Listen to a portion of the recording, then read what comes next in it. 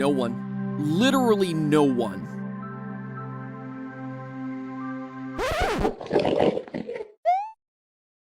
Oh, come on, you gotta be kidding me. Hello, Internet! Welcome to Game Theory! Call it nostalgia, call it a return to a more innocent time, call it a desire to trend right off of PewDiePie's success playing the game that just overthrew Fortnite. Rest in peace, Jurgen. But I have been digging through a lot of Minecarft lore lately. Oh, and you absolutely heard that right. According to Google Trends, Minecarft is now on top of Fortnite, both in terms of web search and here on YouTube. It's like the Grover Cleveland of video games. And by that I mean a game that was king, gave up its crown to someone else, but then snatched it back. Just like old Grover C. did when he was elected president. History's only double president, for that matter. Honestly, it's like the only thing Grover Cleveland's known for. Heck, this 10 fascinating facts article on him couldn't even come up with anything remotely interesting, let alone fascinating. What was I talking about again? Oh yeah, Minecarft, on the other hand, is endlessly fascinating, because for a game that's now 10 years old, happy anniversary by the way, its lore still hasn't been cracked. Oh sure, there's plenty of speculation and lots of really good ideas, but to my knowledge, no one has truly been able to piece together a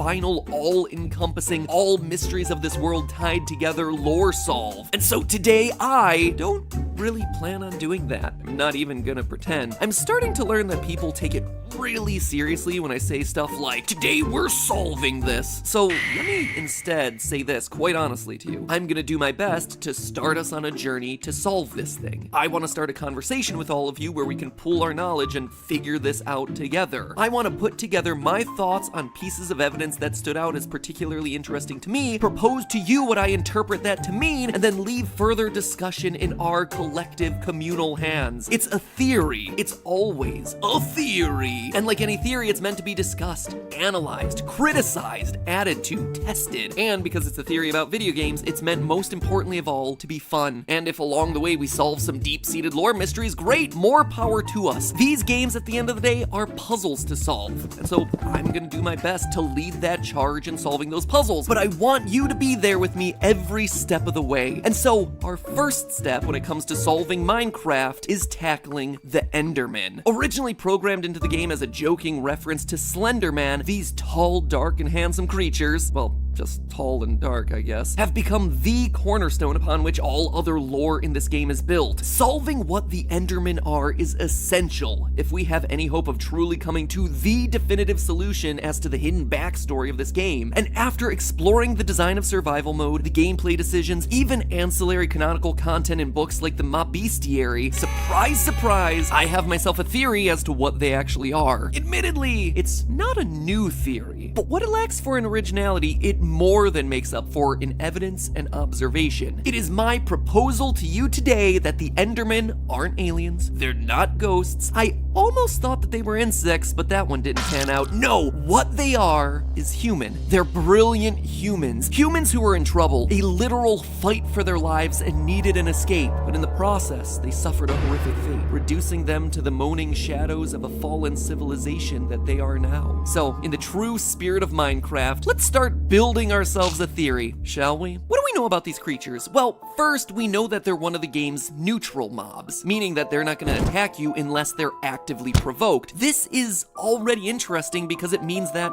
in many ways, they come in peace. I mean, look at the list of mobs and all of their behavior patterns. Anything else that's nice to you is either an animal, a villager, or a zombie pigman, which is weird and honestly merits an episode of its own for another day. Everything, and I mean everything else, is hostile, except for the Endermen. So already there's a bit of an odd, tenuously peaceful relationship between us and the Endermen, but it gets even weirder when you consider that they're the only other creatures other than Steve or Alex able to move blocks. Sure, they're kinda picky about what blocks they pick up, but carrying blocks is an ability only shared between our character and the Endermen. As the Mob Bestiary says, quote, they will not just pick up any block, but will choose only clay, dirt and sand, flowers and other plants, and rather oddly TNT. Some claim the Enderman is indulging in a form of play or attempting to communicate. Speaking of communication, we also know that they can talk, or at least had the ability to talk. Listen to some of the sound clips from when Endermen are idling near you. You hear it? There's clearly a language here, a real language that we as humans can understand. Listen again. You should be hearing, hey. Hello. This next one is really clear. What's up? And look for the eye. Which presumably is referencing Eyes of Ender, the items that allow you to find strongholds where they're used to activate a portal to the end, home of the Endermen and the game's final boss, the Ender Dragon. So we have ourselves neutral creatures who are able to move blocks, just like us, and have language abilities far beyond what we hear elsewhere in the game from characters like the villagers. It's certainly a lot of odd similarities to be sure, but far from airtight evidence that the Endermen are somehow related to men. But now let's take a minute to actually look at their home, the End. The End is a weird final dimension for Minecraft. It honestly feels to me like where the game started to run out of money. Not that it could ever run out of money, with the whole thing just being a bunch of endstone and purple blocks. Ugly purples and yellows everywhere, huge chunks of landscape missing, and giant cities that you can visit far off in the distance, all of which are eerily empty. This is the home of the Endermen, sure. Even the mob bestiary says it. But look closer and you see that while the Endermen may call this dimension home, and they certainly wander around in the empty open landscapes, these giant looming Thanos purple buildings aren't for them. What do I mean by that? Well, let's take a look inside the End cities. There's tons of great loot hidden all over the place. Inside the chests, you can find everything from enchanted swords to saddles and armor for your horse. The Minecraft Gamepedia breaks down everything that we can find here, but something's wrong with that list. None of these items are actually useful to the Endermen. They don't wear armor, they don't attack with swords, and they certainly don't ride animals. Heck, there are no animals in the End to ride. Even the fact that the items are kept in chests should be a huge red flag here. Remember, Endermen are only picking up certain blocks, and none of those blocks entail chests. They can't use these things or the thing that stores those things. All of this points to the idea that the End's cities weren't built by the Endermen. They were built by and for someone else. Some other ancient people who managed to get to the End, but who?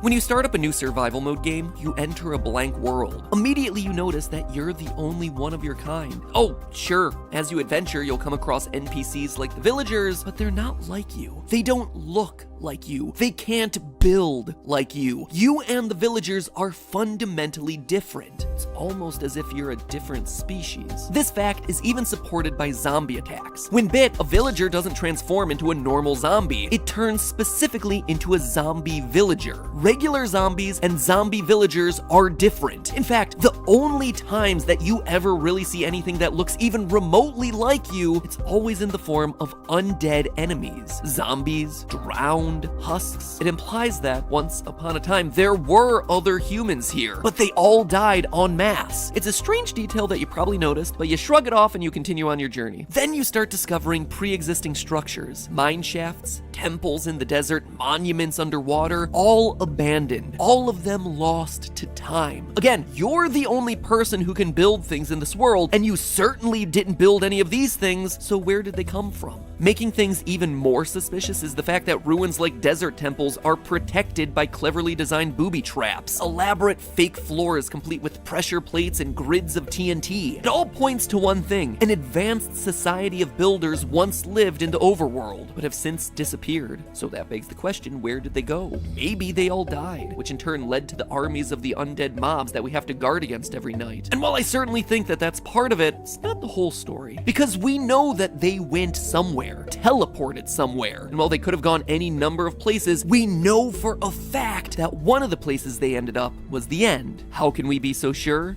Strongholds. Strongholds are the hidden ancient ruins that contain massive portals to the End. Whatever this ancient society was, they were so advanced that they could figure out how to build these things, which in turn makes them more advanced than even you, the player. In survival mode, you can't craft the end frames necessary to construct this thing. In order to travel to the End, you must find these portals hidden within the stronghold. And let's stop there for a minute. I mean, have you ever thought to question that name? Stronghold? It's a pretty odd choice. Personally, I would think it to be like the portal room, or the gateway room, or the altar, or something, anything like that. But instead, the designers of Minecraft named it Stronghold, a term that refers to a highly secure structure built for defending against attacks. And there's that idea again, an ancient civilization of advanced builders that was quickly dying. A group of builders, just like our player, who were being threatened in the overworld and needed an escape. And what they created was a portal to another dimension, the End, where, wouldn't you know it, they built cities to store the items and armor from their previous world. But there was one thing that they didn't expect, that this would be a one-way trip, that the portal would close up behind them, leaving them stranded in a strange and barren wasteland. Sure, they were safe from whatever was killing them in the overworld, but now they were trapped in a wasteland guarded by an unstoppable dragon, and they came unprepared. Based on what we see in the chests, they came in with swords and armor and horses. Effective weapons to be sure, but not against an otherworldly foe. A giant foe that flies around and attacks with towering beacons that restore its health. They couldn't defeat this thing, hence why it's still living when we arrive. And as we know from the game, the only way out of the End is through defeating the Ender Dragon. And since they couldn't, they were stuck, trapped there for generations. They learn to live in harmony with the dragon. They make a new life with whatever limited resources they have there, building homes using the strange end stones and purple blocks. They run out of food and soon have nothing to eat, so they turn to the strange chorus fruits found there. Chorus fruits which, funny enough, have teleportation properties. And over time, they begin to change. They adapt to their new surroundings. Oh sure, they retain some human features. According to the diagrams in the mob bestiary, their brains are very human-like, and they have the flat faces and wide eyes indicative of humans. They still do vaguely look like our player character, but they evolve to grow taller, which makes picking the tall stalks of chorus fruit easier. Similar to how giraffes' necks got longer to more easily reach higher up leaves. The fruit's teleportation abilities starts to rub off on them. So instead of having to rely on ender pearls to teleport around, they instead naturally gain the ability from their diet. Over time, they slowly forget their ability to build. I mean, why build when there's no escape, when there's not even many resources with which to craft? But they still retain the ability to pick up blocks. Though their skill for speech gets forgotten, they do retain a rudimentary language, still speaking in those distorted words. This once great builder society slowly, generation after generation, transforms into the Endermen. Even some of their memories may still remain. One odd detail of the Endermen is that wearing a pumpkin on your head prevents them from becoming aggressive. Maybe it reminds them, somewhere deep down, of a simpler time, or of the friendly golems that they would construct back on the overworld. Regardless, the civilization is stuck there. Oh sure, some are able to teleport out into the overworld or into the nether, but most are forced to live there, under the rule of the dragon. And we know this isn't by choice, because when you finally arrive in the End, when you finally defeat their oppressor, the achievement we receive is Free the End. The Endermen at this point are so far gone from the people they once were that they're no longer able to appreciate what's happened, but in defeating the dragon, you as the player have brought closure to this oppressed civilization, one that was forced to flee to a new dimension in order to survive, only to wind up trapped yet again. And that, my friends, is the story of Minecraft. You're a builder, and you follow in the path of the great builders who came before you, discovering their work, learning of their enemies, unlocking their technology, and ultimately freeing them from their greatest oppressor. Now, admittedly, there are some difficult things to explain here, like how this ancient civilization got access to the ender pearls necessary to craft the Eyes of Ender required to build a portal to the End if they themselves become the Endermen. It would require some sort of time loop, which honestly there isn't a whole lot of evidence for. Instead, my thought here is that the ender pearls are items that they learn to create before becoming endermen, before going to the End. I mean, think about this. We know that this ancient civilization was able to access the nether. End rods and Eyes of Ender both require blaze-related materials to craft. So this civilization had definitely visited that dimension, and thus knew how to access the powers of teleportation. So maybe they learned how to harness that in a smaller, portable form, i.e. the Ender Pearl, before ever making it to the End? I'm not 100% sure. It's honestly just speculation to try and solve for this theory's biggest problem. Anyway, I want to know, what do you think? Did you like it? Did you not? Let's build it out from there. Why do they hate Endermites? Where'd the villagers come from? And seriously, what is the deal with the zombie pigman civilization? Like I said, the Endermen are just the start to the puzzle that is Minecraft, but there is still plenty more here for us to discover. So until then, remember, that's just a theory. A game theory. Thanks for watching. Since the beginning, there's been one mystery long unanswered in the world of Minecraft. One set of game design decisions so creepy, so disturbing, that they feel like they come from a completely different game. It's a riddle that, once solved, exposes more of the hidden lore that's buried deep inside this world. Today we're covering the mystery of the broken discs 11 and 13. Hello, Internet! Welcome to Game Theory. Can you dig it? So, last Minecraft episode, we started an epic quest. Well, everyone else gets to play around with their giant meatballs and deadly skyboxes. Here we are doing the important work, solving the hidden lore that's buried inside this game. Because it is there. I started to prove that last time, and it is just waiting to be unlocked by us. I asked all of you to send me your theories, and you did. The response was overwhelming, with hundreds of new theories posted in the comments, as well as over on the Game Theorists subreddit. Everything from the origins of the pigmen to the literally burning questions of the nether. Keep them coming, guys. In full transparency, I'm still reading through them, and I'm working on compiling all the information to see where we go to next. But today, I actually wanted to tackle a Minecraft mystery that always bugged me personally, and one that I didn't see many theorists actually talking about when I made the call for theories. Today, I want to talk about the music discs. For those of you who don't know, music discs are unique items found randomly in chests that can be played in jukeboxes to, you know, liven up what's otherwise a very quiet, serene game. No, not that. The music discs are something to really set the mood. Wrong move, guys. Perfect. These discs can also be dropped by creepers when they're killed by arrows shot from either a skeleton or a stray. It's an odd spawn mechanic, but alright, we'll just go with it. Let that beat drop, creeper. Literally, creeper, let it drop. You don't even have hands, how can you be holding this thing in the first place? Other than that though, there's really no other way to obtain them. They can't be crafted after all. Now, all of that isn't particularly interesting, right? But where this goes from just being another item to a full-on gaming creepypasta is right here. Discs 11 and 13. You see, most music discs in the game have fairly innocuous names in music, like blocks, mall, and cat. One of the first two music discs ever added into the game, but along with Cat, there was one other, simply titled 13. And unlike all the other ambient chill-out music, this one was, well, it was unsettling. Outside of it not having a name and also being numbered after what many consider to be an unlucky or evil number, so much so that airplanes and hotels don't even have 13th rows and floors. Fun fact, check it out next time you're in a hotel or an airplane. 13 also cuts off abruptly right in the middle of the track. And when it comes back, we're suddenly hit with echoey, otherworldly noises, leading many people to assume that this was a record left by the alien-like Endermen. But then the mystery got even deeper. When version 1.0.0 came out, 9 more music tracks were added to the game, with yet another disc going unnamed. This time, it was disc 11. And where number 13 was mildly unsettling, 11 outright screams to us that we're not in the overworld anymore, friends, starting right off the bat with desperate running, heavy breathing, and coughing.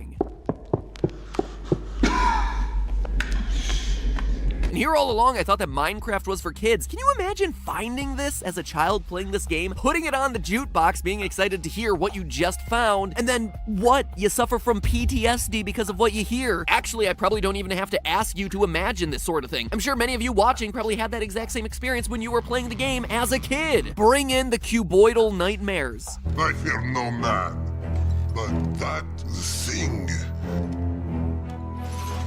it scares me. Adding to the mystery, 11 is broken, shattered to pieces. These two discs led many people to conclude one of two things. Either they were documenting someone who was attacked by Endermen, or they were of someone being chased around by Herobrine, the ghostly glitch that many say haunted the game's code in the early days of mining and crafting. But that's largely where the discussion of these things stopped. Guesses. To my knowledge, no one has truly taken a scientific look at analyzing these two discs to try and uncover the mysteries that they contain. So today I am doing exactly that, using a combination of audio analysis, visualization tools, metagame analysis, and just good old logic to try and end the childhood nightmare that was these two discs. And in the process, I'm hoping that what we find continues to unravel the mysteries of the deeper lore hidden within this game's files. Now, before we get into any deep analysis of the audio itself, I want to start by actually analyzing these soundtracks visually. As many of you may remember from my video on the Fortnite Season 5 ARG, it's relatively easy to hide clues within audio files, but sometimes those clues aren't necessarily ones you're gonna hear. Oftentimes, they're ones that you're gonna see. They're called spectrograms, visual representations of the frequencies that you're hearing in a sound file. It's a technique that we've actually used a lot when creating clues for our Game Theorist ARG.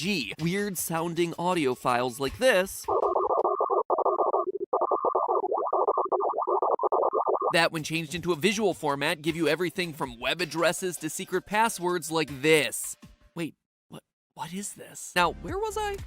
Oh yeah, discs 11 and 13. Discs 11 and 13, while they are certainly creepy sound files, they're not filled with the types of sounds that would make me immediately think to put them through a spectrogram. However, there was one finding that I wanted to put to the test for today's theory, because I was kind of skeptical about the results that they had. A French Minecrafter named B. Sidro supposedly made a spectrogram of the sound files and said that he found both a creeper face and the numbers 12418 hidden inside. It sounded like a lot of fake news to me, and the screenshots that were circulating the internet just felt a bit too perfect, a bit too Photoshop-y feeling for me, so I redid the whole spectrograph test using my own tools, and this is what I found. It was 100% true. This wasn't just a bunch of karma fodder, something cool that someone made up to try and get people's upvotes. The images are actually there, hidden within the sound file. But then what does it mean? Well, interestingly enough, the numbers appear to be a secret signature inserted in there by the music's producer. Minecraft's music was produced by a man named Daniel Rosenfeld, better known online as C418. And wouldn't you know it, but the numbers 1, 2, 12, and hexadecimal code, or hex code, translates to the letter C. Thus we have 12418 actually being a code for C418, his online name. The creeper face, meanwhile, well, it's a creeper face. Maybe these tracks are less made by the Endermen and more a product of our little moss bombs. To know for sure, though, we have to keep digging. To continue being good little AV club members here, we're gonna need the A to go along with the V that we just analyzed, hopefully giving us a clearer picture of what exactly is going on. So let's play this thing, starting where it all began, disc 13. Here's a copyright neutral clip.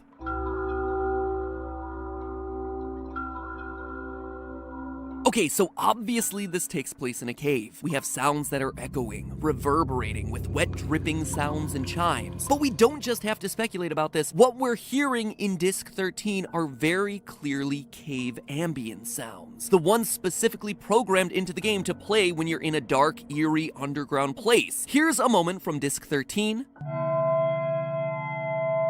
And here's one of the matching cave ambience tracks. But it goes even further. Nowadays in Minecraft, there are 19 different cave ambience tracks. But back when disc 13 was first introduced, guess how many there were? 13. 13 isn't just a spooky number here, it's a reference to the number of cave ambient sounds that existed in the game. But what else are we hearing here? Well, at 143, there's the faint sound of a creeper hiss and explosion echoing through the cave. Here's the clip. And here's that iconic sound as we usually hear it in the game. It's immediately followed by the sound of someone falling into water and then staggering out. You can almost hear their footsteps. What it seems to suggest is a caver exploring a cave, running into a creeper, and then having to jump into a pool of water to avoid the ensuing explosion. He gets out, slightly injured, and then tries to find a place to hide. But there are two other audio clues here that are worth mentioning. The first happens at the 1 minute mark. You can actually hear faint sounds of arrows being shot. Here's the audio. And here's the sound effect in game. But while we hear 2 arrows being shot, we actually only hear one of them land in the ground. The other one remains silent, which suggests that it hit its target. Now, what mob is found in caves and also happens to fire arrows? Skeletons. Now, remember something that I mentioned before. The music discs are found either in chests or via a very random mechanic of a skeleton's stray arrow going on and killing a creeper. And what do we have in disc 13? In this one audio disc, we have a creeper exploding and a mob firing arrows at us. The reason creepers drop music discs when hit by skeletons or stray arrows, it's a reference to disc 13. The last thing worth noting here is the cutoff that I mentioned earlier. The disc stops abruptly after the arrows fire and picks up as the creeper starts hissing. It's a cutoff that's not only unsettling, but one that, wouldn't you know it, also happens at exactly 1 minute and 30 seconds into the track. 1-3, disc 13. Oh yeah. And wouldn't you know it, but the creeper starts to hiss exactly 13 seconds after that cutoff. Slow clap, Daniel, slow clap. You use that number 13 to its fullest here. So those are all fun little Easter eggs, but why is it cut off? What are we missing? Well, for that, let's turn to disc 11, which is, quite honestly, a bit more straightforward. Somebody is running on stone, uses some metallic object that clicks, then uses a paper object based on the rustling we hear, before finally running away, first on stone and then either on dirt or gravel.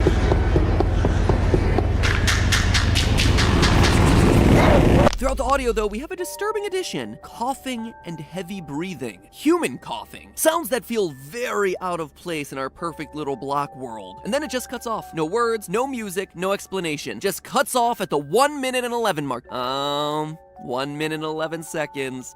You don't get a second slow clap. But seriously, it's no wonder these things became a creepypasta in their own right. To throw something like this into a game that has a massive audience of 9-year-olds, and suddenly this becomes a complete horror show. Even as an adult, this feels like it belongs more in my creepy film theory episodes than in the realm of Diamond Minecart and Captain Sparkles. But okay, let's start working on identifying some of those mysterious sounds. It turns out that the easiest way to narrow down what we're actually hearing isn't audio analysis, it's game analysis. We know the metallic clicking has to be flint and steel by process of elimination. Disc 11 was officially added as a music disc on July 30th, 2010. Other metallic objects were actually added later, like the compass, which was introduced later that year in September, whereas flint and steel has been present in the game before it even had a numbering system. The same is true for the paper object. It can't be a map since maps didn't appear in the game until much later, April 27th, 2011, a full year after the disc was introduced, meaning that our caver would have to be using either paper or a book of some form. So he lights himself a fire and presumably starts writing on the paper or book, almost as if he's keeping a journal. And wouldn't you know it, but throughout Minecraft's extended lore, we have ourselves multiple instances of historians who document their findings in this world via journal of some sort. My last episode on Endermen, for instance, talked a lot about the Mob Bestiary, which was one such book written from the perspective of an explorer in this world. And more recently, in July of 2019, we got ourselves Minecarft The Lost Journals, a novel which literally has ripped torn pages from an explorer named Nicholas who finds and gets trapped in locations like the Nether. Perhaps this person that we're hearing in the audio files is Nicholas. There's no really solid evidence to that, but it could very well be. Or perhaps any of the authors of any of the journals that exist in the Minecraft extended universe. We can't quite be sure who it is, but we can be sure that these two discs connect with each other. They're telling the same story. Despite there being less reverb in disc 11, we know that it's also taking place in a cave based on the types of blocks our adventurer is running on. Dungeons contain cobble and mossy cobble. Strongholds didn't exist back then, and we're not hearing ourselves any grass, only stone and dirt, meaning that probability says it's most likely a cave. Could it be the same cave that we heard back in disc 13? Well, when you look at the events, it seems to continue the story that was set up in disc 13. Disc 11 slots in perfectly at the breakpoint that we hear in disc 13. Our cave explorer gets attacked by arrows from a skeleton at the beginning of 13. The audio breaks, but when we pick up back in disc 11, we hear him running away, presumably escaping the arrows to a safe area where he can light a fire and record the findings in his journal. However, he's caught off guard by a creeper that causes him to get up and run away, and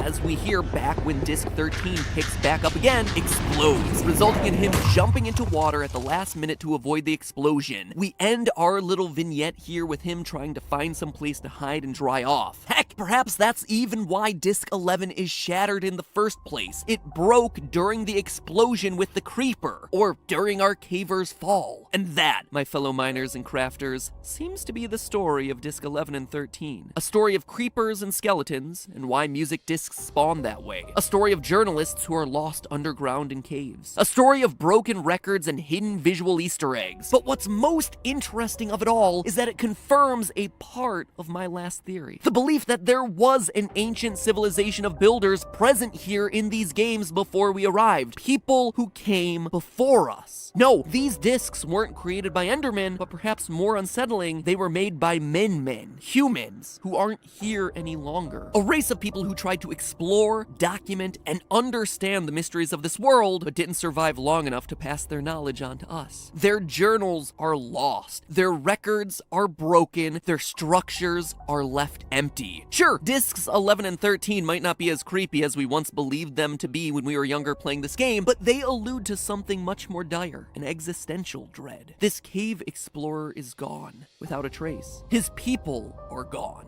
vanished into thin air, and now we're here, alone, and putting together the lost pieces of this civilization. Could the same thing that happened to them happen to us? But hey, that's just a theory. A game theory. Thanks for watching.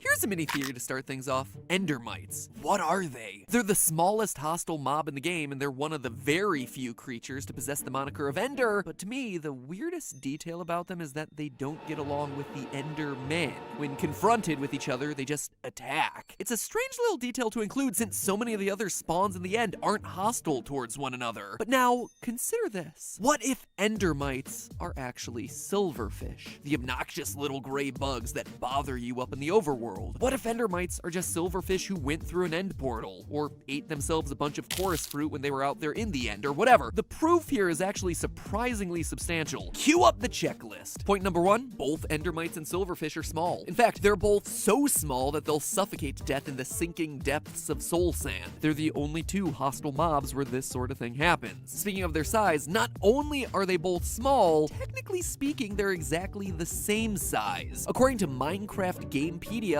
both creatures are 0.3 blocks tall and 0.4 blocks wide. In fact, they're so similar that an early design of the Endermites was just that of silverfish. You can just see it right here on screen right now. The design was eventually changed during Java Edition 1.8, but for a while there, the two looked almost identical. Now, I know what you're thinking. That just means that they're recolored assets. It doesn't necessarily make them the same creature, but think again. To understand exactly why, we need to look at the enchantment Bane of Arthropods. If we're being honest, Bane of Arthropods is pretty lame as far as enchantments go. Sure, it increases your attack damage, but it only works when fighting against one of 4 very specific mobs in the game, and 2 of those mobs are spiders, so 50% are supposedly diverse creatures in this universe, and those 2 happen to be silverfish and endermites. Meaning that at the very least, they're in the same taxonomic phylum. AP Biology, what?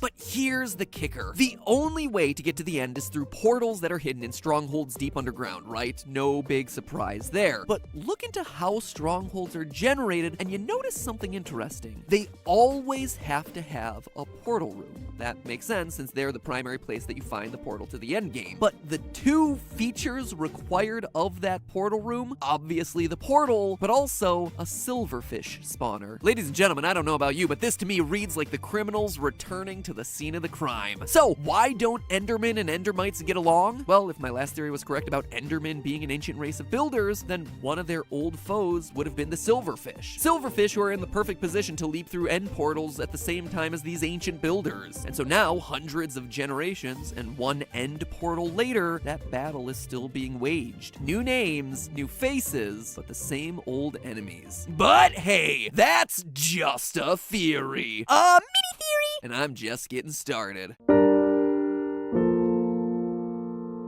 Hello Hello, Internet! Welcome to Game Theory, the show that, yes, does indeed still talk about games, and not just why platforms need to respect their smaller creators, or why claiming video games causing violence is short-sighted. The reason I call out both those episodes, by the way, is that both of them underperformed. One even got itself demonetized, but they're, in my honest opinion, two of the most important episodes that we've ever done on the channel. So if you happen to miss either one of those, which there's a high likelihood that you did, please give them a watch after this video. Link is at the upper right corner of the screen, that old iCard. Put that YouTube feature to use. But today, we're not talking about those episodes. Instead, I'm looking to build on another theory. One that you all seem to like. One that started us down the path towards deciphering the hidden lore of Minecraft. Because there is lore here. It's not all giant golden wang monuments off in the distance. But unlike most other games, Minecraft's lore isn't told through dialogue and cutscenes. Instead, it's communicated through subtle design choices, spawn conditions, character designs, achievement names, hostile versus friendly behavioral patterns, and all of that will be important today as we explore the secrets of the Wither. Because last time we looked at the end of the Minecraft story. Today, we're talking about how it all began. So, in case you missed it, or just forgot, during my last major Minecraft theory, we tallied up the evidence suggesting that Endermen are actually an evolved form of an ancient race of builders. They speak English,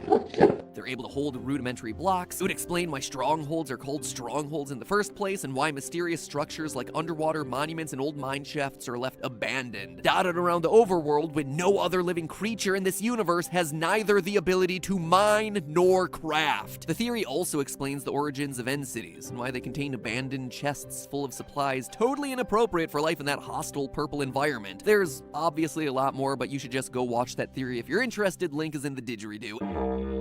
Anyway, one key element I was speculating about in that theory was what motivated this ancient race of people to wind up in the end in the first place. They seem like they were fleeing to it, but why? Curiosity? An accident? I ultimately conclude that it was to escape something. Some big threat that existed out there in the overworld. Now, obviously, the overworld is populated with zombies and creepers and skeletons, but that just doesn't seem like enough to warrant building out a massive underground fortress deep down near the bedrock. No, after doing the research, it's my belief that these ancient builders accidentally summoned the Wither, which proceeded then to decimate their established society, killing them off by the hundreds until they somehow managed to flee to the end and escape. Now, why would I say this? Well, first and foremost, let's look at the achievement list, shall we? When we defeat the Ender Dragon, we get ourselves the End achievement, and that makes a lot of sense, right? It's the quote-unquote final boss of the game after all. It cues the end credits. You're in a place literally called the End. It's an achievement name that totally works. But for summoning the Wither, you actually get the exact opposite, the Beginning, with a question mark. And then after its defeat, you get yourself the Beginning again, but this time it's with a period. It's a definitive statement that directly parallels how the Ender Dragon achievements are handled, but with one problem. The Wither can be summoned at any time, and it very often happens after the dragon has been killed. It's not the beginning of really anything in this game. I was tempted to think that maybe it's the beginning of a new adventure post Ender Dragon, but again, that doesn't make a whole lot of sense since summoning and defeating the Wither is completely optional in the story. And if and when you do it, nothing much comes of it, really. It gives you a Nether Star, which, for as special and unique as that item is, just allows you to build a beacon that shoots lame buffs into the surrounding area. It's not all that cool, or all that meaningful. But what if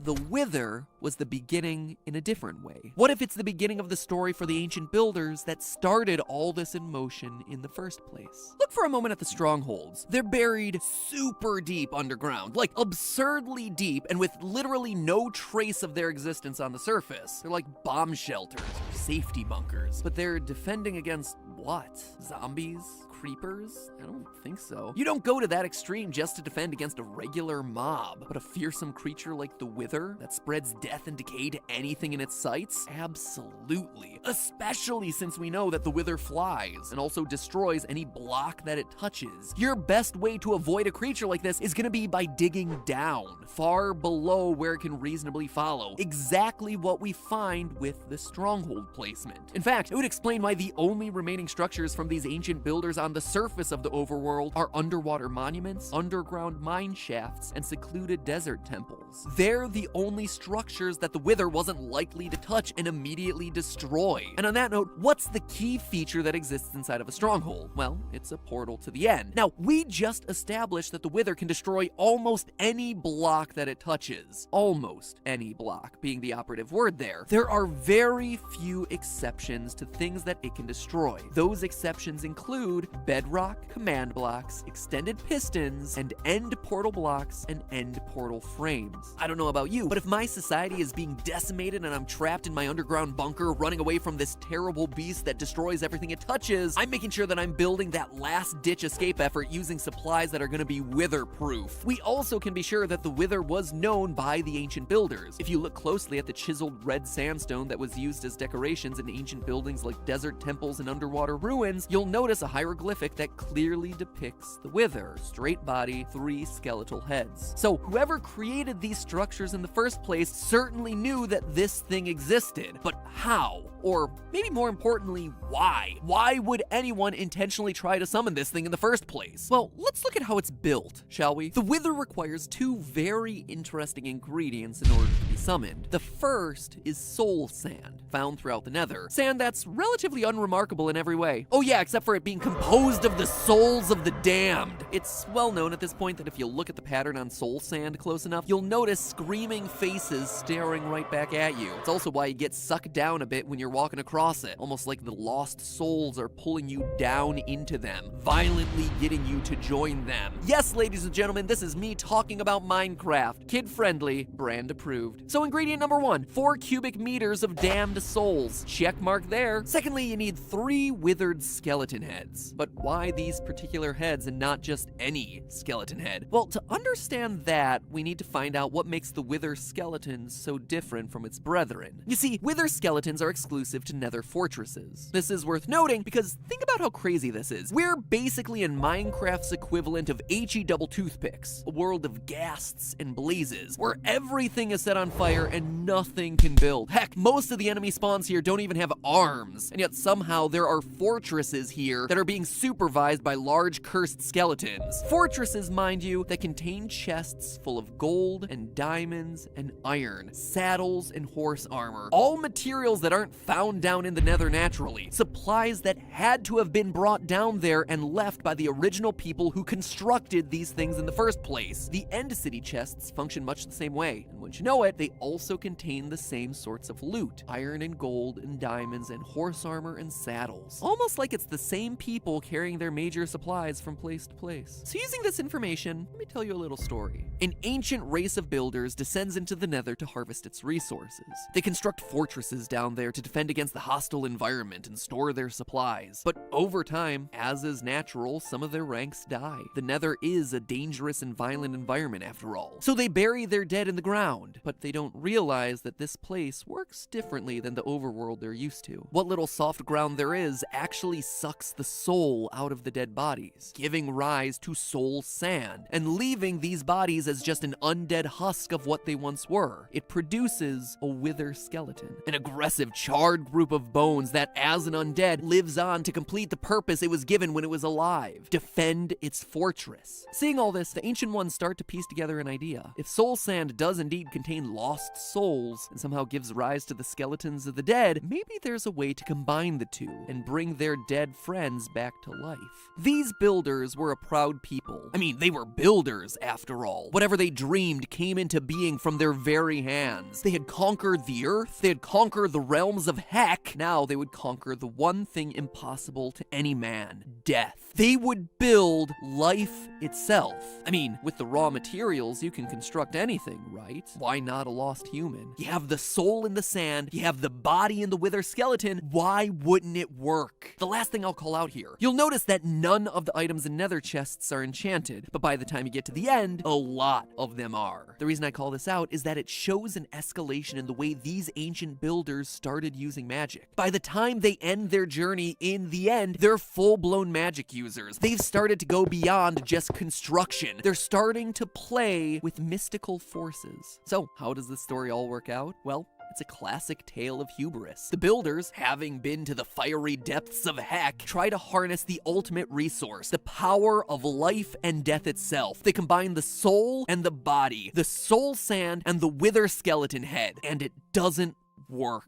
But by this point, they're obsessed. There has to be a way to make it work. Like so many other fictional characters before them, like Dr. Frankenstein, like the Elrics. They're convinced that they have the right ingredients, and so they start going down darker, more supernatural paths in their quest to crack the mystery. Magic, enchantment, potions. Maybe they go to the witches, already outcasts from society for their use of soul sand to concoct awkward potions and strange brews. And that's when they stumble upon it. They finally manage to create something, but it wasn't what they expected. Instead of bringing new life to a dead friend, they create a hideous and destructive beast. One out to punish them for tampering with the laws of nature itself. They make the Wither, an unstoppable force. A beast that, as we know, destroys the blocks that it touches and curses anything that gets in its way with decay. Gone overnight are the great buildings that this ancient race once constructed. The only things that remain standing are temples far out into the deserts, mine shafts hidden deep underground, monuments under the water. Gone are all the people of this once great society, one by one consumed by the Wither, a disease literally eating them away from the inside. Friends, neighbors, dead, decayed, or worse, brought back to life in the form of skeletons and zombies, the living undead that roam the landscape to this day. So for their own protection, the remaining ancient people hide underground, deep underground, down near the bedrock in fortified bases called strongholds, far below where the flying Wither will be able to reach, with no trace of their existence on the surface. And it's there that they plan their escape. They've hopped to different realms before using portal technology. Why not again? But this time, the portal has to be made to be Wither-proof, which is why end portal blocks are literally the only block type outside of bedrock immune to the Wither's attacks. And from there, we know the rest. They managed to make the portal and hop to the end, but it's a one-way trip.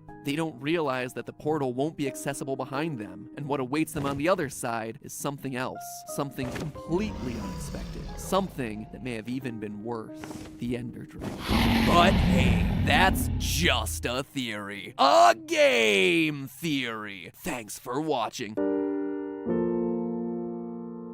Hello, Internet! Welcome to Game Theory, where, gotta be honest, I am still icing my knuckles after last week. Today, we're continuing our deep dive exploration into the lost lore of Minecraft by looking at what is, in my opinion, the strangest part of the universe, the zombie pigmen. And for me to call them out as the strangest is saying a lot, considering this is also a world full of living snowmen and laser-shooting pufferfish. Maybe it wouldn't be so strange if this was a mob that was only a bipedal pig creature that lived in HE-double toothpicks, but no, it has to be a zombified bipedal pig living in HE-double toothpicks that also carries around a butter sword for reasons, and also has no non-zombified versions of itself left anywhere on the planet. Now that is a weird collection of attributes, and if we're being 100% honest, it's probably because their origins are pretty bizarre. Tall, human-like pigs have been kicking around as an unused idea in Minecraft since the very beginning. A Minecraft user first came up with the idea for pigmen way back in 2010, and the game's creator Notch almost used them as the game's villagers a year later. It didn't happen. And in 2012, Notch revealed in the documentary Minecarft: The Story of Mojang that the game's signature creature, the Creeper, was also born out of awkwardly tall pig monsters. Well, I mean, the creepers were a mistake. I don't have any modeling programs to do the models, and I accidentally made them tall instead of log,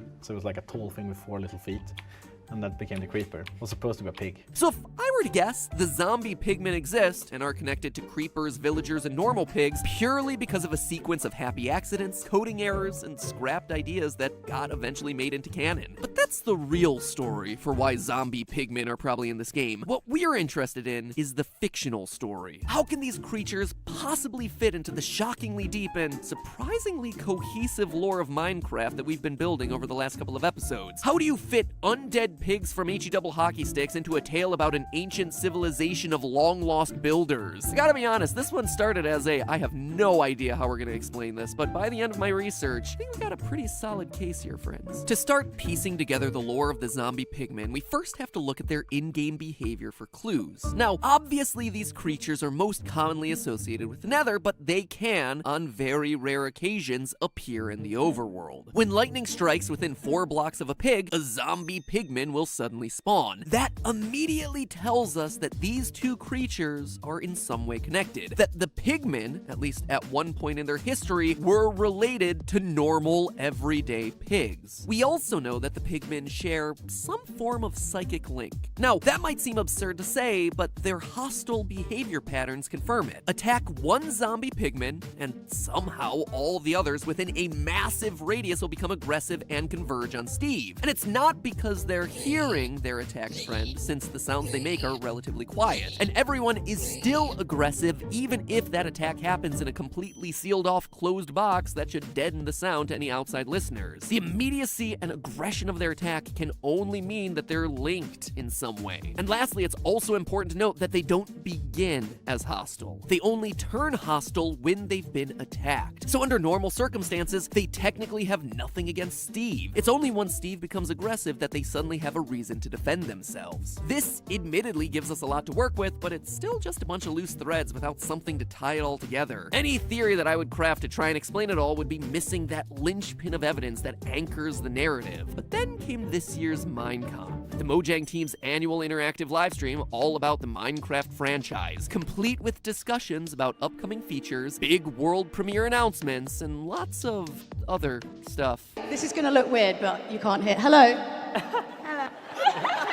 Because you gotta juice that sweet, sweet watch time. And this year, between gooey hands and whatever this was, we received a ton of new information about what changes are rolling out into the Minecraft world over the next couple of months. Bees, honey blocks, target blocks. But of all the new content, it was the changes coming in Minecraft 1.6, the Nether update, that really caught my attention. Specifically, the new Piglin civilization. Zombie pigmen are no more. Piglins and zombie piglins are here to stay. Piglin is actually what we call the pigmen now. The piglin is almost like a new civilization that we add to the Nether. But there was one detail about this mob in particular that caught my attention. They are actually hostile towards the player. They also don't like wither skeletons. They don't like wither skeletons, huh? That's an oddly specific detail for them to call out. From writing all of these episodes, I gotta say that so much of piecing together this game's story relies on picking apart spawn conditions and hostile behavioral patterns. Like in any good story, those sorts of details are telling you the relationships between our main characters, as it were. And so hearing Jeb call out the hostility towards one particular mob really stood out to me, especially since, as we established during our episode on the Wither skeletons are most likely the remains of the ancient builder race. There are plenty of reasons as to why, but I'm not gonna rehash them here. You can just watch that video if you're interested. But for the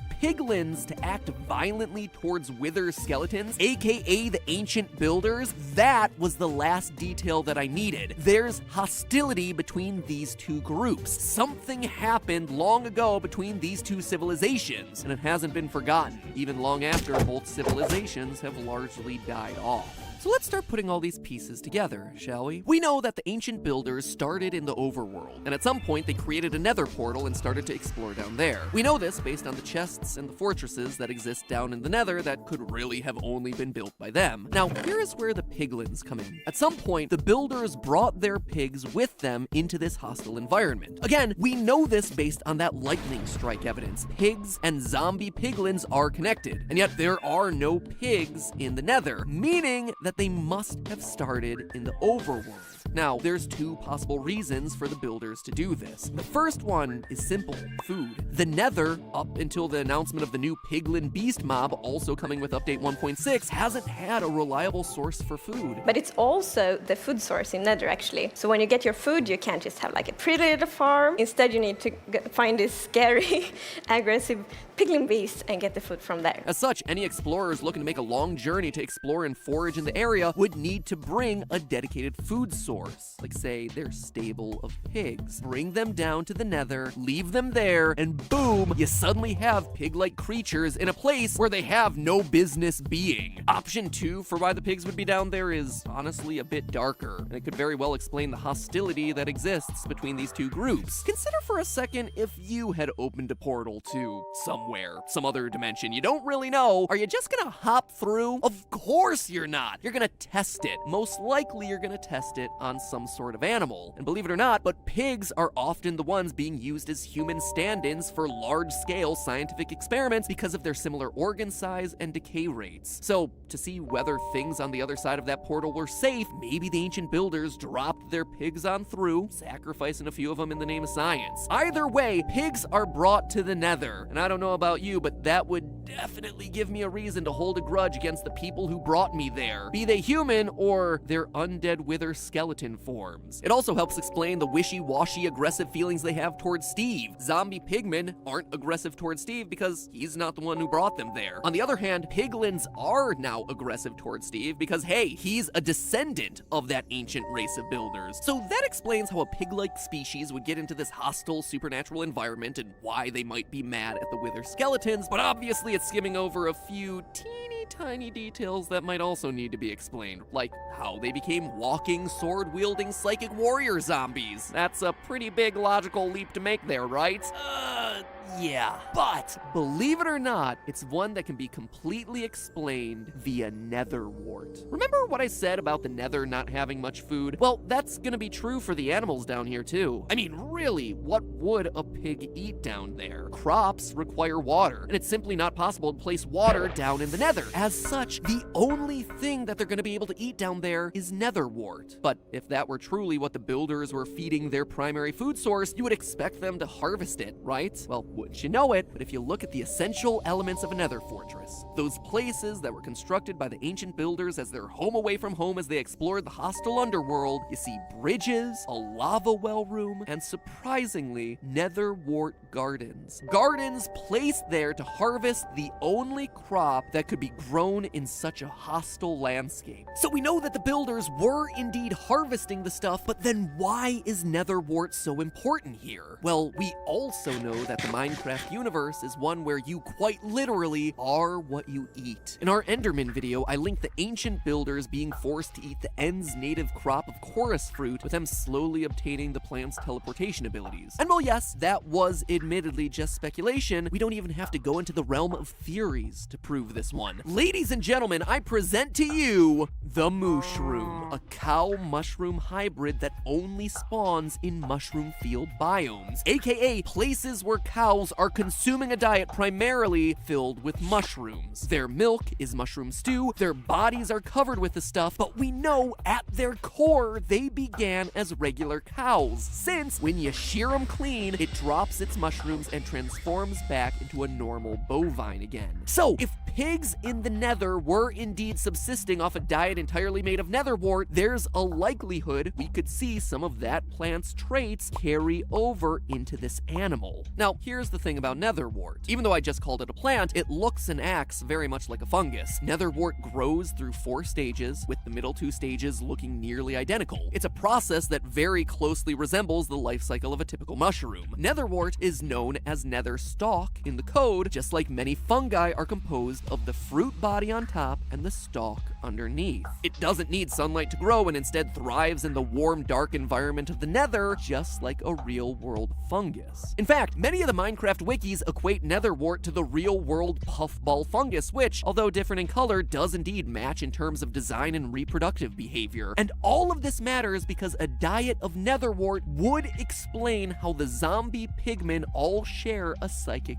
connection. You see, when we think of a fungus, we immediately think of the mushroom that's on top, but in reality, most of a fungus's body is made up of super thin threads known as mycelium. And the crazy thing is that these threads can go for dozens upon dozens of feet, connecting up with a bunch of other plants and fungi. So much so that researchers are now calling this an underground internet of sorts, a literal fungal network that's sharing information across plants, root to root, extending for miles. A wood wide web, if you will. Fungus expert Paul Stamets calls it Earth's natural internet in a 2008 TED Talk. And that fungal connection could very easily carry over into our pigs. Just like we see with the mushrooms, eating that netherwort fungus could slowly transform our overworld pigs into an interconnected network of pig-fungus hybrids. And that's not all. Fungal networks also boost their host plants' immune systems. Simply plugging into the mycelial network makes plants more resistant to diseases. Now look at the netherwort. It's the essential ingredient for awkward potions, the base for over 90% of the game's magical abilities. You know what else is a key ingredient in potions? Glowstone dust, which is also found down in the nether. Potions, mind you, that bestow the drinker all sorts of magical properties, from greater defenses to greater swiftness to, most importantly, fire resistance. Fire resistance, just like we see with the zombie piglins who are immune to fire and lava damage. In fact, this theory may even explain why we only see zombified versions of the pigmen and not normal style pigmen, the new piglin race excluded. Obviously, the ancient race of builders came to the nether a long time ago, and when their society collapsed, so did the coming and going from the overworld. As such, no new pigs were being brought into the nether, meaning that everyone we see down here has been down there for centuries at least. That, my friends, is some old rancid pork. So how could a pig survive for that long? Again, the netherwort's magical properties. One of its key uses is making potions of healing. It could be that the pigmen literally cannot die from natural causes, or just like the wither skeletons, were brought back to life with the strange soul-saving properties that exist in the nether. Heck, this theory may even explain why they only carry gold swords. Look at the types of loot that spawn inside the nether fortress chests, the ones containing supplies brought into the nether by the ancient builders. The only weapons that we ever see spawn in those chests are golden swords. That's it. That's what they brought in and stored in those chests. And since these are pigs at heart with no crafting ability, all the items that you find in there, like iron ingots and diamonds, are completely useless to them. The only thing that they can use to defend themselves is just what they found laying around in their natural environment, left behind by their former masters, the ancient, abandoned golden swords. So just look at all the questions this theory answers. It explains how pigs got into the nether, why they'd be hostile to wither skeletons and have complicated feelings towards us as a descendant of the builders. It explains why we see netherwort purposely grown in the nether fortresses, and how a diet of netherwort could produce a psychic link of sorts between all the pigmen in the region. That netherwort, combined with the local glowstone, because let's face it, pigs will eat, or at least try anything, could also explain their fire resistance, their zombification, and we even have ourselves an answer as to why they would all have golden butter swords and only golden butter swords. Honestly, the only question I can answer about this mob is why they stand on two legs. I'm not 100% sure. Could be evolution. Pigs learning to walk upright to use their hands to defend themselves in the violent nether, while also wanting fewer body parts touching the hot nether rack. It's possible. But I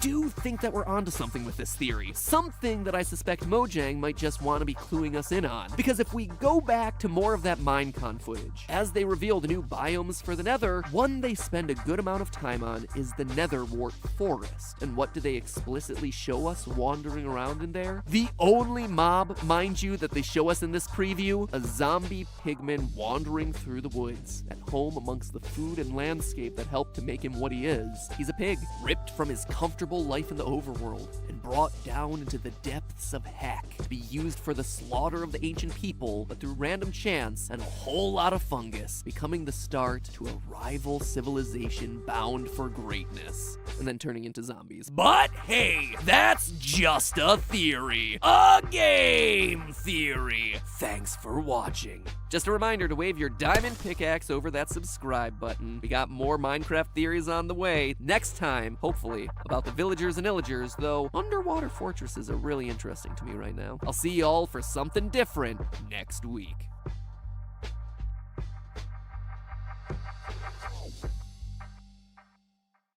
Ah, the ocean. A beautiful blue crystal on this cuboidal planet we call home.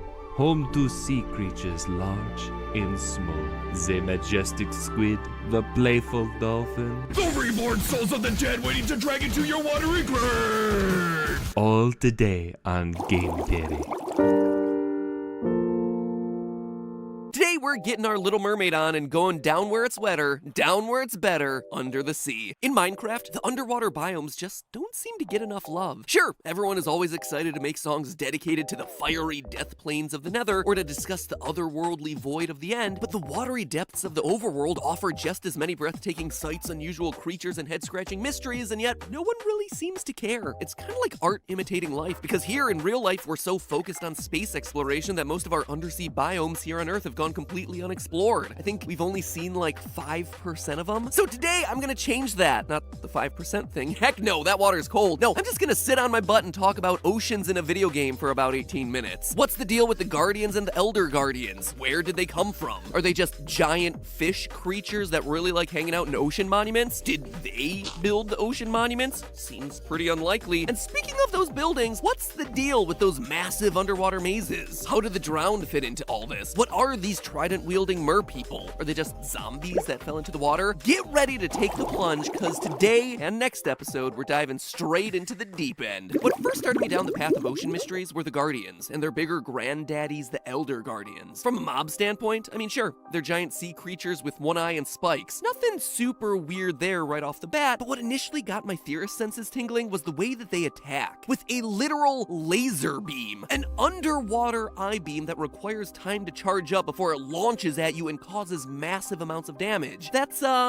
pretty weird for a fish, or really any sort of natural, organic, living creature. I mean, Minecarft is a game full of fantastical creatures, don't get me wrong, but attacking with eye laser cannons just felt out of place for me. So I just kept swimming, and stumbled across an even more unusual detail: their inability to die. You see, if you take a Guardian or Elder Guardian out of the water, it just flops around on the dry land, like a cubic Magikarp. But why this matters is what doesn't happen. You see, it doesn't suffocate when exposed to the air. It literally just keeps flopping around until you carve it up to make sushi. Well, it's just a video game mechanic, I hear you saying, and you'd be right if only other fish behaved the same way. For every other fish in the game, you take it out of the water, it flops around and eventually dies. Take a squid out of the water, it suffocates and dies. Take a salmon out of the water, it suffocates and dies. Take a pufferfish or a cod out of the water, they suffocate and they die. If you can't tell, there were a lot of cuboidal animals that were harmed during the production of this video. Anyway, the Guardians and the Elder Guardians are the only undersea creatures that can live indefinitely on the land. So between that and the laser eye thing, there was just something, pardon the pun, fishy about them. Or actually, that's completely the wrong pun, because it was something that didn't feel fishy about them. Something that felt a bit less like an animal and a bit more like a machine. Let's look closer at the design of the Guardian. Notice the colors of its flesh and the cracked patterns across its body. It's nearly identical to the prismarine blocks that form the ocean monument around them. Coincidence? I think not. And that isn't just my observation either. In Minecarft's official mob bestiary, the in-depth guide written from the perspective of an animal researcher in the Minecraft world, they specifically allude to this fact. Quote, their skin is cracked, as if carved from some ancient rock, and their single white eye is somehow both unknowable and cruel. End quote. Ancient rock, you say? Like perhaps prismarine? The very same stone that serves as the primary building block for all ocean monuments? The only place in the game where they spawn? Further supporting the idea that the Guardians aren't made of flesh, but rather of prismarine stone, is their drop behavior. When killed, the Guardian has a 40% chance of dropping prismarine crystal, which, for a fish, doesn't make a whole lot of sense. I mean, if you kill a sheep, it drops you wool. If you drop a cow, it drops you like cow flesh. But if you're a non-organic creature built from the nearby rocks and minerals, well, that could certainly explain a whole lot. And speaking of their drop behavior, the mob bestiary does a drop of its own. Another interesting tidbit about the Guardians. Quote again, Elder Guardians will also drop a water-absorbing sponge if killed by an adventurer. And if it doesn't drop a prismarine crystal, one will find raw fish of some kind in its place. Some scholars think that this is evidence that its diet consists of fish and other natural watery foodstuff, but Guardians have never been seen to wander far from their temple homes to catch them, so we cannot be sure. End quote. It's an odd detail to include there at the end, right? To specifically call out, hey, they drop fish, meaning that they might eat fish, but, you know, considering the fact that they never leave the ocean monuments they spawn in, they probably don't eat the fish. Again, all the evidence seems to be pointing to these creatures not being animals, as I'm sure we've all assumed them to be, but rather some sort of artificial creation.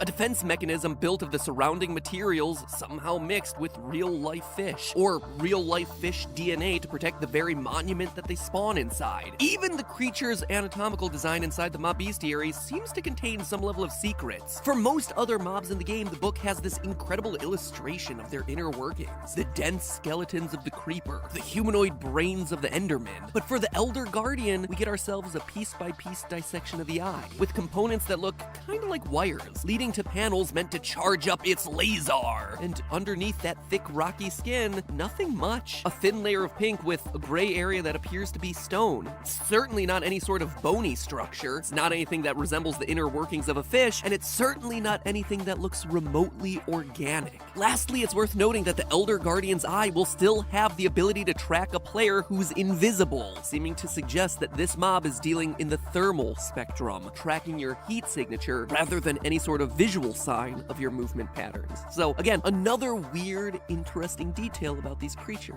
I mean, even the name seems to allude to it, Guardian. Considering they only spawn inside ocean monuments and they're called guardians, if they were indeed man-made, well, clearly they were made to act as some sort of security mechanism. But then, what are they supposed to be protecting? Well, despite ocean monuments being massive complexes, there's really only two unusual rooms worth calling out inside of them: the sponge room and the treasure room. The first is fairly self-explanatory. It's the sponge room. It is a room full of sponges. There's not much more to say there. I'm personally more of a loofah man myself, but still, it's odd that whoever built this enormous building deemed it necessary to dedicate a room to this one oddly specific item. More on that in a minute, because it's the treasure room that I think the Guardians want to focus on. You see, while every monument may not necessarily contain itself a sponge room, all monuments do contain themselves a treasure chamber, a central area with a tall ceiling and 8 gold blocks located in the middle. Gold blocks that are encased or hidden behind a layer of dark prismarine. And it's this right here that is perhaps the most oddly specific design choice hidden in the entire game. Here we are in the middle of this massive underwater complex made entirely of one material. Just varieties of prismarine everywhere. That's it. And yet, smack in the middle, the designers decide to include this massive golden box. Alright, that alone would make some kind of sense, I guess. Displaying your prized treasure like it's a core to the entire building, but it's the fact that the gold is hidden under another layer. That the gold is literally encased within a box of dark prismarine, within a box of another stone hidden away, that really strikes me as noteworthy here. And it's those details, coupled with the overall design of the structure, that leads me to believe that the ocean monuments were made to be religious buildings. First, let's just start by looking at the overall design of the ocean monument. It's a classic ziggurat structure, a staircase-like building with wide flat landings that get narrower each level up. Basically, it's like a big pyramid, but with some stopping points as you get higher, whereas a more traditional pyramid, like those in Egypt, consist of a smooth, continuous line all the way to the peak. Ziggurats were famous in ancient Mesopotamia, basically the first place you learn about in world history class and never fully understand or care about. Cradle of civilization, have no idea what that is. Let's just get to ancient Greece and Egypt already. Those are the cool ones. Or at least that's how I felt when I was learning those units. So I went back, refreshed myself on all that information, and let me clear it up for you. Mesopotamia back in the day was where modern-day Iraq and part of Syria are today. So basically, it's an ancient civilization located in the Middle East. That is where you would find structures like the one that we see depicted here in Minecarft. So, knowing the real-life structure that these monuments are based on, we can start to get clues as to what their intended use was in the Minecarft lore. You see, in ancient Mesopotamia, a ziggurat's main purpose was religious. It was meant to connect heaven and earth. They're thought to have been built to literally house the gods. As such, only priests were allowed to get inside of the ziggurats. And this hypothetical religious use seems to be supported by Minecarft.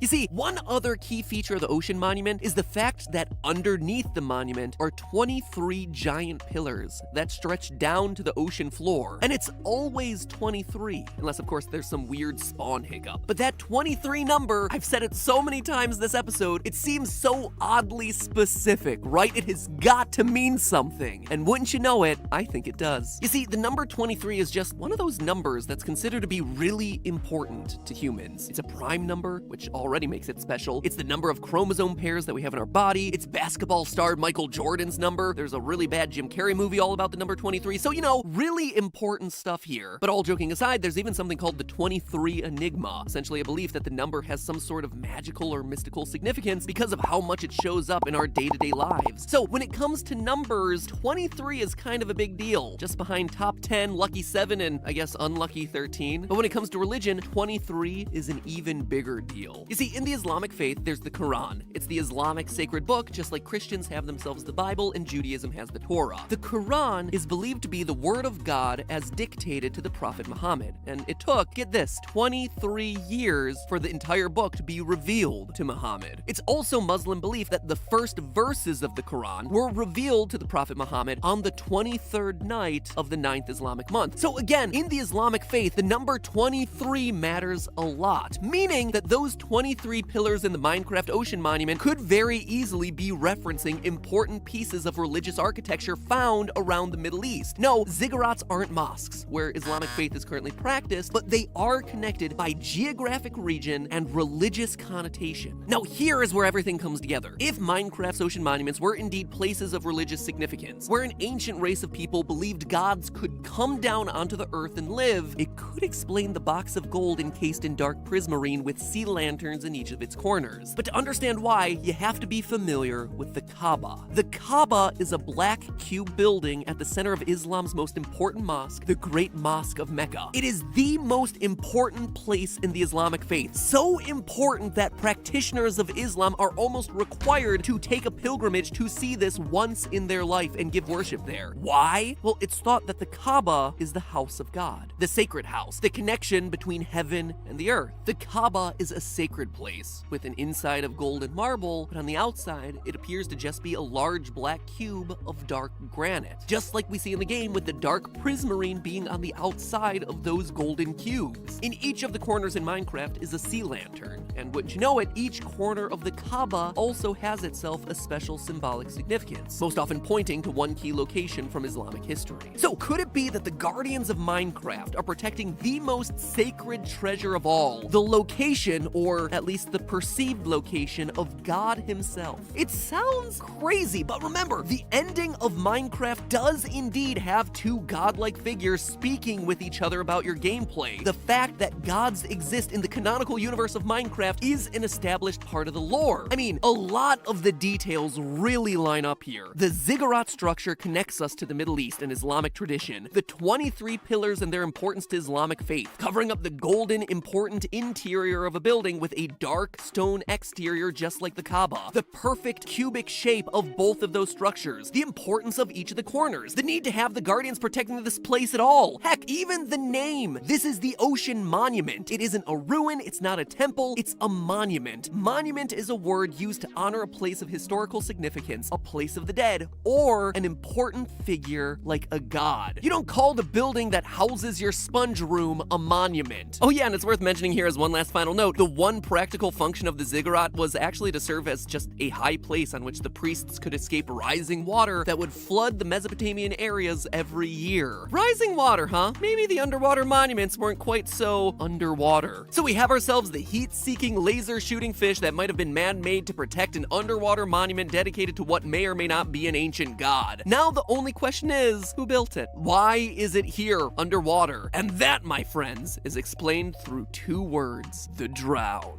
But that theory will have to wait for another day. In the meantime, remember, that's just a theory. A game theory. Thanks for watching.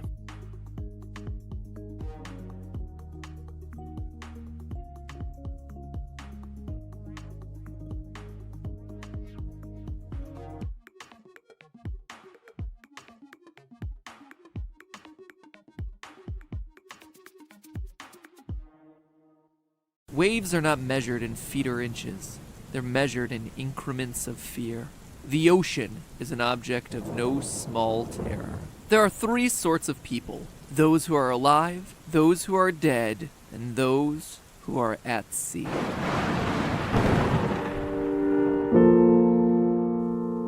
Hello, Internet! Welcome to Game Theory! Last time we started our deep dive into the underwater mysteries of Minecraft's overworld. We first turned our attention to the Guardian and Elder Guardian mobs, pointing out that they definitely don't seem to be organic fish-like creatures. From their bodies composed of prismarine block to their inability to suffocate when left on land, from dropping crystals to launching eye lasers with decidedly non-fishy anatomy, these creatures of the deep appear to be more man-made than fish-made. made, almost as if they were intended to be a security device for the ocean monuments that they call their home, which obviously then led us to start exploring the ocean monuments. Buildings that, at least in my estimation, appear to have religious significance. The ziggurat-style architecture, the 23 support columns, the mysterious cube of gold hidden in the middle of the building, all of it pointing towards some sort of memorial dedicated to honoring a higher power. But you'll notice that during that last episode, I left things on a bit of a cliffhanger, leaving one key question unanswered. Who made these things? If the Guardians and the Elder Guardians are some sort of machine or security device, well, someone must have created them. Same thing with the Ocean Monument. If these massive structures really were built as religious structures for god worship, well, who built them to worship those gods in the first place? The answer might at first seem pretty obvious, right? The drowned, the underwater zombies that swim around throwing their tridents at you and making underwater exploration just a big ol' headache. Because they're the only humanoids underwater, it seems like it clearly must be them, right? And it is! Or at least it's my theory that they're the ones who built these structures, but not for the reasons that you would expect. You see, there's a lot to show the history of the drowned, their connection to these monuments, and how they became the drowned in the first place. Spoiler alert, these guys aren't just zombies who fell into the water, even if that's one of the ways that they spawn nowadays. No, the drowned were, at least at one point in their history, land-faring people, who, like so many of the other mobs in Minecraft, underwent a horrific catastrophe. But to see why and what it was, let's start at the end of our story and work backwards. To begin, how could we possibly know that it was the drowned who built the ocean monuments and the guardians that protect them? Two major reasons. First, the drowned are immune to guardian and elder guardian attacks. If the guardians are indeed protecting a holy sanctuary, well, you'd assume they'd protect it from all different types of intruders, not just us as the player. And yet, the drowned mob gets a pass in the eyes, or should I say the eye of the guardian. This only makes sense if the drowned are somehow connected to the monument and or the initial construction of those guardians. It would be pretty darn stupid to install a security system and then not write in an exception for you and the people that you trust. This tells us then that the drowned are approved to come and go as they please, while outsiders, like us as the player character, are actively discouraged from sneaking in and desecrating this ancient place of worship. Our second key piece of evidence is gold. Now, we already covered last episode the mysterious blocks of gold found hidden in the middle of the ocean monuments. This, in and of itself, is bizarre, since the entire rest of the structure is just varieties of prismarine block and sea lantern. But if you look at other ruins left behind under the ocean and the loot that is found inside of those ruins, you see it again. More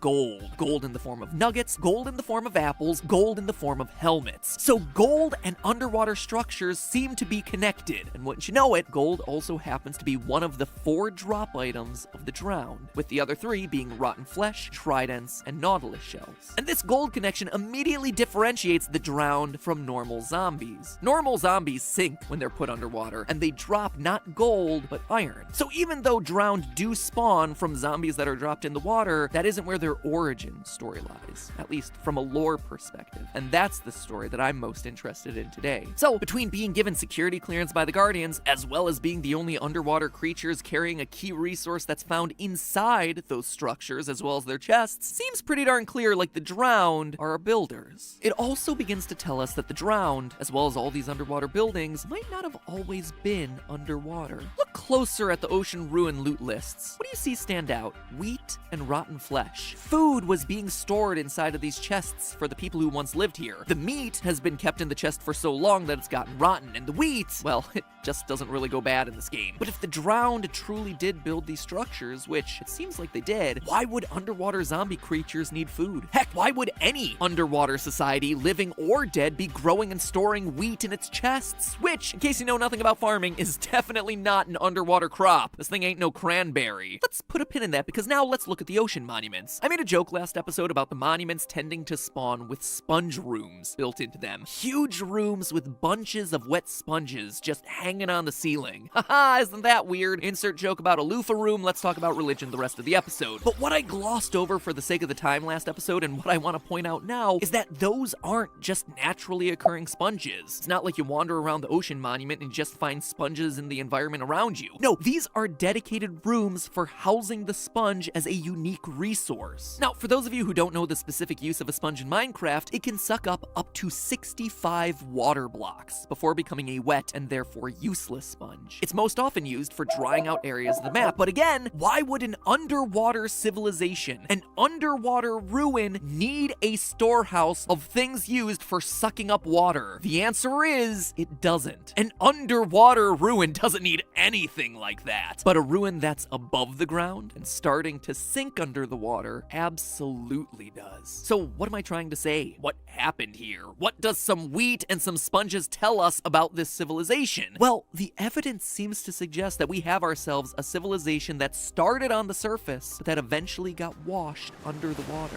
The question then becomes whether this was the result of a major natural disaster like a tsunami, or just slowly rising tides. To me, I'd say it was that latter option. The fact that sponges were being used in the ocean monument as a means of keeping it dry suggests that they were trying to prolong the drowning of everything as long as possible before it became too late. On a side note here, I know that there's a larger Minecraft theory out there that members of the fan base have had for years, where the whole Minecraft story is the end result of global warming, and while I'm not covering that particular theory today, you can definitely chalk the ocean monuments and the rising tides that swallowed the drowned civilization as pretty darn strong evidence supporting that hypothesis. But we're still not done, because the story of the drowned and their buildings doesn't just stop there. You see, the drowned didn't just dab a few sponges around and call it a day when they saw their world slowly being swallowed up by the powers of Neptune himself. If we look at the evidence, we learn every step of their story. A story that, like so many of the other mobs in this game, is a tragic one. One of desperately trying to survive in the face of certain death, and those hopes of survival ultimately being dashed like waves along the rocks. This, my friends, is the complete story of the drowned. The drowned began on land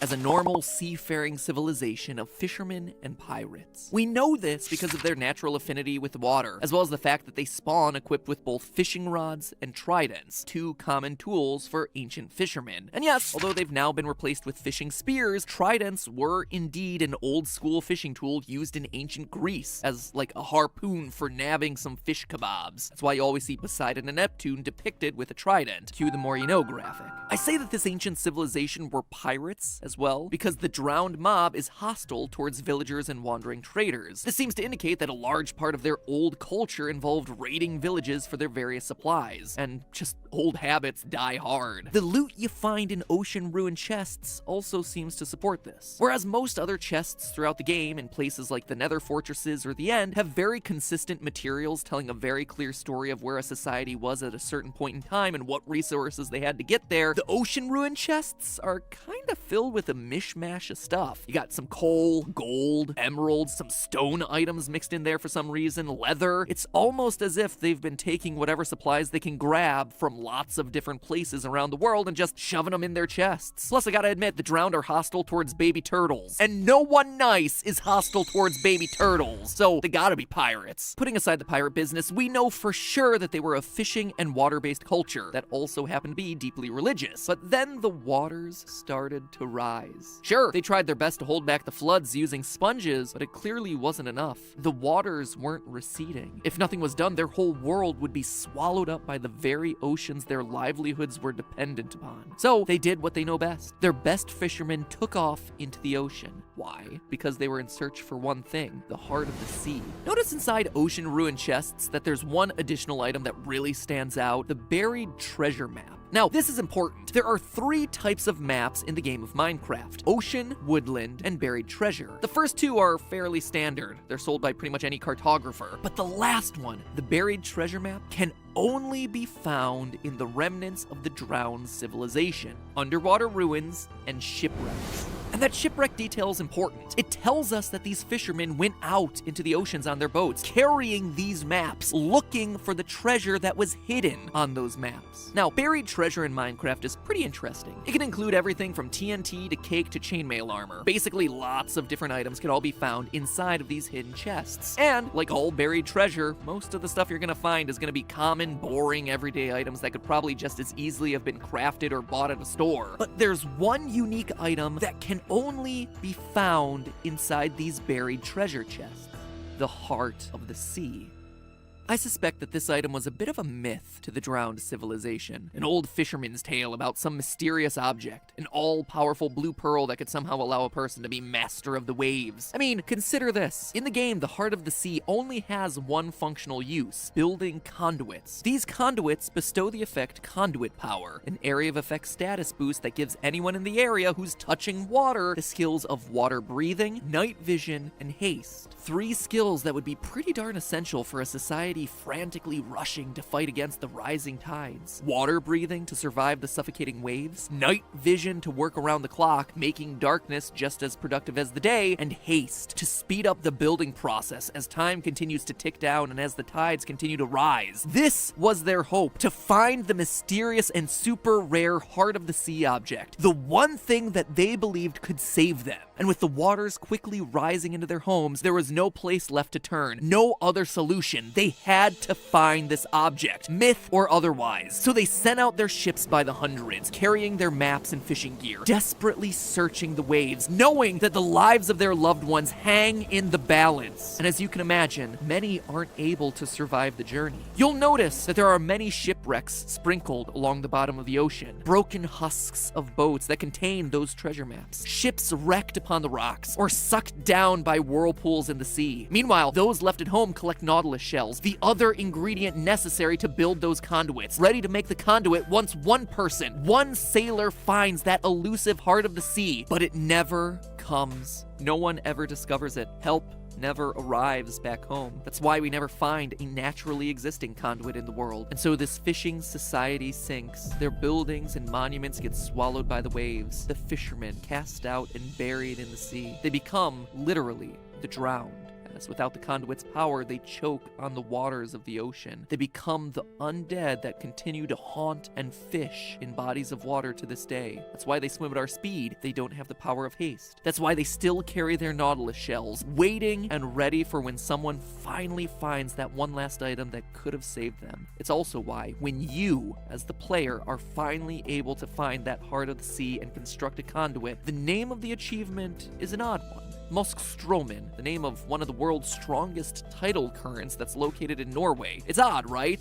But in English, it's translated as the Maelstrom, a body of water so violent, so turbulent, that it inspired countless fictional authors. It's the raging currents that swallowed up Captain Nemo and Jules Verne's 20,000 Leagues Under the Sea. It's mentioned by Captain Ahab and Herman Melville's Moby Dick, and it's here in Minecarft as an achievement for doing what the drowned could never do: survive the maelstrom of the rising waters, the waves that would rip apart a society, and finally conquer the waves. But hey, that's just a theory. A game theory. Thanks for watching.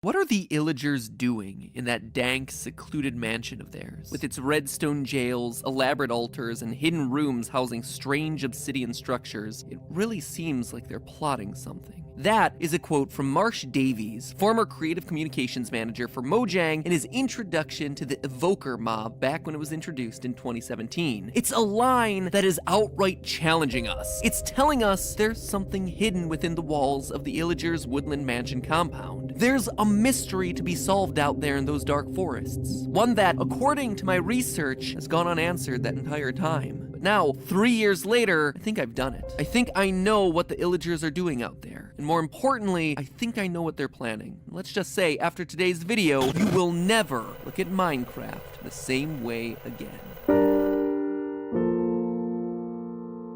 Hello Internet! Welcome to Game Theory, the most bingeable show on YouTube for all those times when you find yourself inexplicably stuck inside with nothing else to do. Speaking of bingeable content, over the last year, we've been mining for nuggets of lore to craft together a massive overarching theory on the story of Minecraft. I'll link to all those theories right there in the upper right-hand corner of the screen. I recommend starting with our analysis of the Endermen, as well as this one covering the origins of the drowned civilization. Here's the thing though, up until this point, you as the viewer, and quite honestly me too, have been uncertain what, if anything, has actually been planned by the Mojang team working on Minecraft. I mean, don't get me wrong, I think we have done some incredible work piecing together a lore for this game, from the Endermen being the lost builders, to the drowned being a civilization running away from a massive flood. The proof has been there in the gameplay, and yet the question has remained, how much of this lore was intended versus how much of it was just me theory crafting by putting together random details to make a coherent story? Today, though, is different. I started this episode with that quote from Marsh Davies for a reason. It shows that the developers intended some hidden lore to exist around the woodland mansions. The illagers do indeed have something up those oversized sleeves of theirs. This time, it's not just us overanalyzing things like we normally do, it's us piecing together clues to solve a secret that has remained hidden in this game for years. And maybe it's been for a good reason.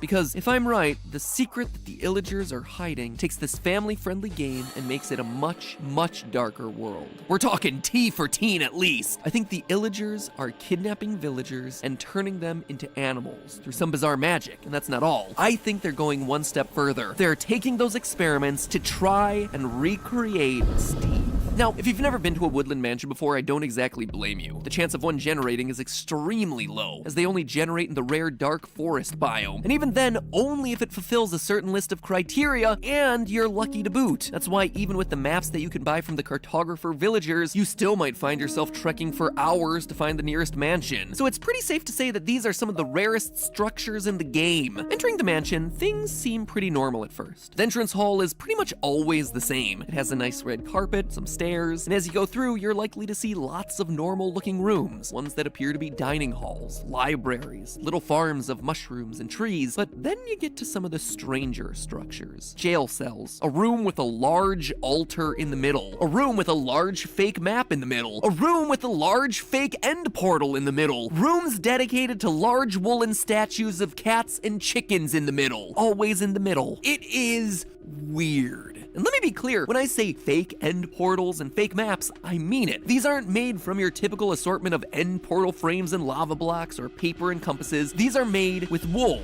The fake end portal rooms are filled with orange wool in the middle and a ring of green wool above it, giving the appearance of a stronghold end portal. The map is made out of carpet. So are the numerous beds found throughout the mansion. More wool, more carpet. Again, it is weird. I say it on a lot of these episodes, but I think in this one it's hard to deny. Developers don't just put fake replicas of an end portal into the villain's hideout for the funsies. There is a reason these structures are here. But to understand why, we first need to understand who the illagers are. For those of you who don't know, illager is the classification for a group of hostile mobs in Minecraft united by the fact that they all share similar features to normal villagers. The illagers consist of magic-using evokers, axe-wielding vindicators, and crossbow-slinging pillagers. There's also illusioners, who don't spawn naturally in the game, and the ravagers, which are just the big ol' ugly beasts that the illagers ride during the raids. Oh, look at that face. Face only a mother, or I suppose another villager could love? Now, it's important to note that the illager appearance isn't arbitrary. Sure, they look exactly like villagers in need of a suntan, but that is a very intentional decision. It isn't like Mojang just ran out of ideas for how creatures in this universe could look. No, the one bit of lore that we know about these guys is that they're exiles. They were booted out of the villagers'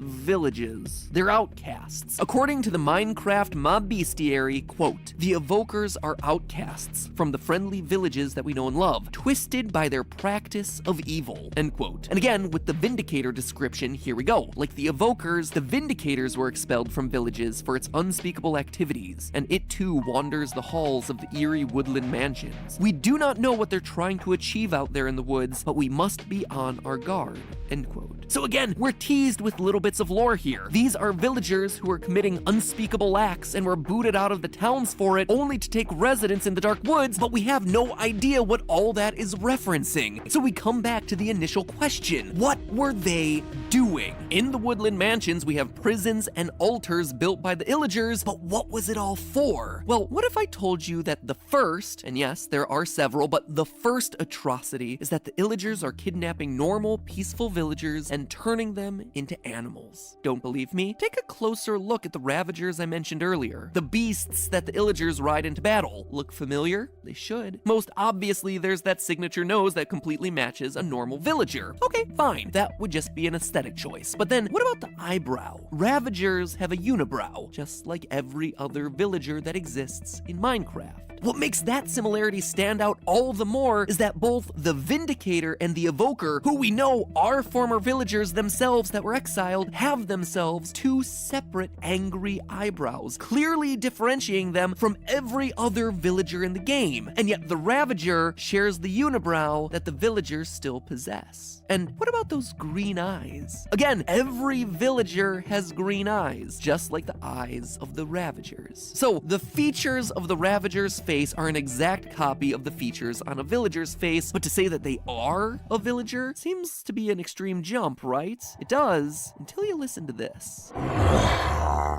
That's one of the Ravager's roars. It's this big, fearsome beast that has a little honk, honk, honk at the end of its roar. A honk that sounds kind of like the sounds that a villager makes when it's speaking. In fact, a lot of the Ravager sound effects seem to have an undertone of honking to it. Again, listen to those grunts and roars.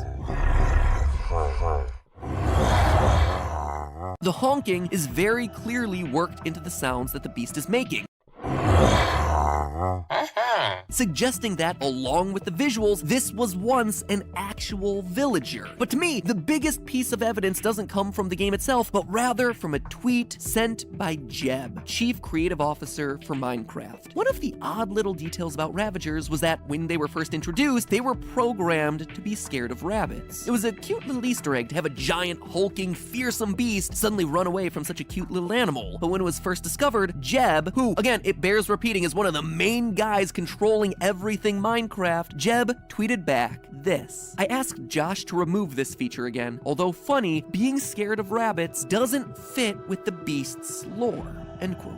Doesn't fit with the lore? Ravager lore is non-existent. Literally, in the Meet the Ravager blog post, there is nothing about how these characters fit into the story. The various bestiaries and wikis, nothing about the lore of these mobs. Sure, there are stories about how they were originally conceptualized, what they're based off of, but nothing about the lore as they fit into the story of Minecraft. And yet, apparently, the lore exists enough for the rabbit scaring it off to somehow throw off that entire plot line. And I think I know why. I think it's because they're made of villagers. And villagers aren't scared of rabbits, so the beast that they are turned into by the illagers shouldn't scare them either. In short, I think that the prison cells and those sacrificial looking altar things in the woodland mansions are used for when evokers and vindicators capture villagers to use in their, how did the mob bestiary put it? Unspeakable activities. I mean, between the magic and the axe, those two mobs should have pretty much everything they need to convert a villager into a giant hulking beast. Well, everything but the power over life and death. That would probably be helpful if you're trying to create some sort of weird animal villager hybrid monstrosity. Oh wait, the illagers actually have that ability too. You see, evokers hold power over life and death considering that they're the only source of totems of undying in the game. These totems are special items that allow the wielder to escape from death. And that, my friends, is the true plan of the illagers. Sure, they might be making beasts out of villagers, but I believe that's only one component of their larger overarching plan. I think that the unspeakable activities that got them kicked out of the villages in the first place are actually them running experiments trying to harness the powers of life and death. They are literally playing God. I mean, they have totems of undying. They are the only ones to have totems of the undying, and we see that these things work. I mean, they certainly managed to keep us alive. Plus, We know that magic is a real thing in Minecraft. Obviously, in the game, we're able to enchant weapons and armor using lapis lazuli. So Minecraft is making the case that lapis lazuli has some sort of mystical power. Now, this isn't a totally novel idea. Humans dating back all the way to ancient Sumeria have also believed that lapis had some sort of mystical quality. The Sumerians believed that lapis held the souls of gods. And all of that seems pretty darn relevant considering where lapis lazuli is hidden in the woodland mansions. While it's not obvious, there is a block of lapis hidden in the center of the giant wool illager heads that decorate the entire building, implying there to be this close connection between illagers and this magical stone. I mean, in the statues, it's literally right where their brain should be. Now, I cannot stress enough how bad of an idea it would be to actually inject lapis lazuli into your head. There's nearly a 100% chance of medical complication and a 0% chance of you getting magical powers, but in the Minecraft universe, it seems like the odds are a bit more in your favor considering the evoker's magical powers. Could all of these statues be implying that evokers have lapis literally implanted into their skulls, thereby giving them their magical abilities? Probably not. If that were the case, you'd expect them to have some chance of dropping a shard of lapis or something. But the lapis stone being in the middle of the statue's head does imply that maybe experiments with lapis and magic were another thing that got these villagers kicked out and turned into the exiled illagers. Which brings us back to their experiments on life and death. Because here's the thing, I don't think it stops with just the Ravagers. I believe that there's something far more sinister and threatening going on in the woodland mansions that ties together all of these clues while also explaining what happened to get the illagers thrown out of society. In some rooms in woodland mansions, there are piles and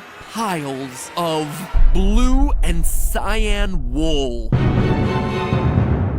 Okay, it sounds pretty mundane, but consider the specific coloring of this wool. Blue and cyan. They're the same colors as default Steve's clothing. His cyan shirt, his blue pants. I mean, there is really no other reason to have stacks of blue and cyan wools together in a room. It is such a specific item in such a specific set of two colors. I mean, sure, elsewhere in the woodland mansion, the illagers use blue wool sometimes as carpet to make fake beds or maps, but they also use yellow and red wool for those same purposes, and we see none of that in any of the rooms in the woodland mansion, and yet we see rooms dedicated to just blue and cyan wool. They are specifically Steve-colored wool piles. Steve and zombie-colored wool piles. Remember, this is a cult with at least some control over life and death, and in the Minecraft world, we see snowmen built with 2 snow blocks and a pumpkin. We see iron golems made by creating a T out of iron and then plopping a pumpkin head on top of that. Now we have ourselves a cult of illagers who create giant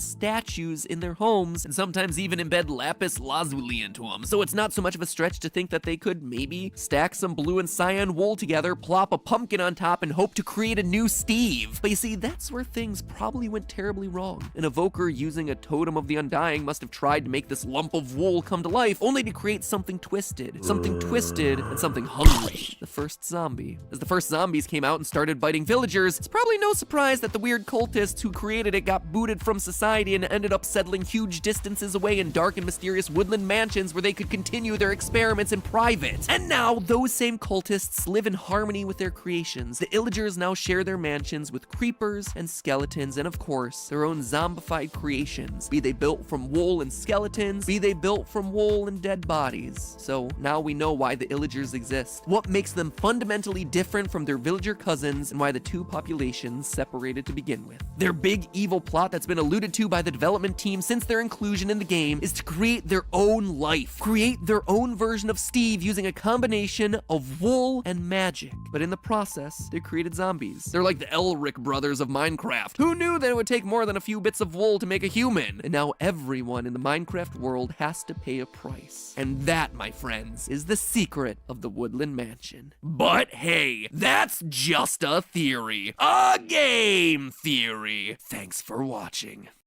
Uh-huh.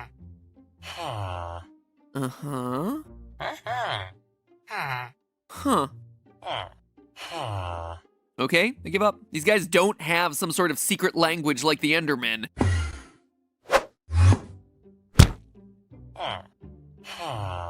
In fact, I'm pretty sure they're just idiots. Hello, Internet, and welcome to a diet theory.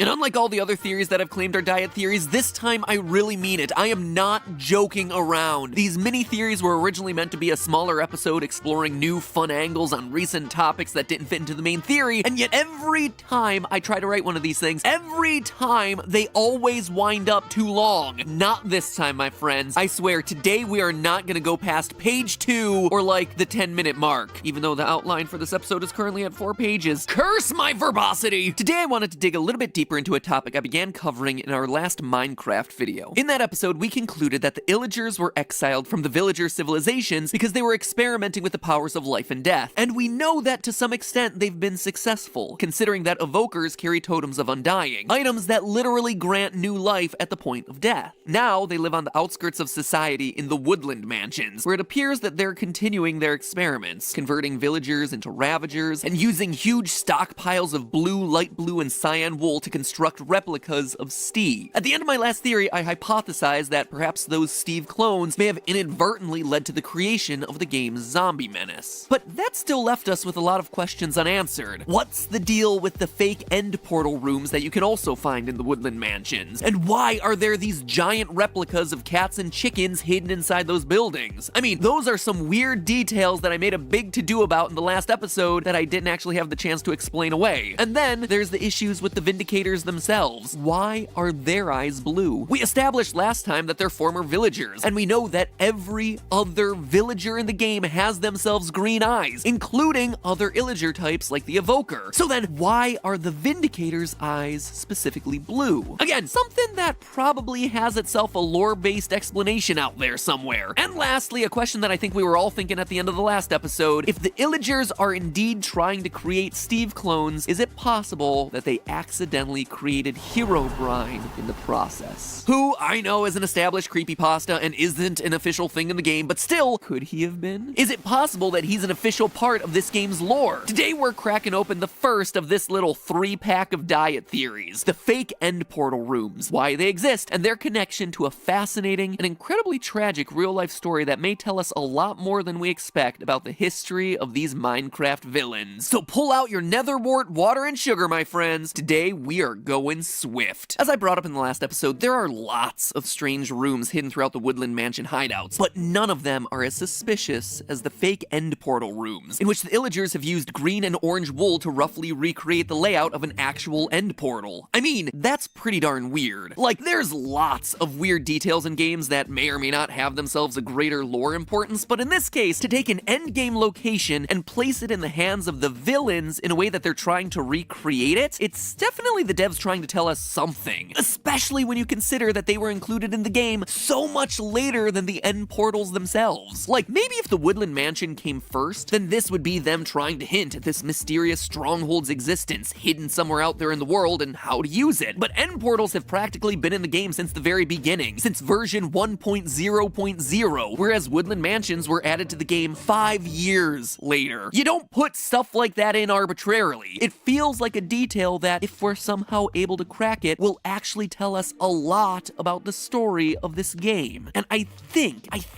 I'm beginning to wrap my head around what it all means. Now, let's think through this logically. The fact that the illagers are trying to build a portal for themselves tells us a few important details. One, illagers have somehow managed to see a stronghold at some point, already an impressive feat, and two, not only did they see a stronghold, they somehow were able to understand that it was important enough to want to try and recreate it for themselves. Now, something that I didn't get to talk too much about last time was the whole wool thing. I've already mentioned them using green and orange wool for their fake end portals, and that would be interesting on its own, but that's not the only instance of unusual wool usage inside the mansions. For one, none of the beds in the mansion are real beds, despite real beds having existed for years before the implementation of woodland mansions. Instead of crafted beds, illagers attempt to recreate what a bed looks like by using white wool and various colors of carpet. Talk about itchy, and like zero back support. It's no wonder the illagers are always so cranky. Illagers also have themselves themselves map rooms, which, once again, don't use crafted maps, but use carpet on a table to create the illusion of a map. All of this reeks of a real-world practice called cargo culting. You see, cargo cults are an absolutely fascinating phenomenon that actually happened in the aftermath of World War II. Imagine this. You live on a tiny, remote island in the middle of the ocean, with just your fellow tribesmen, completely secluded from the rest of the world. And then all of a sudden, giant metal birds appear out of the sky, making loud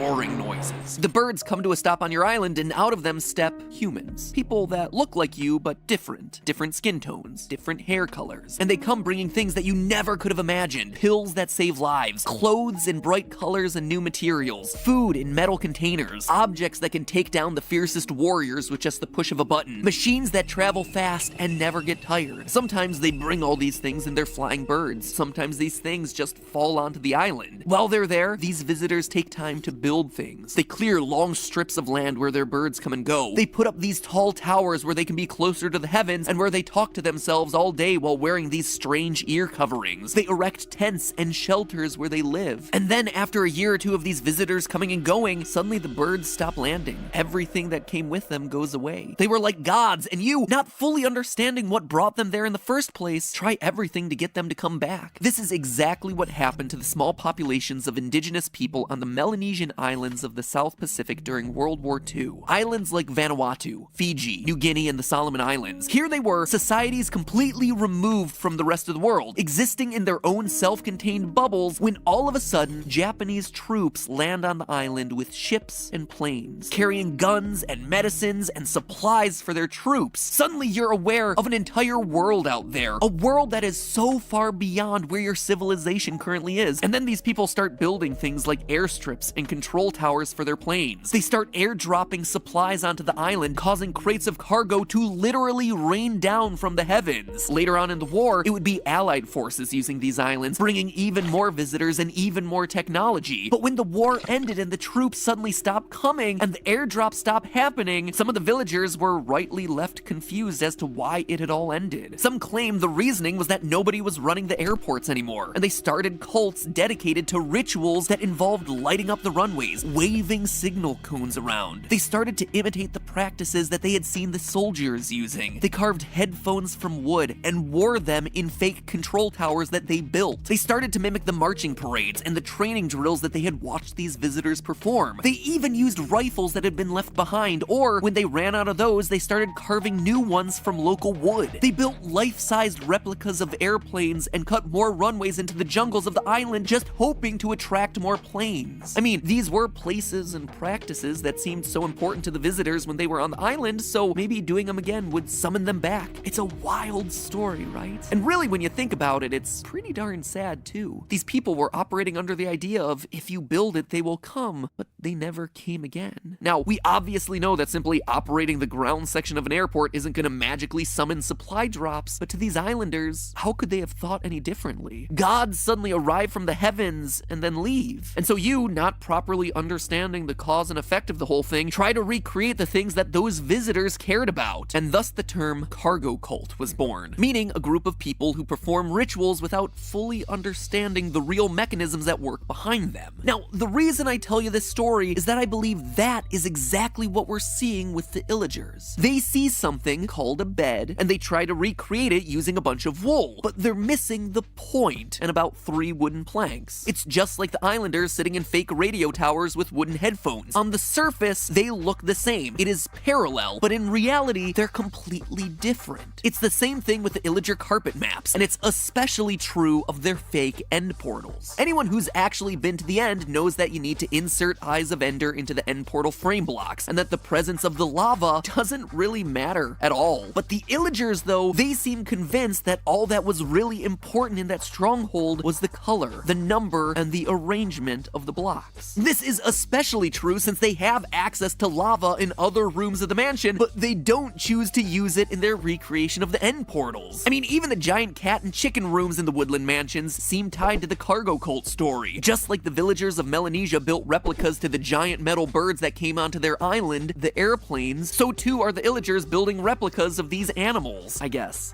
I don't really know. I said earlier in this diet theory that to recreate a portal room, the illagers had to have first seen a stronghold, and secondly had to understand that it was somehow important. What I think all of this is telling us is that they must have seen an active end portal. It most likely indicates that they saw something go into, or more accurately, come out of that end portal. I think that this may be our strongest evidence yet that the ancient race of builders that we've been talking about throughout all of these Minecraft theories, the one that built the ancient temples and mine shafts of the overworld, that maybe they originated on the other side of one of those portals. They pop on through into the villager and illager world and bring with them the ability to create sophisticated objects, like beds and maps, knowledge of how to both mine and craft. But then they leave for some reason, and when they left, there were those who remained that didn't quite get it, and are doing whatever they can to bring them back. Again, I'm not sure, but consider the parallels to the cargo cults. Visitors arrive from another world, they bring with them technology and knowledge that allows them to make magical things, and when they leave, the villagers then mimic their actions. Like I said, I don't know if that's really what's going on here, but to me, it's definitely the best explanation I have right now for all those random rooms and objects in the woodland mansions. Next time we crack into a diet theory, Vindicators, Herobrine, and the truth behind their eyes. Make sure you hit that subscribe button to hopefully be notified when that one gets uploaded, and in the meantime, I hope that your thirst for theories has been quenched, because that was a theory. A diet theory. Low calorie, still filling. How'd I do on time, guys? Oh, you did just great, man. Just great. You shaved off a whole minute from a normal theory. By Zeus, I have to figure out a way to make these things shorter.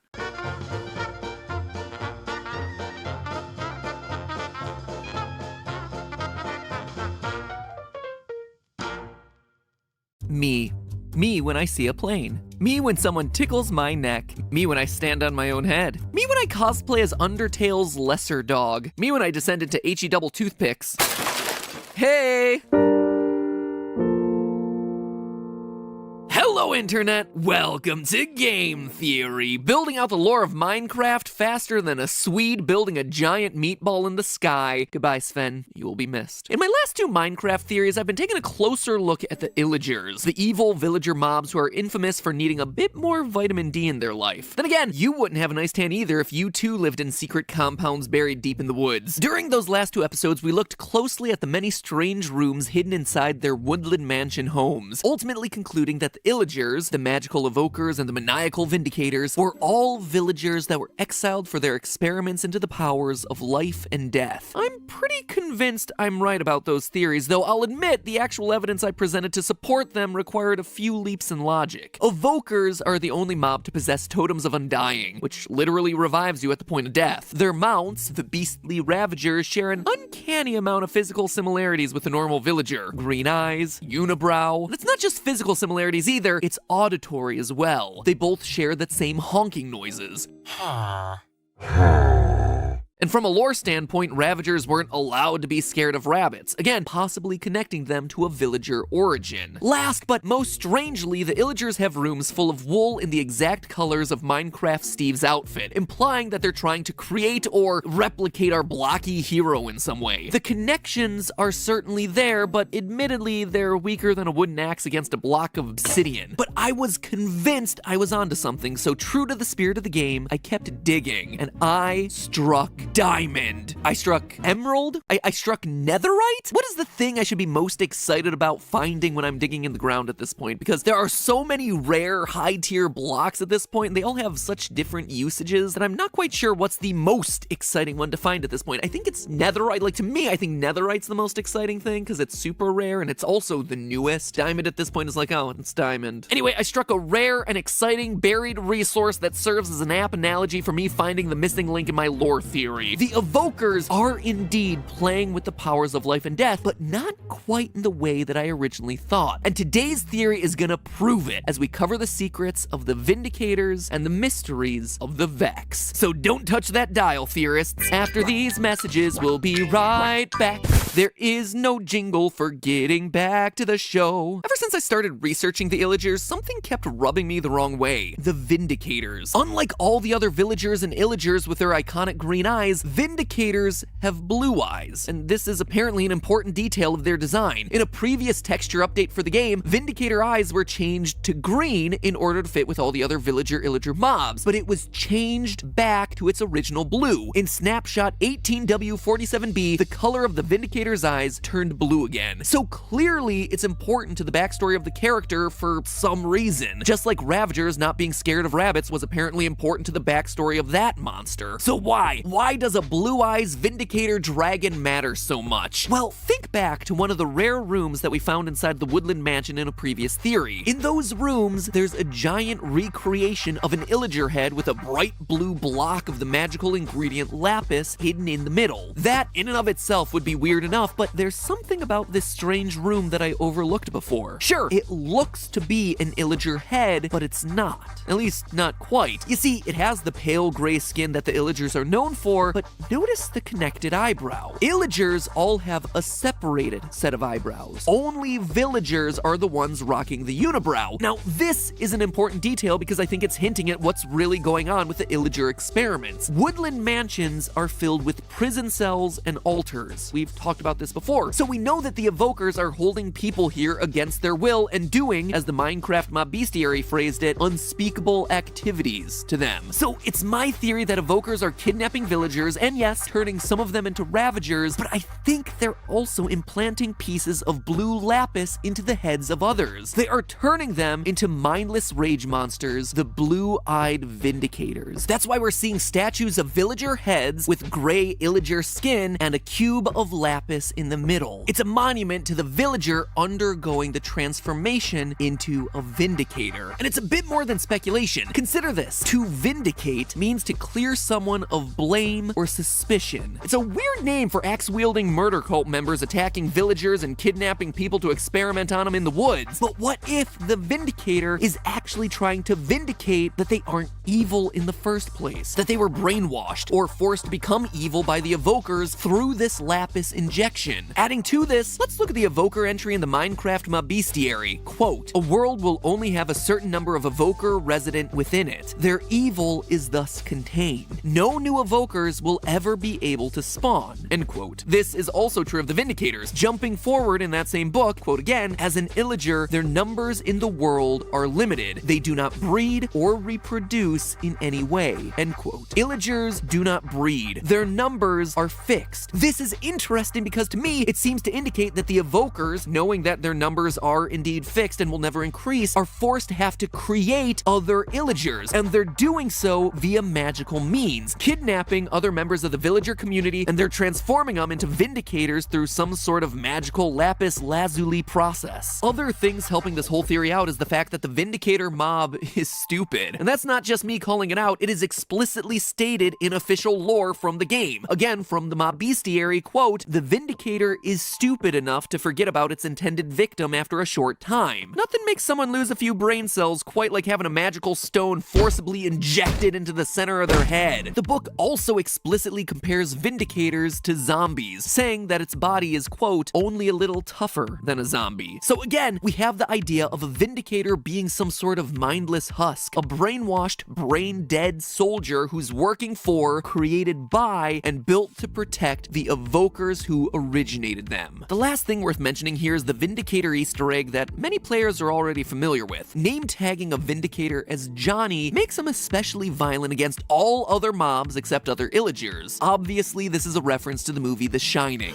Here's Johnny! Why here, though? Well, Vindicators use an axe, and so did Jack Torrance in the movie, except there's something else here that's worth mentioning. Jack Torrance in The Shining is just a normal guy who's driven into being a crazed, murderous madman by the evil supernatural forces that exist in the hotel around him. He's an innocent guy who is corrupted by spiritual powers, to the point of going insane and attacking everyone around him. The Easter egg movie reference could be just for fun, sure, but it could also be hinting at the origins of this mob. Innocent villagers corrupted by the evil magic of the evokers as they tried to build their ranks, and now they're left to vindicate themselves, prove that they're not actually guilty of the crimes they commit. it. But this is all still obviously speculation, right? I haven't done anything to prove that the evokers can actually wield magic with powers over life and death. For that, I turn your attention to the Vex. The Vex are flying hostile mobs that are summoned to attack by evokers. They're like little angels with wings until they start attacking you and you suddenly see that they're definitely no angels. These things are tiny and they are vicious. Makes them, in my opinion, one of the most challenging regular hostile mobs in the game to deal with. What makes them even worse to deal with, though, is that not only are they flying, but they can also pass through any block, including water and lava, without taking damage. There is no escaping from these things once they target onto you. But the reason I'm talking about them today is that they're the final proof that I needed to show that the evokers truly have control over death itself. To understand why, we need to begin with Minecraft's newest game, Minecarft Dungeons. This game literally came out earlier this week. Congratulate me for resisting the urge to put Minecraft 2 into the title of this video. Nintendo sent me a free Switch copy of it early. Thanks for that one, guys. I've been playing a lot of it just to see if there's anything that would elaborate on the lore of this world a bit more. And wouldn't you know it, a key gameplay mechanic of dungeons is exactly what I needed. You see, in this game, which is basically Diet Diablo, dungeon crawling, loot collecting, mowing through waves of enemies, it's all really satisfying. There are no static spells that mage characters learn over time. Instead, you kill mobs and then you collect souls. You then use those souls to fuel abilities from your specialty artifacts, as in souls, spirits of the dead. There are also weapons in the game that boost your soul gathering abilities like the Eternal Knife, the Bow of Lost Souls, and the Soul Fists. You heard that right, friends. Souls, spirits of the dead. And that's not me reading into things here. According to a tweet from the Minecraft Dungeons team, a true adventurer puts their soul into everything they do, and the truest adventurers put other people's souls in it too. For a long time, we've been making jokes and speculating about exactly this sort of thing in Minecraft, right? Soul sand in the nether is from dead people. Har, har, har, look at all their screaming faces hidden in the texture, except now it's pretty much confirmed outright. The souls of dead people are an energy source in this child-friendly Lego simulator. But here's why it all matters for today's theory. You see, the Vex have a couple of unusual properties. As I mentioned before, they're able to travel through all different block types without damage, but they also glow in the dark. If you fight a bunch of Vex in a dark room, you can still see them. However, even though they themselves have a ghostly glow, they don't actually light up anything else in the environment, almost like they're a spirit, a being made out of souls. Look back at some of that Minecraft Dungeons footage. We see the exact same type of behavior from souls in that game. Here they are in a dark environment, they themselves are glowing, but they don't cast any light onto the surrounding world, just like the Vex. A being made of souls would also make sense for a creature that's able to pass through any sort of brick type, just like a ghost or a spirit. And here's the kicker, my friend. Listen to the sound that an individual Vex makes.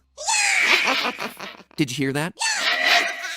One Vex is speaking in multiple different overlapping voices at the same time. Let me play those clips one last time.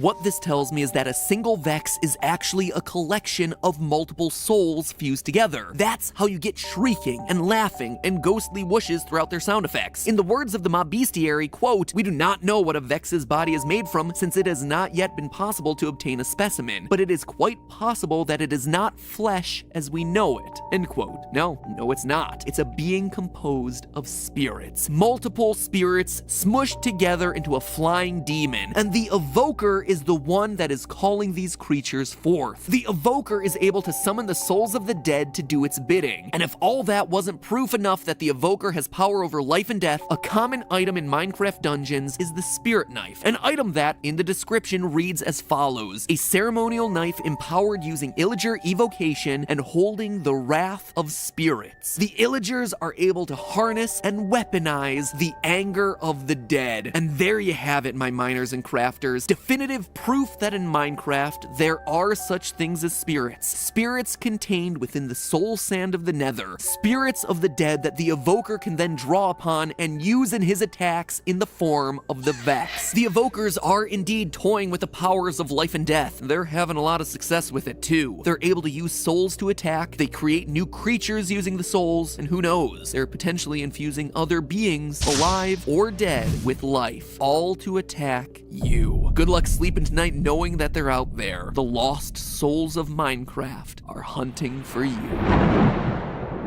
But hey, you can actually sleep a bit more soundly tonight without having to fear the undead souls of Minecraft thanks to our sponsor for today's episode, Simply Safe. As a moderately famous internet person, it's hard for me to rest easy sometimes. Home addresses are shockingly easy to find, and we've had more than our fair share of fans dropping unmarked letters into our mailbox, which is cute and endearing and fun, but also a bit unsettling. And it starts to get really scary when someone who really doesn't like you starts sending you death threats. So home security is a big deal for me and Steph and Oliver, and I personally sleep easier thanks to Simply Safe. It's a reliable home security system that protects you every which way to Sunday. With Simply Safe, you just order it online or over the phone, it's delivered right to your home and you set it up in less than an hour. It is super easy. You just stick these sensors exactly where you need them and your home is professionally monitored 24/7 for just 50 cents a day. If anything happens, they make sure that the police get called immediately. And best of all, they have exactly the levels of protection that you're looking for. Entry sensors for doors and windows, motion sensors for late night in your house, stuff that you would expect, but even stuff that you wouldn't think about, like water sensors to detect leaks, which you can bet we doubled down on in our house after all the water damage we had to deal with last year. Nothing like losing an entire floor of your home to make you paranoid about stuff like that. So when we learned that Simply Safe had water detectors, yeah, we bought a bunch of those. It's just not an issue anymore. We're protected around the clock by an award-winning home security system. So sleep easier tonight with a product that I really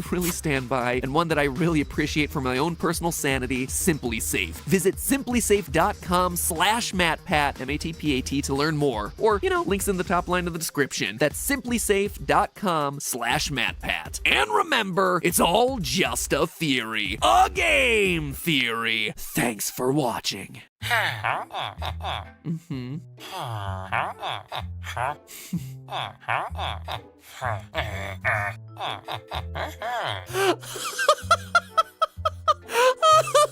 Oh man.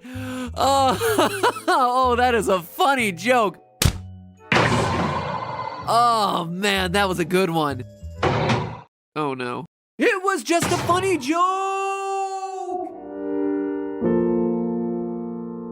Hello, Internet! Welcome to Game Theory, the show that's as relentless as an iron golem defending a village from a hostile mob, and about as effective as a snow golem trying to do the same thing. So last year around this time, we started to do a big series of videos on Minecarft Lore, and while we've covered way too much for me to summarize here, shameless promotion to go watch all the episodes that came before, the overall narrative that we've been constructing was that once there was an ancient civilization of builders who created many of the abandoned structures that we see sprinkled throughout the overworld. Everything from the desert temples to the forgotten mine shafts to the strongholds that house the portal rooms required to reach the end. The only other remnant of that ancient race is you, the player, who is somehow a descendant of the builders. Now, this isn't something that's explicitly spelled out in the games. It's something that we've had to figure out through inference. And, well, a lot of times inference is just a fancy word for educated guessing. After all, this channel is game theory and not game facts. Also, doesn't have nearly as good of a ring to it. But thus far, the ancient builder theory has provided the most reliable and consistent explanation for many of the questions that we have about the Minecraft universe. And today, we get to add a bit more evidence to the pile by talking about something completely new, the iron golems, their history, and how it all plays into the wider ancient builder lore. Now, the iron golems stick out from among the many mobs in Minecraft for a good reason. First off, they're friendly, which gotta say is a good thing considering that they're among the strongest mobs in the game, beaten only by the Wither and the Ender Dragon in terms of total hit points. Note, however, when I say that they're friendly, I don't necessarily mean that they're friendly to us. Can I kill you? Ah! No! Oh, to be sure, you'll probably get along fine with most iron golems if you play nice. They'll attack hostile enemy mobs like zombies and illagers and, well, pretty much anything that isn't a neutral mob. However, their true loyalty seems to lie with the villagers first and foremost, which means that if you attack a villager, you're no longer a friend in the eyes of the golem, and you'd better be prepared for a fight against those iron fists. However, the most interesting part of the relationship between villager and golem comes down to spawn conditions. Namely, the fact that iron golems will spawn in a village once it grows grows large enough, specifically once the village has more than 10 villagers and 20 beds. Now, let me be clear, it doesn't seem like this is the result of the villagers creating that iron golem. Besides the fact that nothing we see shows villagers creating golems or even suggests that they'd be able to do it, we can turn to my favorite resource, the mob bestiary, to confirm that the golems just kind of show up. Writing about the iron golems, the researcher in the book tells us, quote, "It's not exactly understood how villagers summon their iron golems, but sooner or later, one is sure to appear," end quote. Again, the villagers aren't building these golems, they're being summoned. Or perhaps it would be even more accurate to say that whenever enough villagers gather, iron golems just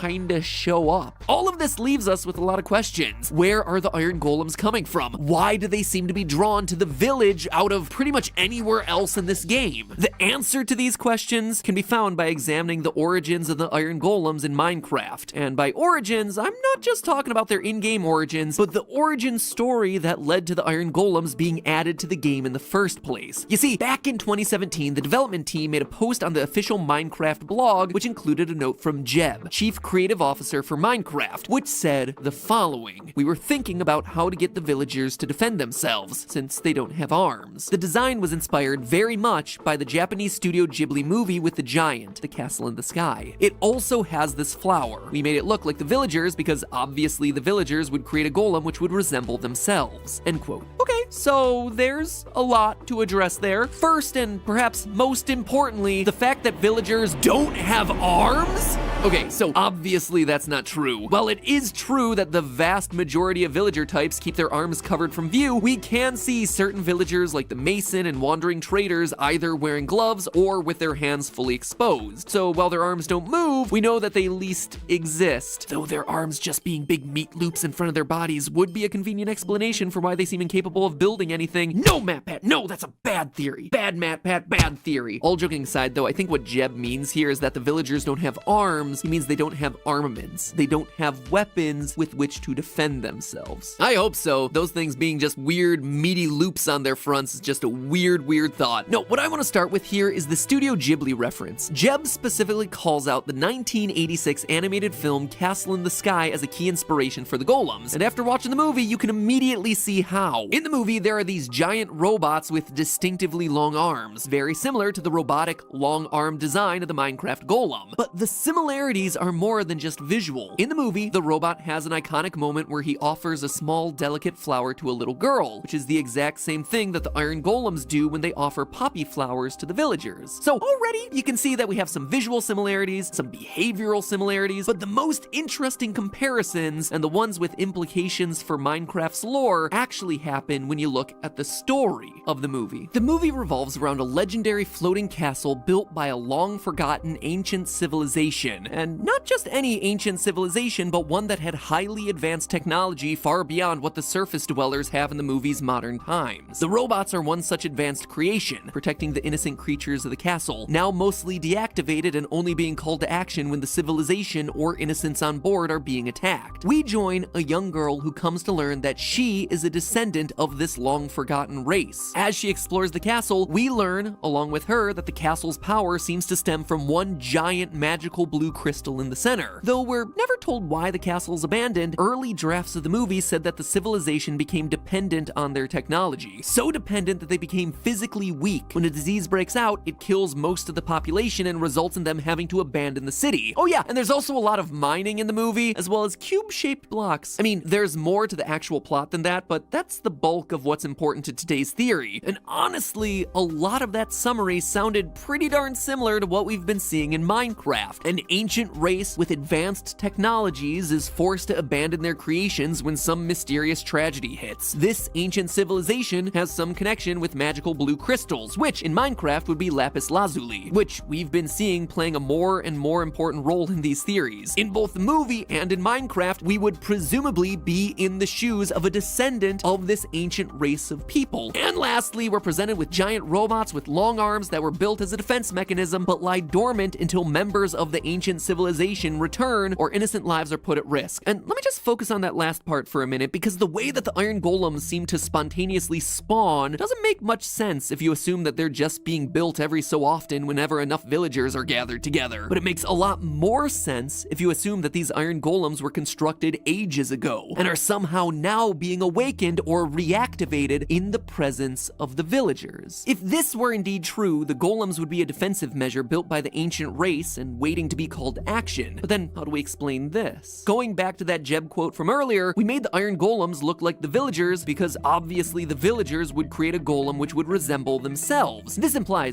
outright says that the iron golems were made by the villagers and not the builders. And just to be clear, the villagers and builders aren't one and the same. For one thing, the villagers aren't capable of using weapons or defending themselves. We already went through that whole arms debacle earlier this episode. But we know from the fact that weapons are among the loot that you can obtain in containers in the overworld that some ancient race at some point built and used them. And it wasn't the villagers, so it had to be someone. So how do we reconcile this apparent difference? Do we just say that Jeb is wrong? I don't think so. You see, it starts to make sense if we assume that the villagers and the builders were once one and the same, back in ancient history at a time that the iron golems were built. So I'd like to tell you a story that I think explains how the iron golems happened and how the paths of the builders diverge from the paths of the villagers. A story that explains why one group continues to exist in the overworld while the other has seemingly vanished. Admittedly, this is getting into game speculation rather than just game theory, but I think it offers some ideas for all of us to chew on as it regards to the lore. Consider the following. Long ago, there was no distinction between villagers and builders. As a civilization, they evolved and progressed as you would expect builders to, based on everything we know about Steve. They started with basic crafting, creating tools to better interact with their environments, basic weapons to deal with the mobs that they encountered, and eventually progressed to the point where they could begin building homes for themselves. As we've talked about in past theories, they became obsessed with progress, testing the limits of their ingenuity. They colonized land, sea,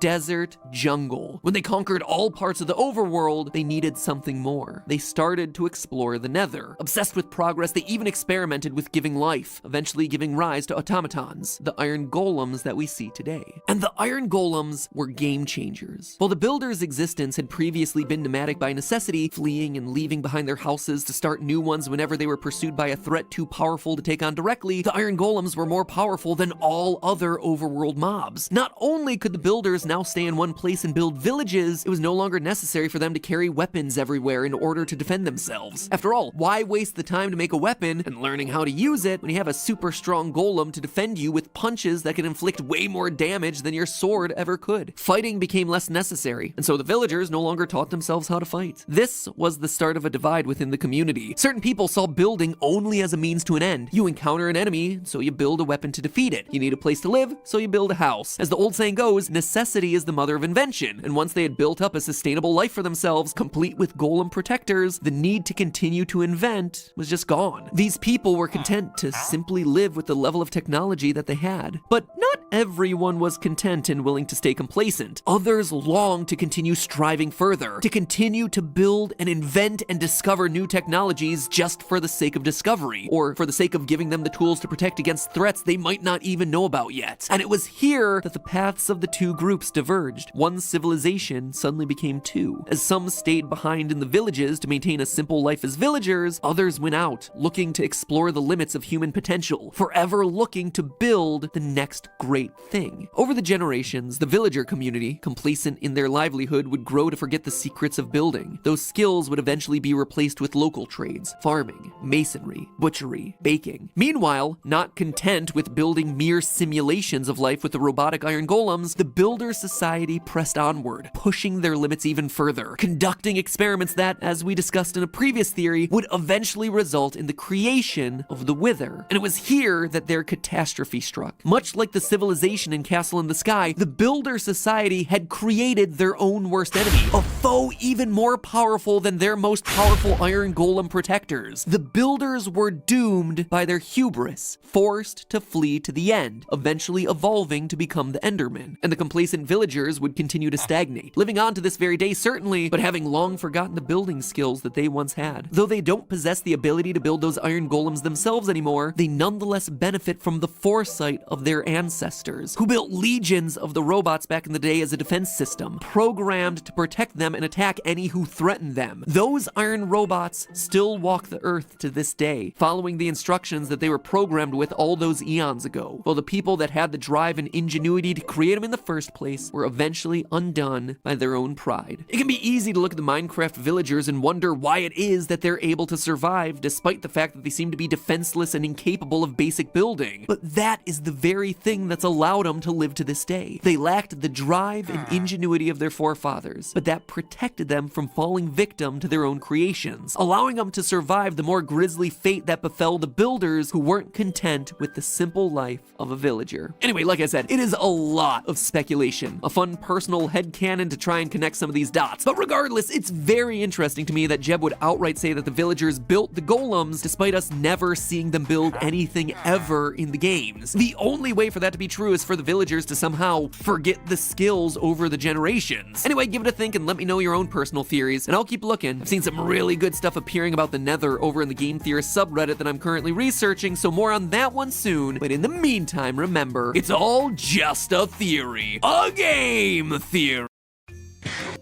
Ugh, I am so done with literally every game being a zombie survival game. I get it, The Walking Dead was a popular franchise. 2010 called, they want their genre back. Give me something new, you know? Totally. Hey, you wanna go gather some resources? Sure.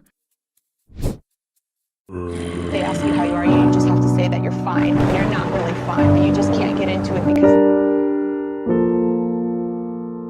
Hello, Internet! Welcome to Game Theory, where we're all blockhead. Okay, so today we're gonna be talking about some of the changes that were added with the Nether update earlier this year, and then using that information to go back and examine one of the oldest parts of Minecraft, the zombie. Zombies are such an omnipresent part of pop culture nowadays that it's easy to overlook them, which is kind of ironic considering what made them explode onto the scene in the first place was how horrific they were. And now, they're mundane again, such as the Circle of Life, or the Circle of Undead. It's a circle of undead. And of course, the zombie jockeys are just always terrifying. Those things will mess you up. Anyway, in all of my exploration of Minecarft lore up to this point, I've tended to skip over them for exactly that reason. They're just kinda there. Meh, generic hostile mob. In a world full of fire-breathing dragons, three-headed withers, exploding moss monsters, and teleporting Slendermen, there's just so many other cooler things to talk about. Zombies are just very easy to overlook, but you know what? That was dumb of me. Short-sighted. Because they are the bedrock upon which Minecraft is built, in a very literal sense. These guys have been a part of the game since the beginning in update 0.2.0, so if anything has an importance to the lore, it's probably them. And you know what? They do. With some of the updates made to the Nether, I believe we now have some very interesting leads as to what zombies are and how they play into the overall narrative of the game. Today we're talking about how the zombies and other zombified mobs might just be the most important clues for discovering what may have pushed an ancient race of builders to flee the overworld and live in the end. One of the things that sent me down this rabbit hole was reading Minecarft the Island, an official Minecraft novel. Yes, in absence of new FNAF books, I've now moved on to Minecraft novels. Yeah, I'll get to you guys too, maybe. Anyway, the book was a surprisingly compelling read. I have expected this to be some lazy video game tie-in novel, but it's so much more than that. For one thing, it's written by Max Brooks, who you might know as the author of World War Z, one of the best zombie apocalypse stories in recent memory. It certainly was enough to get my attention, and once I started reading, it became clear to me that he was chosen to emphasize the horror of Minecraft's world. Take this excerpt. I stopped and backed away. Its clothes were ragged and filthy. Its flesh was a mottled green. Its eyes, if you could call them eyes, were nothing but lifeless black points in a flat, unmoving face. Memories flooded my mind, images of creatures I'd known from stories but had never seen in person. And here it was, approaching me with outstretched arms. Numb with fear, I sprinted for the hill. I wasn't thinking, wasn't planning. Terror drove my every step. This is a Minecraft book. Like, what? Oh, and by the way, the audiobook is narrated by Jack Black, so, you know, imagine that terrifying passage, but instead of being read by professional YouTuber MatPat, it's being read by professional YouTuber Jablinski Games. But nights at Freddy's, that's where I wanna be. Professional FNAF YouTuber Jablinski Games. So let's begin with what we know about Minecraft's zombies. For one thing, they only seem to spawn in the overworld. There are some reports of them spawning in the Nether, but those are extremely few and can never really be replicated. It's thought to be either a bug or a remnant from some mods. But if they are indeed limited to the overworld, along with their variants like the Husk and the Drowned, that prompts the most obvious question of why? Why do they only exist in the overworld? One explanation I've seen tossed around online would be that the zombies are just zombified villagers, and as such, you'll only find them in places where you find other villagers, aka the overworld. But the fact that zombie villager exists as a separate mob type with its own look kinda throws that theory under the bus. Why do zombie villagers look like villagers and normal zombies look just like us? These zombies seem to be the zombified remains of builders like Steve, and yet, like the zombie villagers, these OG zombies or vanilla zombies,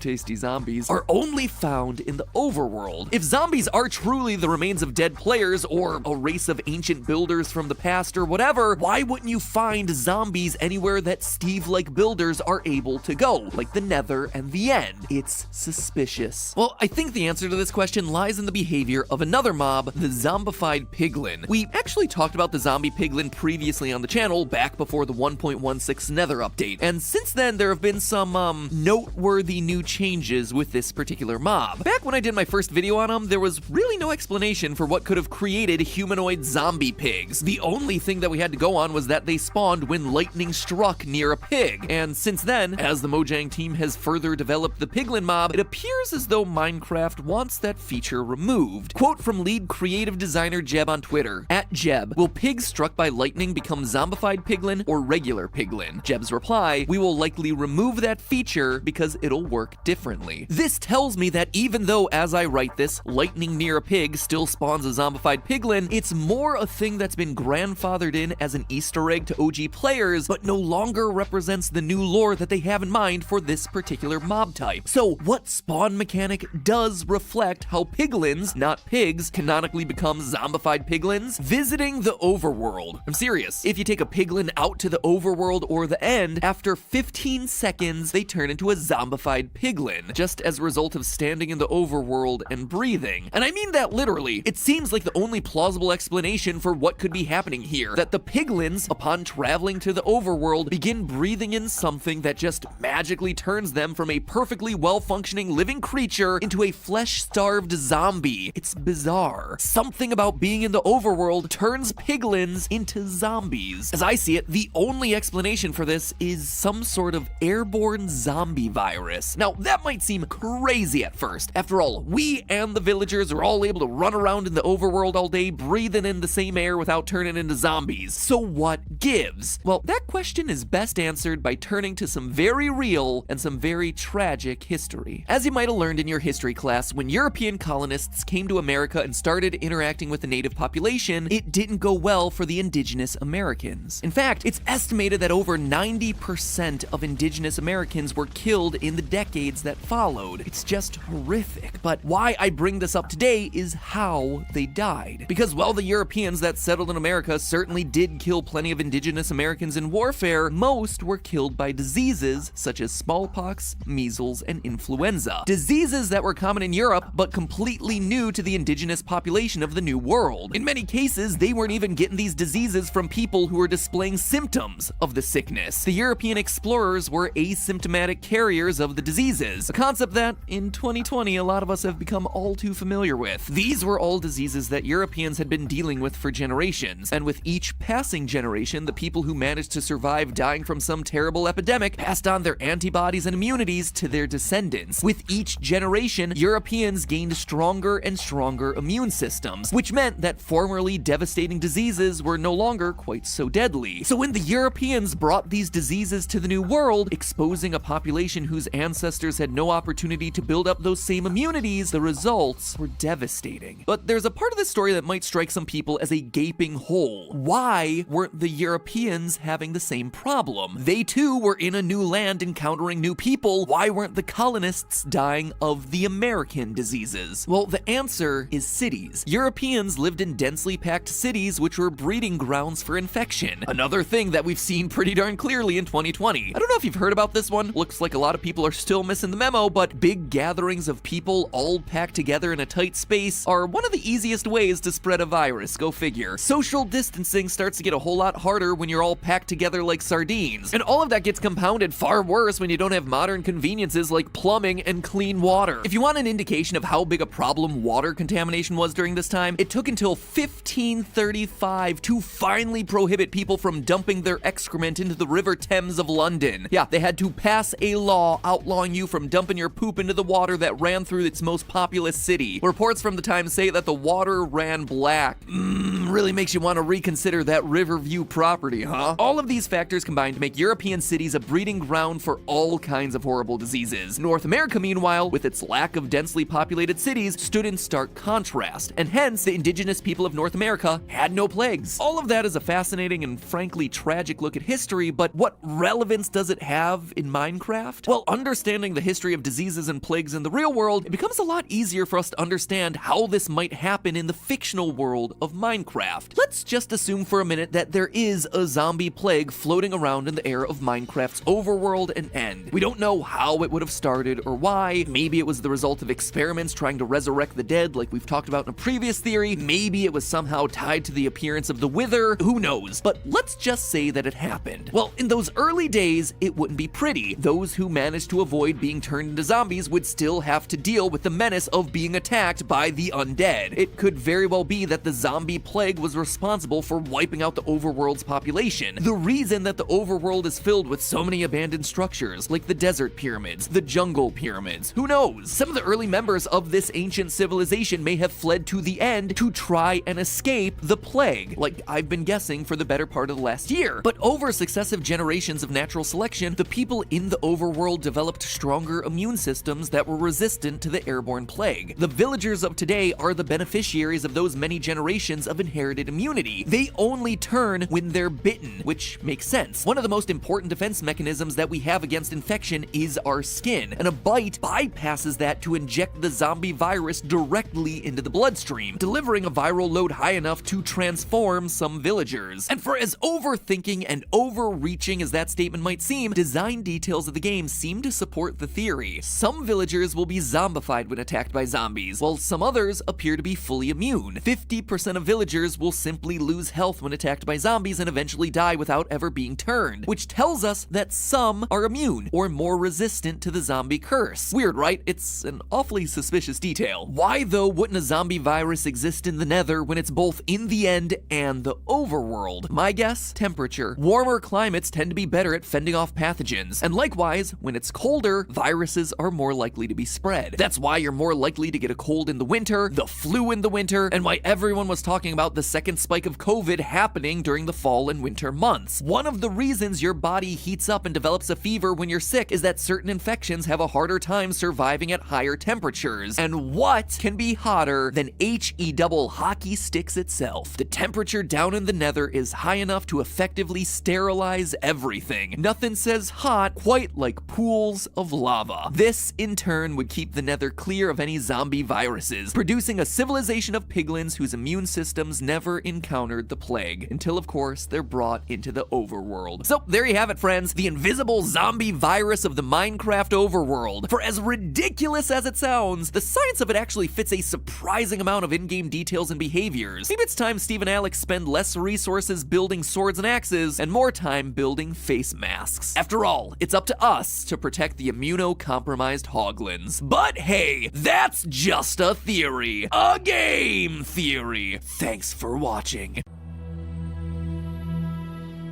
Here we see the Eye of Horus. The ancient Egyptians used it as a symbol of protection and good health. Ooh. And here we have ourselves the Ankh, representing life.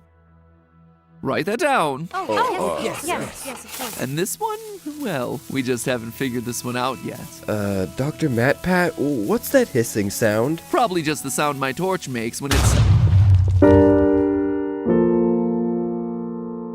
Hello, Internet! Welcome to Game Theory, the show that continues to chisel away at the hidden lore of Minecraft. And in that little archaeological dig, we've covered the secrets hidden in a lot of Minecraft's environments, from the game's underwater biomes, to the woodland mansions and caves, to what lies beyond the portals to the Nether and the end. But one that I've largely left ignored up till now has been the desert biome, which I can now say, having researched this theory, was a huge huge mistake on my part. While the desert might be lacking in life, it is teeming with lore, filled with subtle game design decisions that give us details about the long-forgotten ancient world of this game, and connecting in with a lot of the theories that we've had since the earliest days of the channel. In short, the desert is where everything in the lost history of Minecraft's world began, which is why it is a shame that I am only starting to cover it now. So I hope you're thirsty, theorists. Thirsty for a nice, tall, cool glass of knowledge, that is. Because today is all about cats, creepers, and desert temples, oh my. To begin with a quick refresher, my little Minecarft Lore series, which I've been building on for the better part of 2 years, began with the premise that the world of Minecraft was once home to an ancient civilization of builders who left behind the structures that we see today. Over time, and many episodes of game theory, we've been able to show that this ancient race was obsessed with preserving life, leading to experiments with soul sand that resulted in the creation of the Wither, alongside other mobs that might also be made from souls. And while I think I've made a pretty solid case for all that so far, today we're going to examine a piece of evidence in the game that is by far the strongest argument for this being the true history of the Minecraft universe, one absolutely intended by the game developers, and not just me, you know, doing that thing that I always do where I insert lore where lore was never meant to go. So what exactly am I talking about? Well, if we examine the blocks of the temples that spawn randomly into the desert biome, we see a symbol that looks like a real-world hieroglyph, which in ancient Egypt was the symbol of life, the Ankh. And this should immediately strike you as odd. The world of Minecraft is entirely fictional, and largely a blank slate, where we can layer in whatever adventures we want to have in this world. And yet, for some reason, this is our one instance of a real-world symbol being used in the Minecraft universe. I mean, when the game's developers were designing these structures, they didn't have to use any symbol. It's not like jungle temples or underwater temples have any sort of real-world symbology in them. So that's already an odd little outlier about these temples, but beyond that, if they really felt the need to use hieroglyphics, there are dozens of iconic ones that they could have chosen, like the Eye of Horus, which, if you ask me, is much more iconic.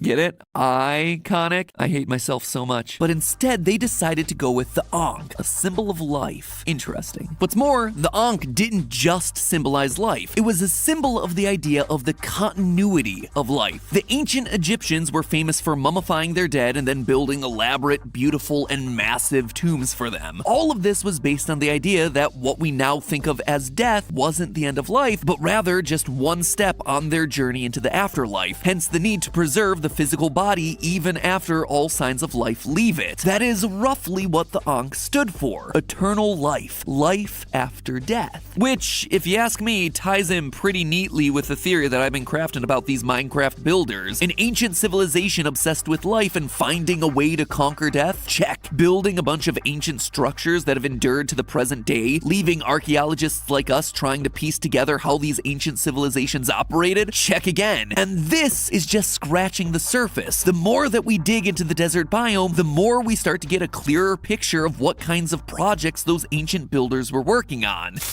Oh yeah, we're talking about those guys. One of gaming's most iconic enemies, the Creeper. One of the first things that every player learns about the desert pyramids is, well, you gotta be careful, because the people who built them left behind some traps in the form of TNT. In fact, desert pyramids are one of the very few places in the game that you can actually find TNT. You can find TNT near the ocean by looting buried treasure and shipwrecks, but the only places that you're gonna be finding TNT in the world itself are in the desert pyramids or in certain woodland mansion rooms. Put a pin in that woodland mansion stuff, we're going to come back to that in a few minutes. Now, the desert temple TNT is notable because TNT has a very specific connection to the Creeper. Obviously, TNT and the Creeper are both very explodey. They both make a similar hissing sound.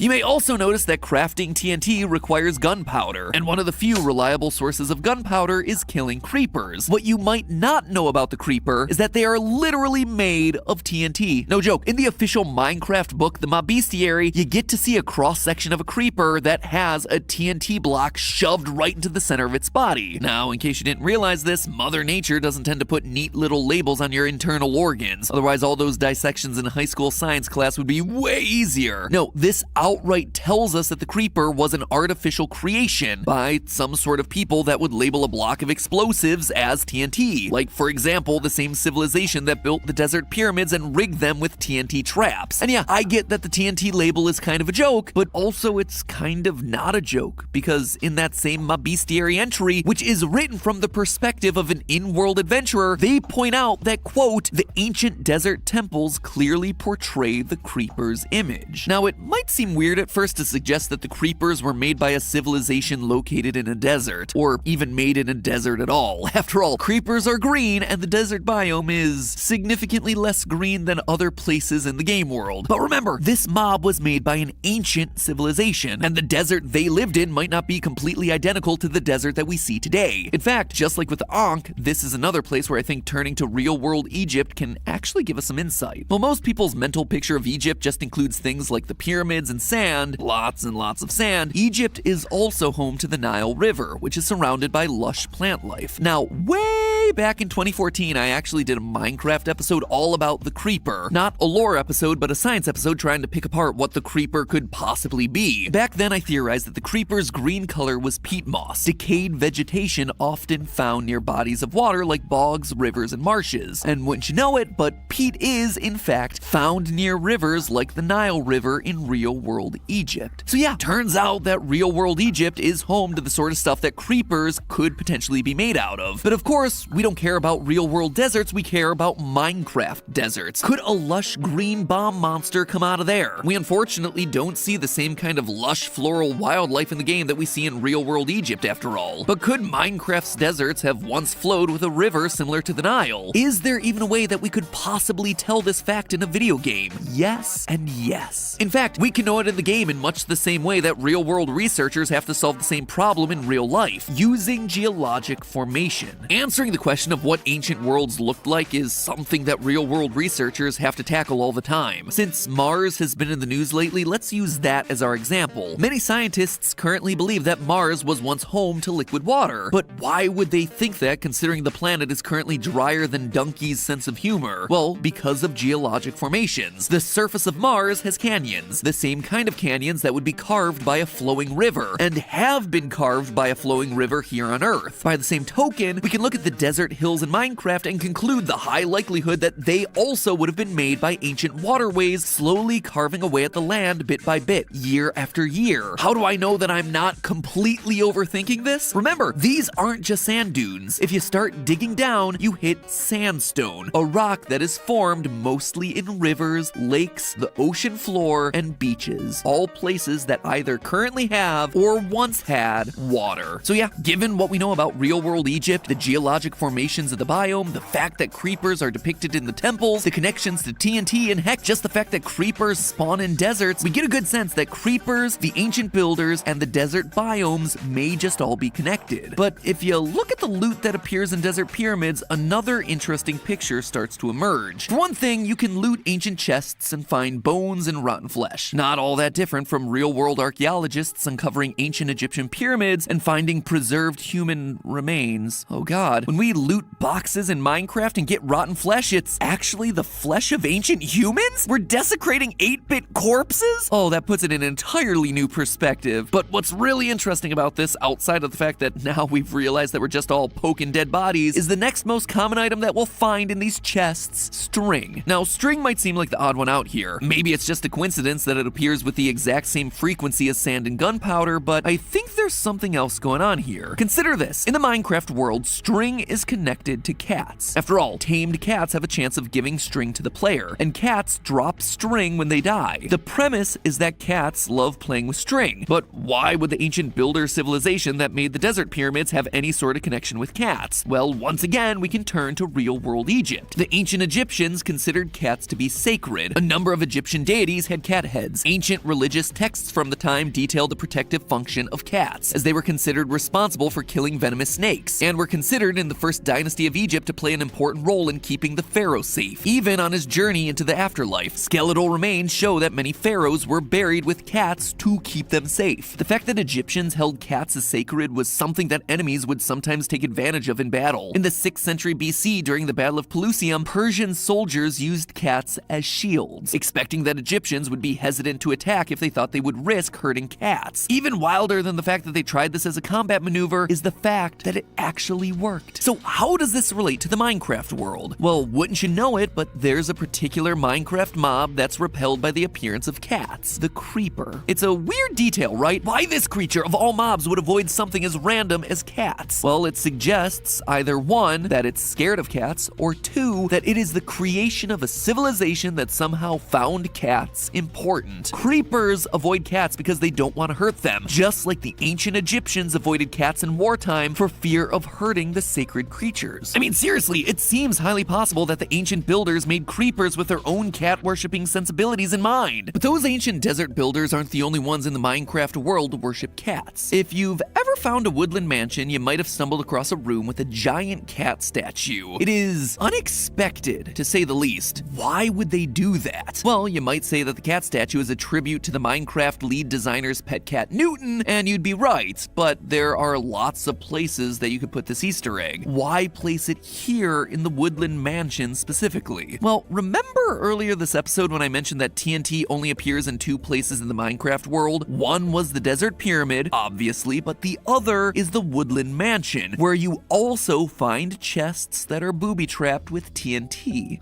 Something tells me that the illagers might be copying someone's homework. And not just with cats and TNT either, but with the whole concept of life itself. I've spent multiple episodes trying to prove to you how the illagers are experimenting with the power of eternal life, most notably through their usage of the totems of the undying. But these Egyptian connections just take it all one step further. Cats, TNT, Ankhs, a quest for eternal life, from ancient Egypt to Minecraft desert temples to woodland mansions, it all connects. And now we start to see how these pieces may start to fall together. Could it be that creepers were some of the earliest creations of the ancient builders, living in their desert temples? Perhaps it was their experiments with life and creating life that led to the creation of a walking, sentient pillar of TNT. And as a society that valued cats, just like their counterparts in real-world Egypt, and as evidenced by the strings stored throughout their loot boxes, they endowed their creations with a similar respect for felines. And from there, could it be that illagers are long-lost descendants of that culture, with their cat statues and their TNT booby traps? Or are they just imitating this ancient culture, cargo culting it without really knowing the logic or reason behind it? Who knows? The answer to that question may be coming. I hear that this summer we're going to be able to do our own archaeological excavations in Minecraft. I mean, I can dig it, as in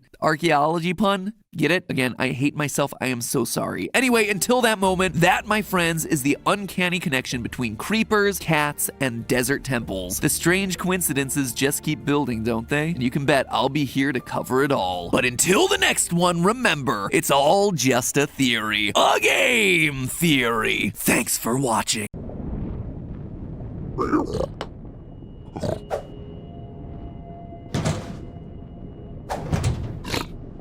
Hey, nice kicks you got there. Wonder what I'll get.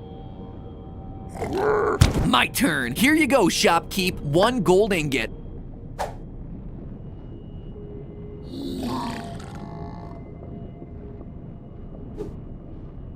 Wait, this is just a wad of string. Fine, here's another one. What do I get? Random barters suck. Hello, Internet! Welcome to Game Theory, the show that's taken another dive into the deep end of Minecraft's hidden lore. Almost 2 years since we started journeying down into this lore rabbit hole, but there's one area of the Minecraft universe that I've yet to cover in depth. My friends, we are long overdue for a discussion of the Netherlands. I meant the Netherlands, the nether space lands, the lands of the nether, the nether regions. Oh, you know what I mean. The Nether is, in my estimation, one of the most misunderstood parts of the Minecraft canon, and it all stems from the widespread misconception that the Nether is located deep beneath the overworld. Now, don't get me wrong, I get why everyone thinks this. The Nether is located entirely underground with no sky above it. Dig up, and you'll only hit a bedrock ceiling. And the fact that distance traveled in the Nether translates to a much greater distance traveled in the overworld makes a lot of sense if they're concentric circles around a single core. Even the fact that they named the game starting position as the overworld seems to imply the existence of an underworld, a world associated with Hades, the fire-filled, dangerous hexscape filled with dead souls, which is exactly what the Nether is. I mean, you don't even have to go that far. By dictionary definition, Nether actually means lower in position, under or below. All the evidence is pointing to this one conclusion. Like, it is a slam dunk of a theory. At least it would be if it wasn't 100% wrong. Don't shoot the messenger here, friends. Minecraft's technical director Nathan Adams confirmed this in a tweet, saying that the Nether is a, quote, separate dimension. While the idea of the Nether being below the overworld is a common belief, it's not what they're going for. Well, you know what, Mojang? You could have fooled us. Anyway, knowing that the Nether is its own separate world connected to the overworld only through portals has some shocking and unsettling implications for the Minecraft universe. First off, the idea of the Nether as a completely isolated underground ecosystem is fascinating. It is quite literally a world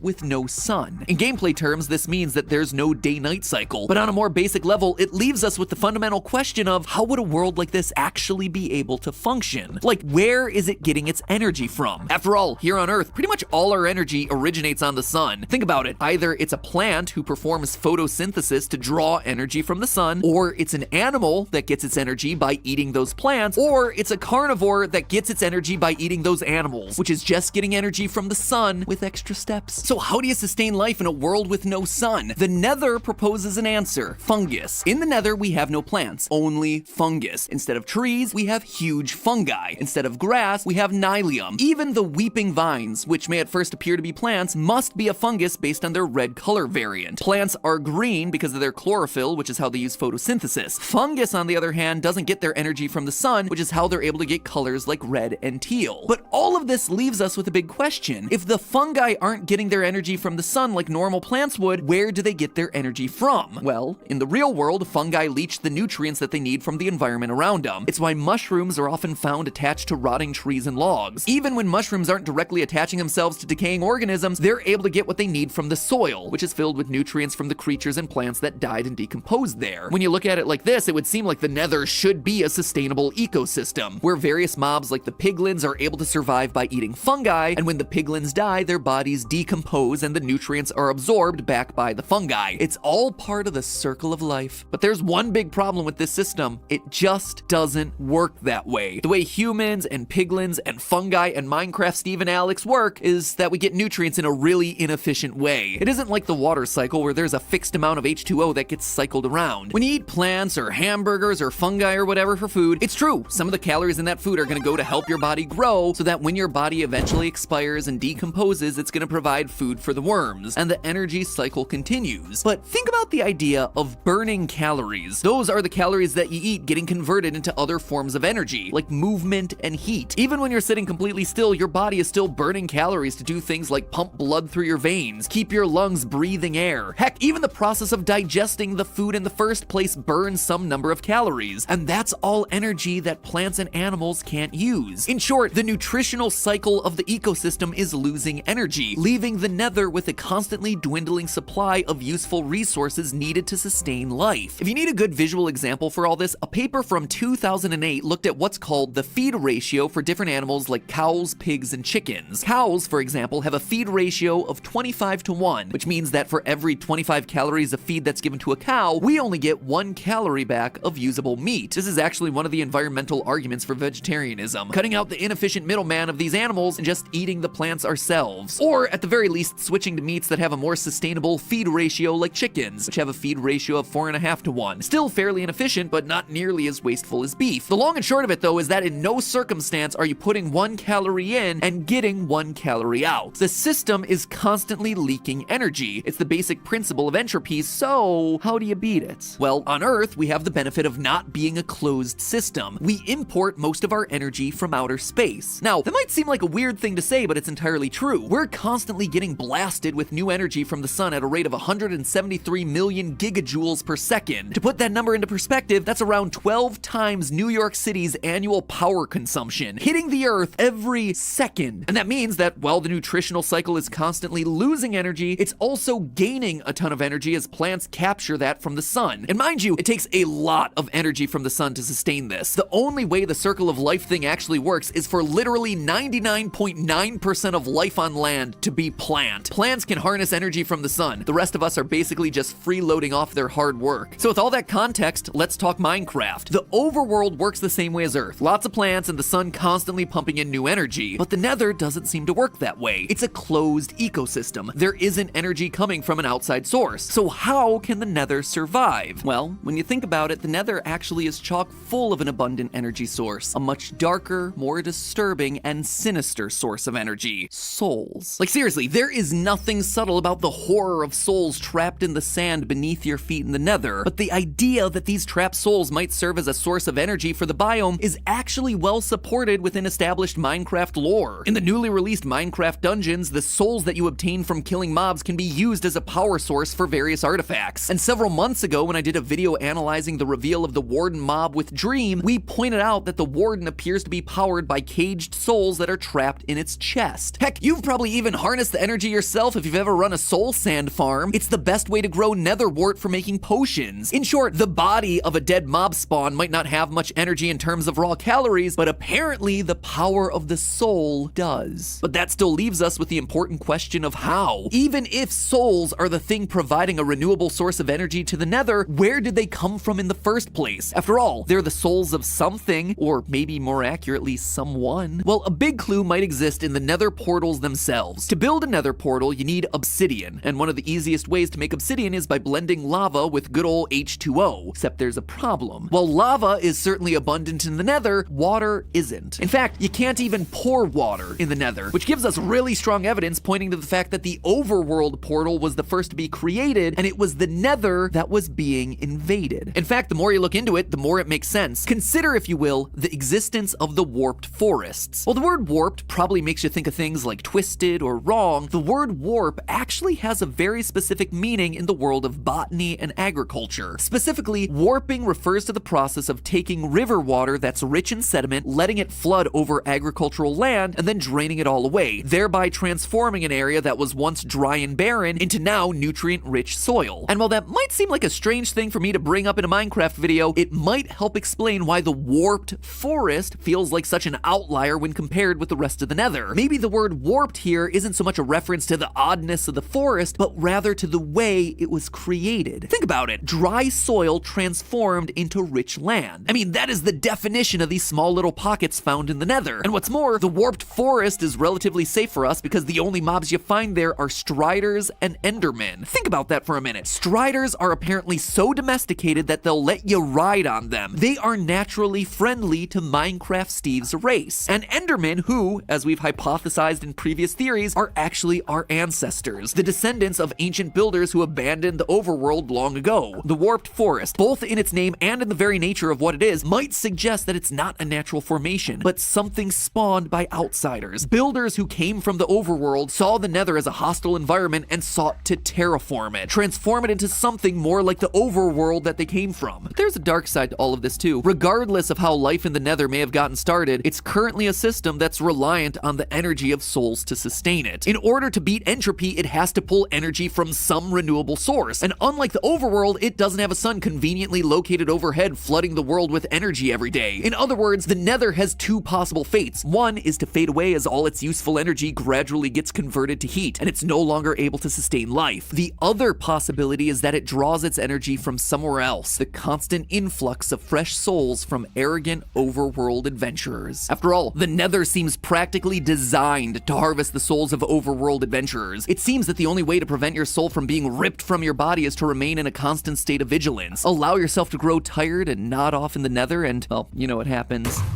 The bed blows up. The moment your eyes shut and your mind starts to drift into dreamland, that's the end of your worldly existence. Just another fresh soul to feed a dimension that's hungry for energy. Now that gives a whole new meaning to the phrase soul.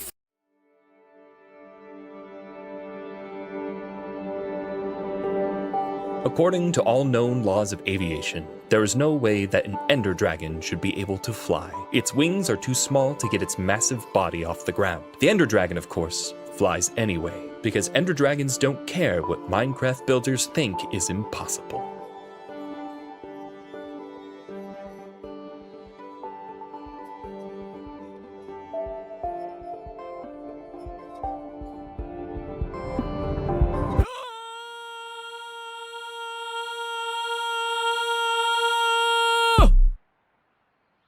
Hello, Internet! Welcome to Game Theory, the show that's closing in on 15 million subscribers. By the way, did you know that every time you ring the notification bell, an ender dragon gets its wings? It's true. Try it. Oh, there's one right now. Look at him go. So majestic. You did that. You! And sure, I get that some of you might not want to give an ender dragon anything since it's, you know, the brutally destructive final boss of Minecraft, but by the end of today's episode, I think you're gonna be changing your mind. Today's theory is a bit overdue in my Minecarft Lore series, considering that my first video started at, funnily enough, the end with a capital E, that is. In that episode, I mentioned the Ender Dragon only briefly, speculating that, based on the achievement for defeating it, titled Free the End, it seemed that the Ender Dragon was a tyrant oppressing the society of Endermen. But, after digging into more of the game's secrets, I don't think that's the case anymore. Or, at least it's not the full story. Sure, it might be easy to look at the Endermen, the descendants of an ancient builder civilization transformed by spending generations in the end and subsisting off of a diet of chorus fruit, and presume that they must be at the mercy of this powerful dragon that rules over them. But if we dig into the evidence, it actually tells us something very different. So today we're gonna focus on Jean and her story. Oh, sorry, is that name not ringing any bells for you? Well, it should. It's confirmed by Minecraft creator Notch and other members of the Minecraft development team that Jean is the official canonical name of the Ender Dragon. Apparently Minecraft Steve got his name the exact same way, a random comment by the franchise's creator, so as far as I'm concerned, these two names are equally official. Anyway, today is all about Jean and how we as the player have been ignorant to the fact that for the past decade the game has been begging, nearly screaming at us to not kill her. That's right, we're supposed to spare the Ender Dragon. But to understand why, let's start at the beginning of the end.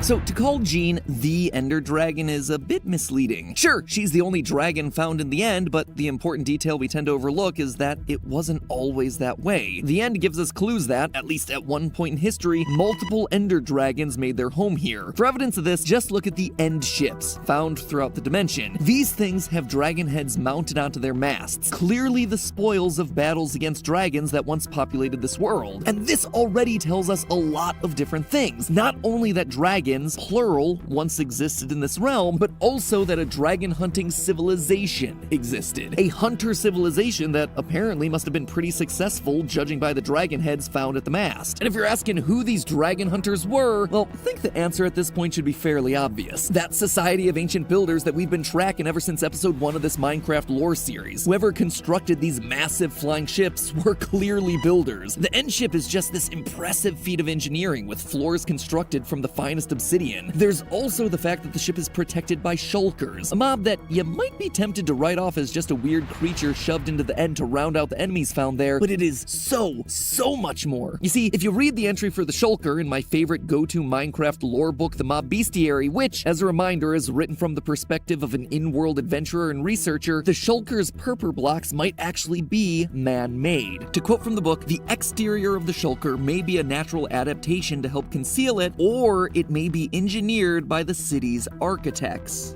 That is a weird thing to call out there, book. What a huge logical leap to make. I don't know about you, but it seems to me like it's heavily implying that that is the right answer. That the shulkers were actually engineered by builders. Still, whether these shulkers are a feat of bioengineering or just an instance of cleverly domesticating a native end species, one thing is clear, whoever built the end ships were serious about science. So why were the builders hunting dragons? Were they merely trophy hunting? Tracking down the biggest and most dangerous game just because they could? We've talked in past theories how the civilization demonstrated a lot of hubris, convinced that their ability to build gave them the power of gods, with power over life and death. So could the war against dragons just be another extension of that? Maybe, but I don't think it's just that. Case in point, the Elytra capes that enable the player to fly. These capes are kind of like the final reward in a traditional game of Minecraft. You beat the dragon, you get access to the end ship, and boom, you find this unique item that can only be found here. And not only are they exclusive to the end ships, but they have a texture and use that all but screams that they were made from the remains of defeated dragons. We clipped their wings so that we ourselves could obtain the power of flight. I don't think it's a coincidence that the one major flying item that we obtain is being done in the one world where the main mob is a giant flying dragon. When the builders got to the end, they saw something they had yet to conquer, the skies, and so they were determined to tame those skies, just like they had done to the overworld and later the nether. Fun fact, by the way, even though elytra seems to be a made-up fantasy word for dragon wings, the elytra wings are actually based on real-life biology. Many insect species, especially beetles, possess elytra, though in the real world, the elytra wings themselves aren't used for flying, but instead as a protective outer coating covering the hind wings that the beetles actually use for flying. Anyway, with that little biology lesson out of the way, what I'm really interested in here is the story of the Ender Dragon, or I guess I should say stories, because when you actually look at the evidence inside the game, it seems to suggest a tale of multiple competing forces. On one hand, we have the end ships, which seem to be pretty clear evidence that there were builders who were into dragon hunting. So the builders must have been anti-dragon, right?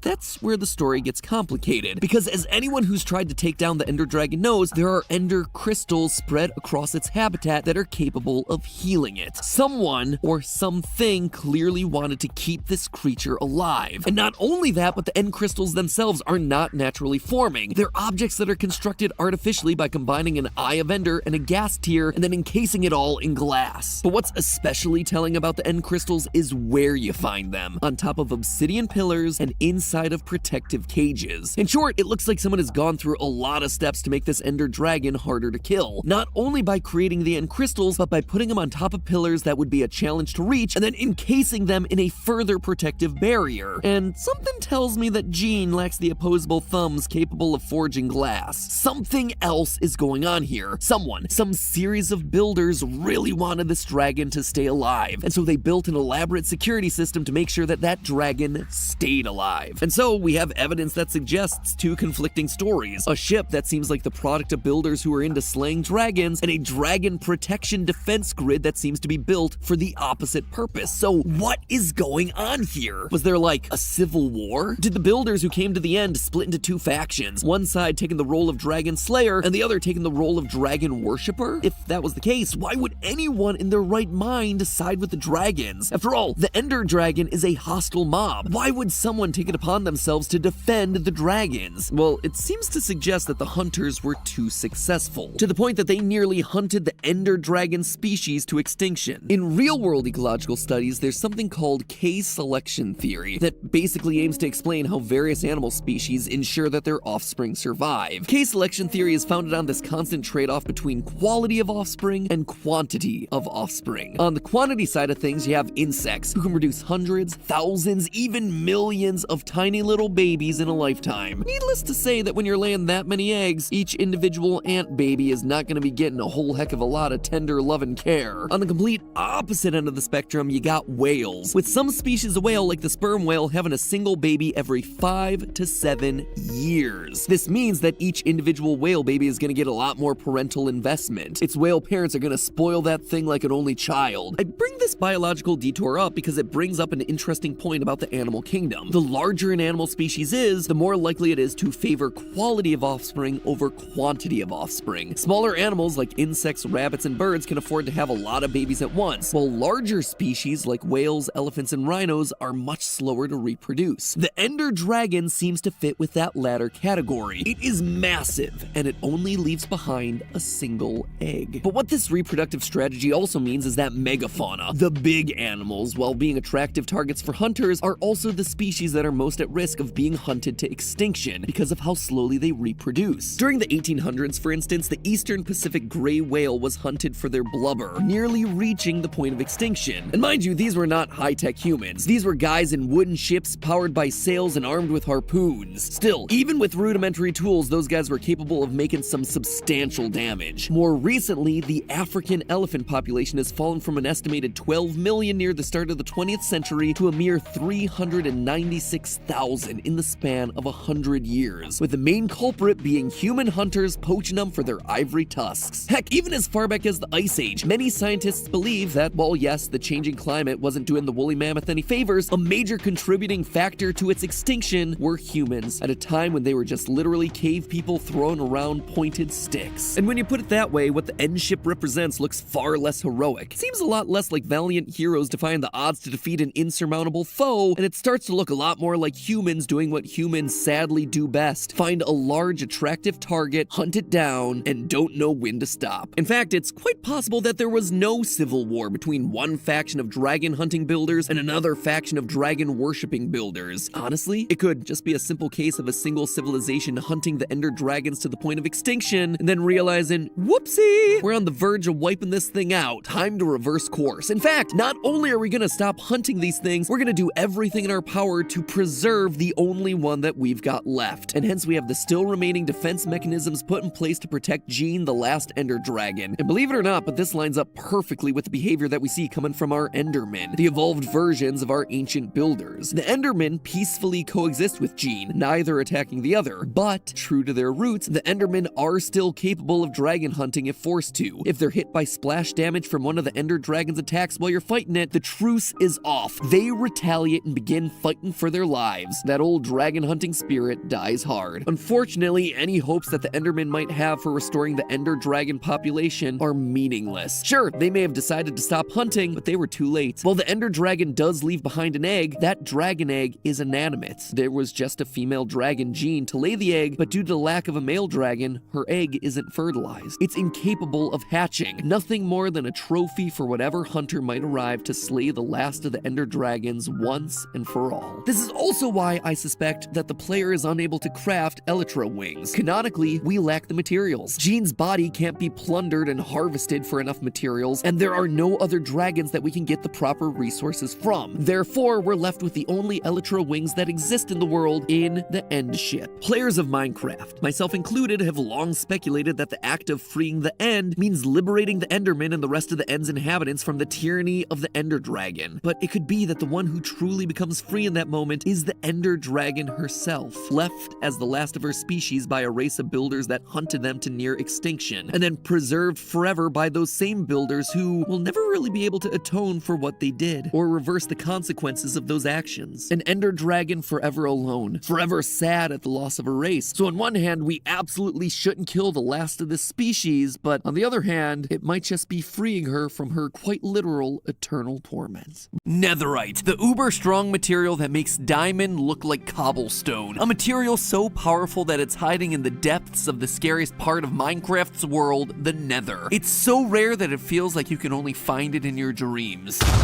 Well, it's not like any of us are going to be doing much sleep tonight, but why is it so hard to find? What is netherite, and where does it come from? Trust me, this is no simple origin tale, friends. It takes us from the depths of the nether to the reaches of outer space, and ultimately to the secret origins of Minecraft's long-lost lore. Hello, Internet! Welcome to Game Theory, the show that's doing the hard work of piecing together Minecraft's lore because clearly Mojang ain't gonna do it for us. We really want people to try to figure these things out by themselves, keeping the sense of mystery. Well, if the Minecraft lore is supposed to be a mystery, then consider me your persistent detective. So far, we've covered a lot of Minecraft lore on the channel, covering the history of this ancient builder race that constructed the monuments that we see throughout the world, something that kinda got confirmed by Mojang recently. So, the lowdown is, these cities, they come from an ancient civilization, but are you still recording?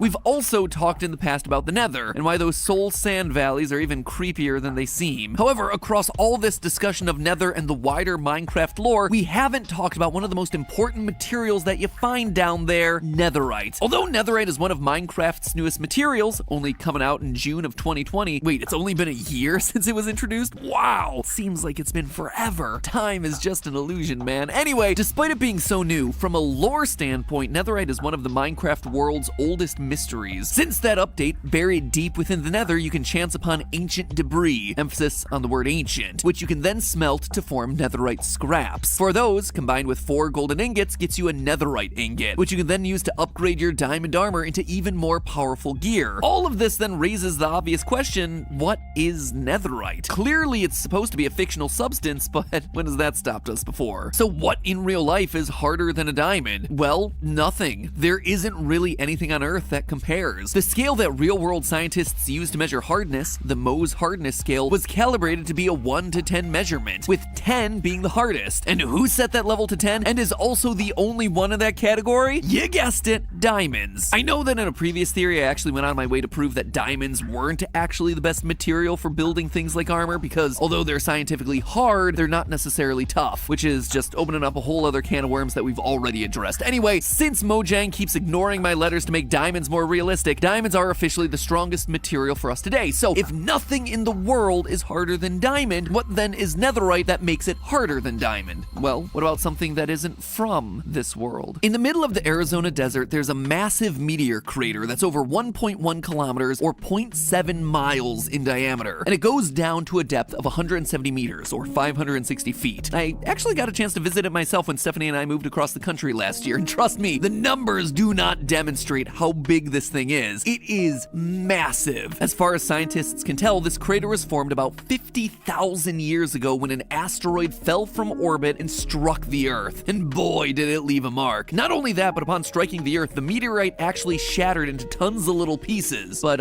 little might be a bit of a stretch. Here's me and Ollie standing next to the largest fragment ever found. As you can see, it's not so little. Regardless, these fragments went flying, and so scientists have spent decades hunting them down and excavating these meteorite fragments. In 1967, though, they discovered something that was truly out of this world, lonsdaleite, a substance that is in fact harder than diamond. Despite its outer space origins, lonsdaleite is actually extremely similar to diamond from a chemical perspective. A diamond is just a lump of carbon that's been subjected to a lot of heat and pressure, such that the atoms bond together to form a crystalline cubic lattice structure. Lonsdaleite also starts off as a lump of carbon, but is subjected to even more intense heat and pressure, causing its atoms to bond together differently. Instead of forming a cubic lattice, it forms a hexagonal lattice, which apparently is even stronger than the cubic lattice of diamond. Theoretically, a piece of lonsdaleite with a perfect hexagonal lattice would be up to 58% harder than diamond. The big asterisk here, though, is that the lonsdaleite fragments that we've recovered so far have just a lot of impurities, and as a result only measure around 7 to 8 on the Mohs hardness scale. But in its pure form, lonsdaleite is basically diamond plus. They're both essentially the same material, carbon, just subjected to different levels of heat and pressure. And the fact that it's so similar to an actual diamond makes it a fascinating parallel to netherite. Because remember, netherite gear isn't just something that you can create from scratch. Instead of putting together a couple of ingots on top of a stick, you need to start from the base of a diamond sword, and then add a netherite ingot. Netherite gear is just an upgraded form of diamond gear. Not only that, but the lonsdaleite recovered from that 50,000-year-old meteor is all in the form of scattered fragments, which I suppose one could describe as ancient debris, just like it is in Minecraft. So what? Am I saying that netherite is the remains of ancient meteorites that fell from space? Well, as much as I'm tempted to make this episode about Minecraft's ancient aliens, the nether is a closed ecosystem with a ceiling, which means it's completely cut off from outer space, so that seems pretty unlikely. Plus, the truth about lonsdaleite is even though we found it in meteorites, it's not strictly an alien substance. Remember, it started off as regular carbon. Scientists in fact believe that while it was floating in space, the carbon was just simple graphite, no different from the graphite that you can find in your pencil. Well, okay, not exactly the same. The tip of your pencil is only 65% graphite, 30% clay, and 5% wax and other resins, but still basically the same idea. Anyway, thanks to the meteorite's size, it was big enough to survive the heat and pressure of entering our atmosphere, and in turn created the conditions necessary to create lonsdaleite. Now, if only there were somewhere in Minecraft that was super hot and pressurized.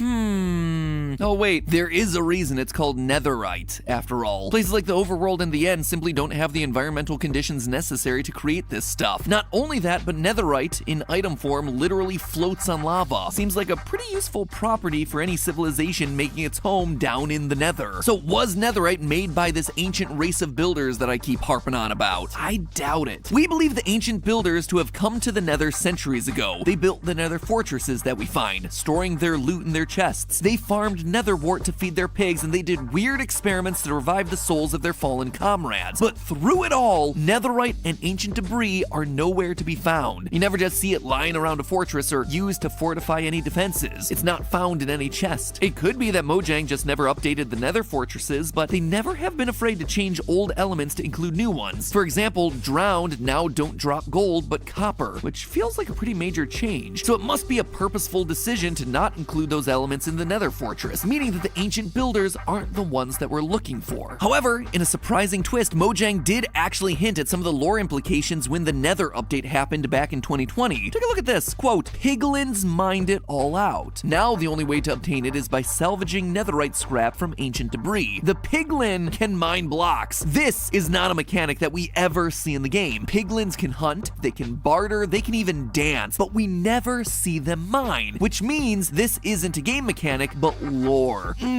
Sweet juicy lore. If they're capable of mining, as well as the other things that we just mentioned, what else could they do? How about starting a civilization? Think about it, there isn't just one type of piglin. Much like villagers and illagers, there are a couple of variations of piglins, namely the piglin brute. They hunt in teams, they celebrate together in victory, plus they're able to barter with us for resources. If this isn't a society, well then, I don't know what you're defining a society as. But it doesn't stop there. Piglins are found all over the Nether, but there's one very particular place where they're found congregating. Bastion remnants, which if the name doesn't give it away, aren't entirely in one piece. They're remnants of their former selves. Clearly, in the lore of the game, piglins have been able to form societies, build civilizations, and defend against intruders. Who then were the intruders? Given the fact that piglins are immediately hostile to you, the player, I would suspect that they're at war against the ancient builders, our ancestors. This would first of all explain the ruined state of the bastions, but would also explain what all the natural netherite was mined for in the first place. If they're under attack, netherite would provide them the perfect defense. The ancient builders were using diamond gear, so why not counter with a fortress made of netherite parts? It's fire resistant, it's perfect for being built into the landscape of the Nether, and it's super strong. However, like most natural resources, it will eventually begin to run out. Their defenses weaken, and although netherite is stronger than diamond, it's not indestructible. So with no netherite left to replace the broken parts, the bastions fall and are left in ruin. The piglins seem to have won the war. I mean, look who's still kicking around the Nether in the present day, but they lost the most valuable resource that they had in the process. As centuries passed, those bastions that fell became buried underground, much like the ancient cities that exist in our world. But with netherite's fire resistance, any broken scraps that were left in the bastions would survive the lava flows and ground shifts, so it would never really decompose, leaving us with the ancient debris buried deep underground that we know today. Something else I always thought was weird about the bastions is that you can find netherite and ancient debris in the chests, but not netherite tools or armor. With this in mind, it does kind of make sense. There are no diamonds in the Nether, so they had no means to make netherite gear, but they had plenty of gold, so they could make ingots and blocks in order to fortify their bastions. It would also explain the piglins' affinity for gold. What do we use to create a netherite ingot? 4 scraps and 4 gold ingots. Knowing that they have a limited amount of pure netherite, the piglins have resorted to making a netherite alloy of sorts, using one of the other natural resources that they have down in the Nether, gold, which is why they're willing to give you all manner of items for even a single nugget. They're trying to collect whatever scraps they can to rebuild their civilization after the ancient builders destroyed it. And their hatred still stands today. Why else would they be immediately hostile to you? You're an invasive species, one whose kind has already been down here before and brought ruin to their thriving society. Piglins get especially mad when you try and take a look in the bastion chests. Now you're trying to steal the limited resources that they have left to rebuild what they once were. They've even trained piglin brutes to not be blinded by gold, to just remove that intruder at all costs. In the end, much like we find ourselves trying to piece together clues that we find throughout Minecraft to construct a history of this world, the piglins themselves might be in the same position, piecing together remnants of their past in order to reconstruct their history. But hey, that's just a theory. A game theory. Thanks for watching.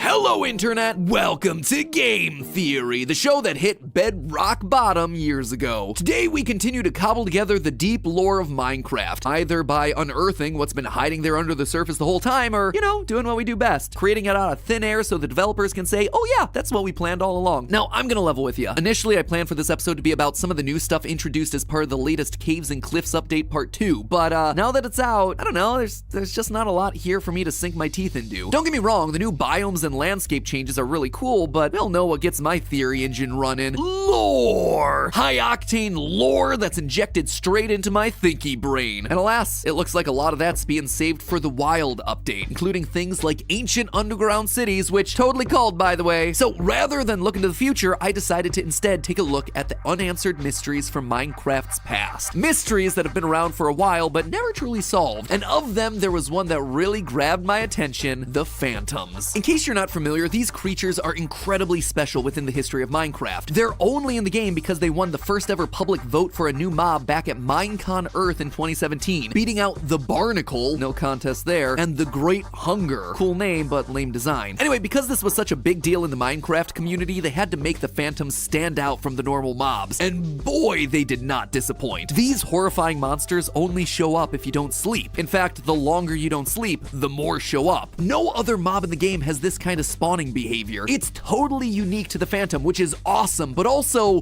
why? Why would we have voted for this? These things make the game so much harder, especially in the early game if you can't find any darn sheep to make a bed. But this spawn behavior got me thinking, what actually are these things? We do have some flying creatures in the overworld, bats and birds mainly, but they're tiny in comparison to this thing. And take a look at their design. They're like the stuff of nightmares, a bony, decaying body accompanied by ear-piercing screeches.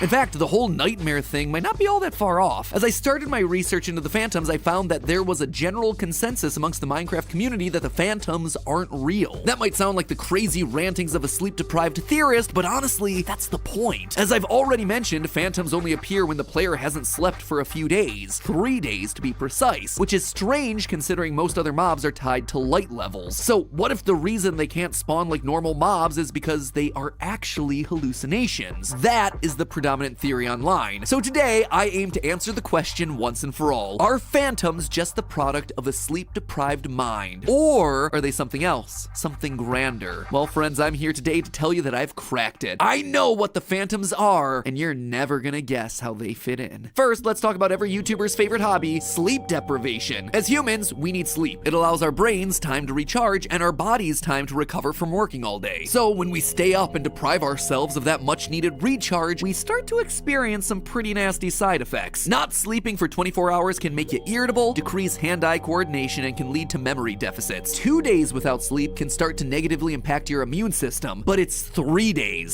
72 hours without sleep where the crazy stuff starts to happen. It's here that you actually start to hallucinate, to see things that aren't really there. So this idea that phantoms only appear after 3 days without sleep actually reflects the real-life science of sleep deprivation. Not only that, but after 3 days of no sleep, your body can start to harm itself, causing inflammation in muscles and joints, which is gonna hurt, matching the pain that you're feeling when the phantom attacks. Finally, lack of sleep can lead to death. If you're awake for long enough, your brain can stop functioning properly, which can lead to organ failure and, in rare cases, death. Just like what happens when we get swarmed by phantoms after many nights of no sleep. Also, just worth mentioning that the word phantom literally means a figment of the imagination, so, you know, some really strong evidence to support the whole they're hallucination theory. I can absolutely see why this explanation has existed for so long in the Minecraft community. And yet, because of course you knew I'd have something else to say, there's one tiny problem with the hallucination theory. Phantoms drop items, physical items called phantom membranes, which are described as leathery skins obtained from killing phantoms. You can pick up this item. Heck, cats can pick up this item. Sounds pretty real to me. Plus, you can use this item to fix your elytra. If this item was imaginary, you'd believe you'd fixed your elytra and then you'd go out for another flight only to fall to your very real death. But that's not what happens here. The elytra do actually get fixed. If you've tamed a wolf, they'll attack the phantoms, just like they do other mobs in the game like zombies or skeletons. If phantoms were just hallucinations, your dog wouldn't be able to take them out. And lastly, you can capture these things. You can name tag them and you can keep them in a makeshift cage. It's a bit of a challenge, but if you do manage to pin one down and then go to sleep, the phantom is still gonna be there when you wake up. They haven't despawned. So again, they just simply aren't hallucinations. So for this mini Morty, I'm gonna have to call the hallucination fan theory busted. Yay! I just debunked a common internet belief. Gonna be real popular spoiler after that one. But while I've just shot holes into a theory, I've yet to propose one of my own. So what, in my mind, is a phantom? Well, let's first look at the phantom's other qualities, namely the fact that it's considered to be an undead mob. The undead mob category is mainly filled with very obviously undead enemies, basically all the variations of zombies and skeletons, zombie villagers, zombie horses, zombie piglins, skeleton horses, things like that. There's also stuff like drowned and husks. All of them are representations of living things that exist elsewhere in the world. Villagers, piglins, horses, hoglins, players, ancient builders, like we've talked about in previous theories. But the phantom is different. Once again, it's unique as the only undead mob to not have a living counterpart. Or does it? Loyal theorists, I propose to you that the phantoms are actually the undead versions of ender dragons. See, I mentioned something earlier that I wasn't able to shake, the phantom membrane. This unique item is incredibly important because it's the only one in the game that can be used to fix your elytra. Before the introduction of the phantom in 1.13, you could repair your elytra using regular old leather, but as soon as phantoms were introduced, phantom membranes became your only viable option, which tells us that there's a very specific connection between these two items. Repairing items in Minecraft works on a like-for-like basis. If you want to repair your diamond armor, you have to use diamonds. Same for your tools. So the fact that phantom membranes can repair elytra would imply that they are in fact one and the same. Now, in one of our previous episodes, we actually discussed the creation of the elytra and determined that they were created from the wings of ender dragons. That's why they can only be found in the end ships, and why, unlike practically everything else in the game, we're unable to craft them. After defeating Gene the Ender Dragon, the final living dragon, there simply isn't enough material in the world to create a new set of elytra. So if elytra come from dragons and phantom membrane repair elytra, then phantoms must be dragons. But phantoms look nothing like ender dragons, I hear you saying. Yeah, if you compare the two side by sides, there isn't a whole lot connecting the two. However, if you look at the initial design process that went into making the phantoms, you start to find a few more connections. Here's the original design that was shared during the mob vote of 2017. The design originally included a flapping mouth, which was removed because the designers felt it made it look too much like a Muppet, which, yeah, I can definitely see that. The only other mob to have itself a flapping mouth, the Ender Dragon. Now, that might have been a bit of a stretch, but what's not a stretch is that for the longest time, the phantom was meant to have a black color scheme. Originally, it was just black, but if you take a look at the official toy collection for Update Aquatic, when the phantoms were first introduced, what do you notice about the phantom? It had a black design with gray detailing, just like the coloring of the Ender Dragon. And just like that, we suddenly begin to see a lot more similarities, especially with the top edge of the wings and the tail details. Sure, since then the coloring has changed and the toy collection has been brought in line with the coloring in the game, but this shows us that up until quite late in the development, the design was made to reflect the Ender Dragon. Even elements of the Phantom's game design are reflective of the Ender Dragon, specifically the way it attacks. It flies around in circles and then swoops down to attack, much like one of the techniques employed by the Ender Dragon during your fight. Sure, this might sound like a weak connection, but I'm not the one making it. This element of the Phantom's mechanics is specifically called out in the Minecarft Dungeons wiki. Quote, the attack and flying behavior of phantoms in dungeons is similar to various species of hawks in reality instead of the original game, which use the Ender Dragon's behavior. All of this points to these two creatures being linked, but I get it, there will be skepticism around this. After all, the phantoms are still missing some key features of Ender Dragons: arms, legs, long necks, and you know, they're tiny by comparison. My best guess is that they're probably meant to represent like dragon babies, but the truth is, I don't have any more physical evidence to give you that would explain those things. But I think I can offer some hypotheses, some game hypotheses, as to why everything works the way it does. First, the membranes. You would think that if we collected enough phantom membranes, we'd actually be able to make a new elytra, but we just can't. Well, I'm assuming that's because the phantom's skin is decaying and damaged. It's undead, so it's weaker. It's good enough to patch a wing, but it wouldn't be strong enough to actually make a full set like the ancient builders did from fully formed dragons. How then do you explain the whole 3 days thing? Well, we actually get the answer from Jeb himself. Quote, this manta ray-like monster is a flying creature that spawns at high altitudes. It's attracted to insomnia and will find players who haven't slept for many days. It's attracted to insomnia. It's not created by insomnia, which implies that it does already exist in the world. So what then is going on here? Well, not sleeping for long stretches of time can increase your heart rate and body temperature. Plenty of creatures in the animal kingdom rely on those things to sense prey. Barn owls can hear a mouse's heartbeat from over 50 feet away. But specifically, I want to call out pit vipers and boids, two snake varieties that use a natural form of infrared thermal vision to hunt. They have these cavities located on each side of their head called pit organs, which allow them to detect the heat difference between their prey and the environment, down to the level of millikelvin. So if you weren't sleeping and your temperature began to rise as a result, suddenly the nocturnal phantom is able to distinguish you from everything else and can swoop in for the kill. As far as how phantoms fit into the overall narrative of this world that we've slowly been crafting theory by theory, I think it all comes back to the illagers. For those of you who don't know, the illagers are a group of exiled villagers that live in the woodland mansions. Now, after looking at the behavior of these mobs, I proposed a couple theories back in 2020 that suggested these guys were doing experiments to bring the dead back to life. In one of those theories, I described the illagers as a cargo cult, a society that was once visited by a strange, highly advanced group of people, in this case, the ancient builders. And when those ancient builders disappeared, they didn't understand why, nor did they understand the technology and tools that they left behind. These visiting strangers become like gods to the indigenous people, and so the cults will often recreate items and structures they saw used by the visiting groups, but with less sophisticated technology. This is why illagers have beds, maps, and end portals inside of their woodland mansions that are made of wool. They understand the visuals of these items, but not the purpose of them, or how to actually craft them. And it's the end portal which is actually the focus for us today. See, back in that other theory, I said that in order for the illagers to create a fake version of an end portal, they would have had to have seen an end portal. And they knew it was significant because this is where the ancient race of builders appeared from. If this is true and the ancient builders were using some form of an end portal, then chances are the illagers would have heard stories of the ender dragons, these monsters that the ancient builders were actively hunting to the point of extinction. They'd also be aware of the elytra that the builders crafted out of the dragon wings. So when the ancient builders suddenly disappeared, the illagers began to recreate things that they'd seen and heard about in order to try and get them to come back. They tried to create woolen portals to go looking for them, but to no avail, so they had to turn to more extreme measures. They'd already been experimenting on villagers and had been trying to recreate the ancient builders themselves only to produce zombies. So why not try to recreate the one thing that they knew the ancient builders had been actively hunting, the ender dragon, hoping that doing so would bring the ancient builders back to protect them. But there was a problem. They had never seen an ender dragon. All they had were stories that they'd been told, maybe some scraps of dragon and elytra that the ancient builders had left behind. But that didn't stop them. They sought to make something out of that scaly, leathery material. And with the elytra being small in size, they could very well have believed that maybe the ender dragon wasn't really that big. They created something that to them looked like the creatures of legend, but they needed one more thing, something to bring it all to life. So using the evoker's powers over the spirit realm, the ones they used to summon the Vex, they managed to pull the vengeful spirits of the fallen ender dragons and put them into these new bodies. This is why phantom membranes can't make elytra. The skins of the phantoms are an imperfect copy of the original, now rotting with decay thanks to the inorganic nature of their birth. Phantom is another word for ghost after all, the spirit of the dragons, now a shadow of their former selves, roaming the night sky hunting down the descendants of the ancient race that wiped out their species, screaming at us with the same dying scream that we hear when we kill the last ever ender dragon.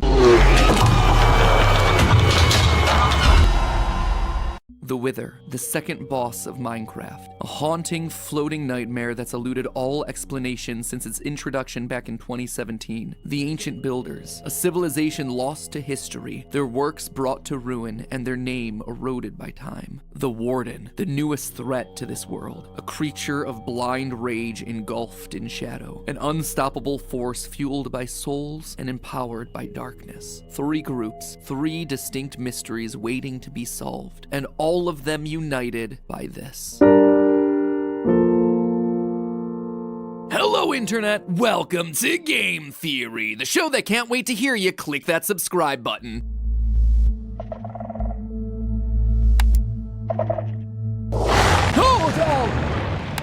Is it safe?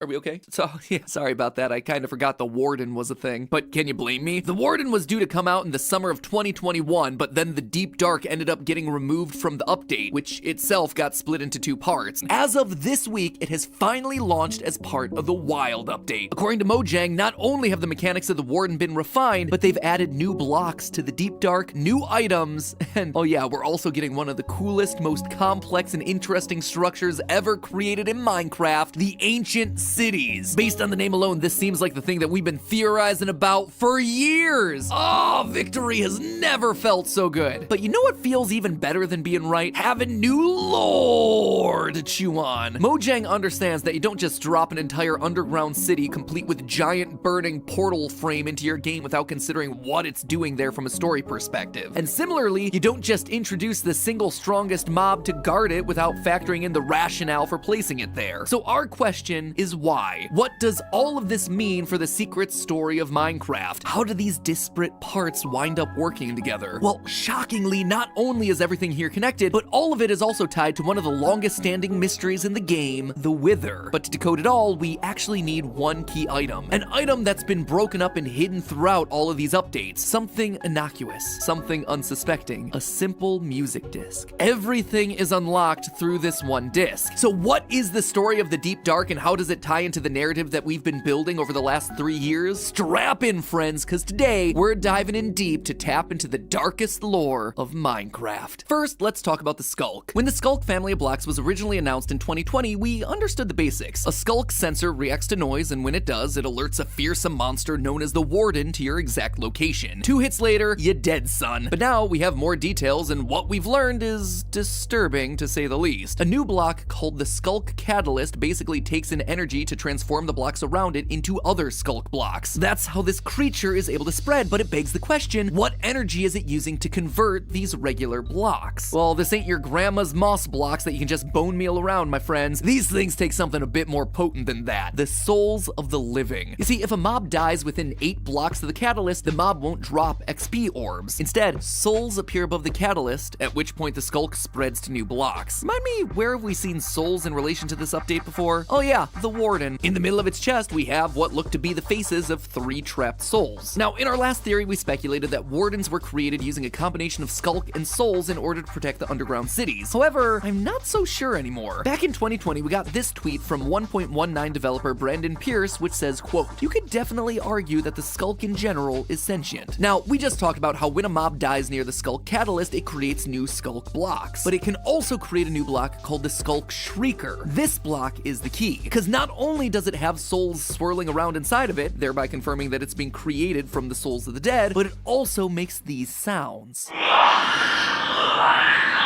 That's fine. I didn't need to sleep tonight. Minecraft is totally a kid's game. Anyway, that shriek isn't just signaling that I have to take an adult diaper change. When it goes off, you'll hear another noise, the sound of something burrowing up to the surface. That something is the Warden. So what am I saying here? Well, I'm suggesting that the Warden wasn't created by the ancient builders to protect themselves. Instead, I think it was made by the Skulk to protect itself. When it senses danger, it summons a creature made of Skulk, an unstoppable force that acts as the final line of defense, trying to ensure the survival of this species. And this is actually supported by the Warden item drops. You see, if you manage to take one down, it drops a single Skulk Catalyst, which honestly feels like a crummy reward for something so difficult. However, from a lore standpoint, it makes perfect sense. If the Warden's primary objective is indeed the survival of the species, then in defeat, it would want to release a last-ditch attempt to keep the species alive, hence a single catalyst. But that still doesn't answer the major question, where did the Skulk come from in the first place? For that, we actually have to take a closer look at the new biome, the Deep Dark, and more importantly, those ancient cities. Once you enter the Deep Dark biome, you start to find these patches of Skulk blocks. If you follow these patches further down into the cave, eventually you'll find an ancient city, ruins covered in even more Skulk. Logic would dictate that since the concentration of Skulk is higher in the cities, this must be where it originated. And this seems to be correct. In the ancient cities, the hallways are covered in woolen carpets. That's an important detail since the Skulk and Wardens are sound-based entities. They respond to your steps. And wouldn't you know, woolen carpet are the only blocks that don't activate the Skulk when they're walked on. This tells us that the inhabitants of the ancient city were clearly aware of the Warden, and they were trying to live their best alongside it. However, just because this seems to be where the Warden lives now doesn't mean that it's always been here. Right in the middle of the ancient cities is a massive structure made out of a new block called Reinforced Deep Slate, an immovable, indestructible block similar to the end portal frames. But that's not where the similarities end. In the game files, this big structure of Reinforced Deep Slate is known as the City Center. It's a pretty generic name, right? Doesn't really tell us all that much. However, there are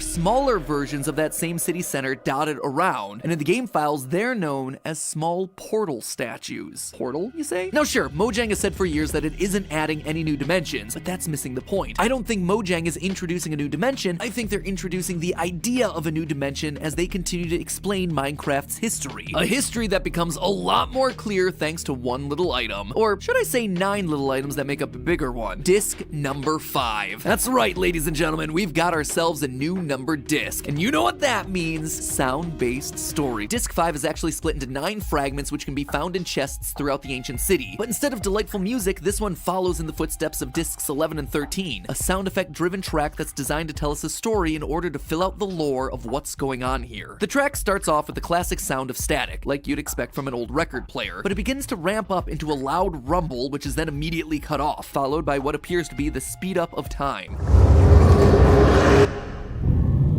We'll hear these sorts of speed ramp effects a lot throughout the disc. The next set of sounds are ones that are familiar to anyone who knows discs 11 and 13. The sound of someone walking underground, this time on dripstone. You can tell based on the footsteps, using their flint and steel to light a fire while bats flutter through the cave. However, as this character walks, it eventually turns into a march, which is then joined by other footsteps coming from what seems like heavily armored soldiers. We can make out sirens going off in the background.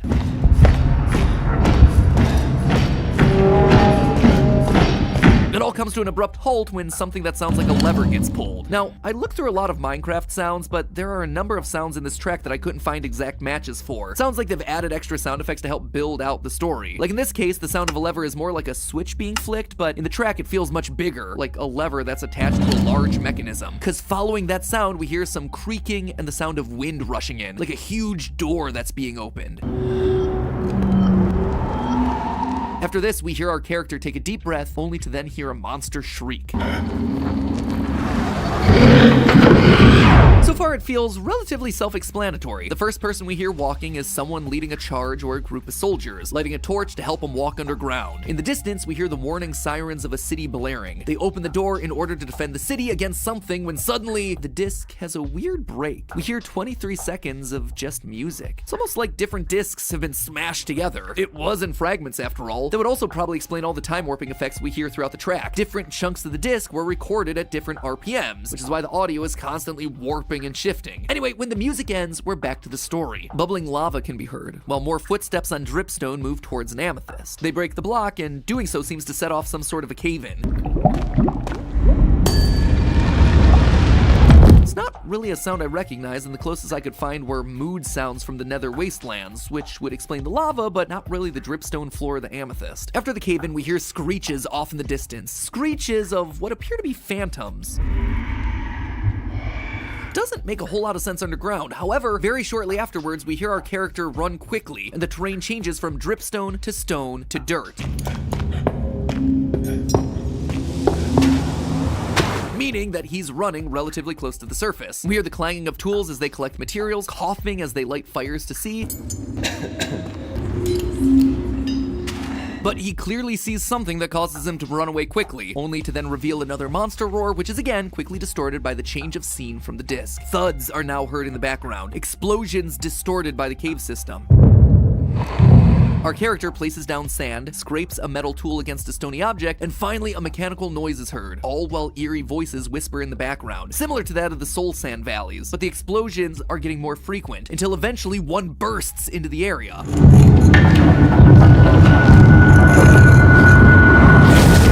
There's a brief moment of silence before suddenly the reverse sound of glass is heard, and we hear the souls shriek in a huge gust, leaving nothing but a warping hum in the background, all of which sounds very similar to the creation of a portal.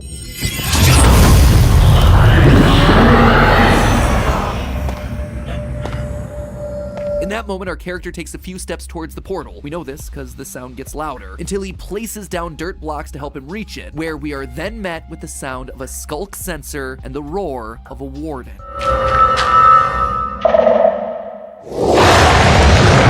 The tape actually winds down here, but there's actually one more sound mixed in with the warden roar. Listen carefully.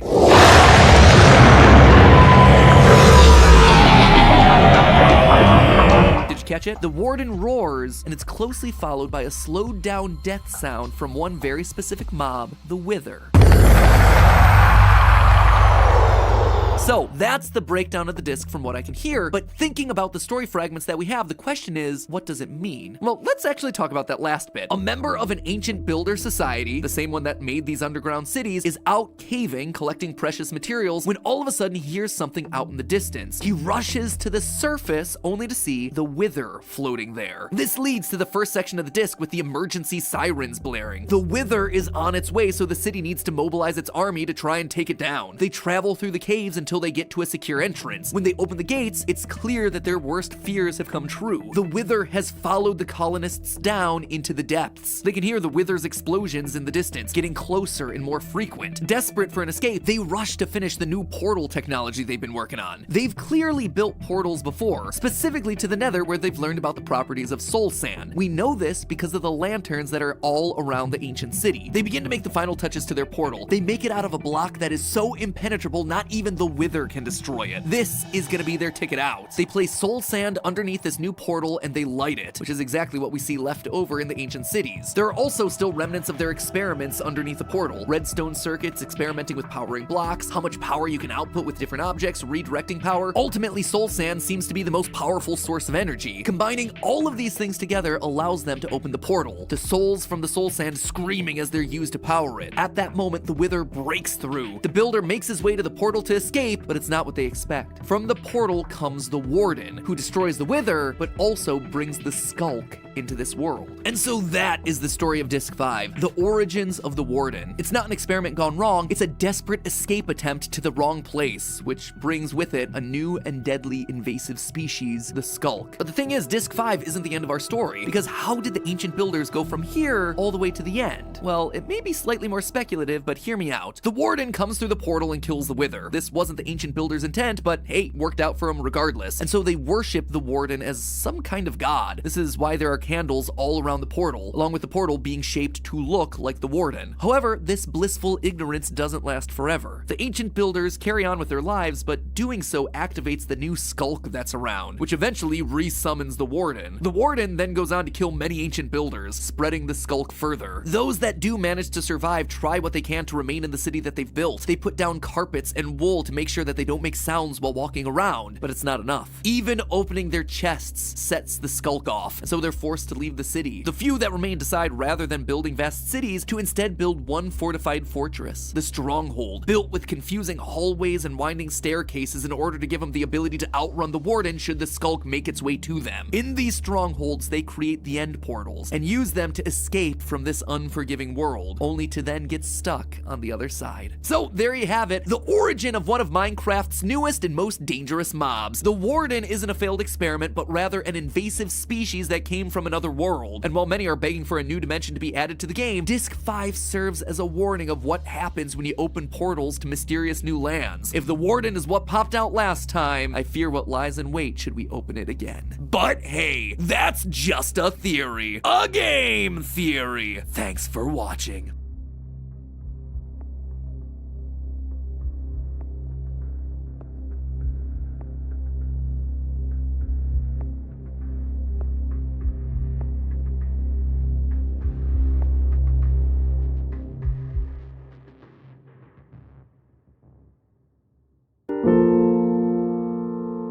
Hello Internet, welcome to Game Theory, the show that gives you more videos when you give it more subscribe buttons. Recently we did a theory all about some new inclusions to Minecraft during the Wild update. Specifically, we dug down into the deep dark to uncover the origins of the Warden, how the Warden actually has the spirits of 5 children stuffed inside it, and the underground ancient cities are actually old forgotten pizzerias.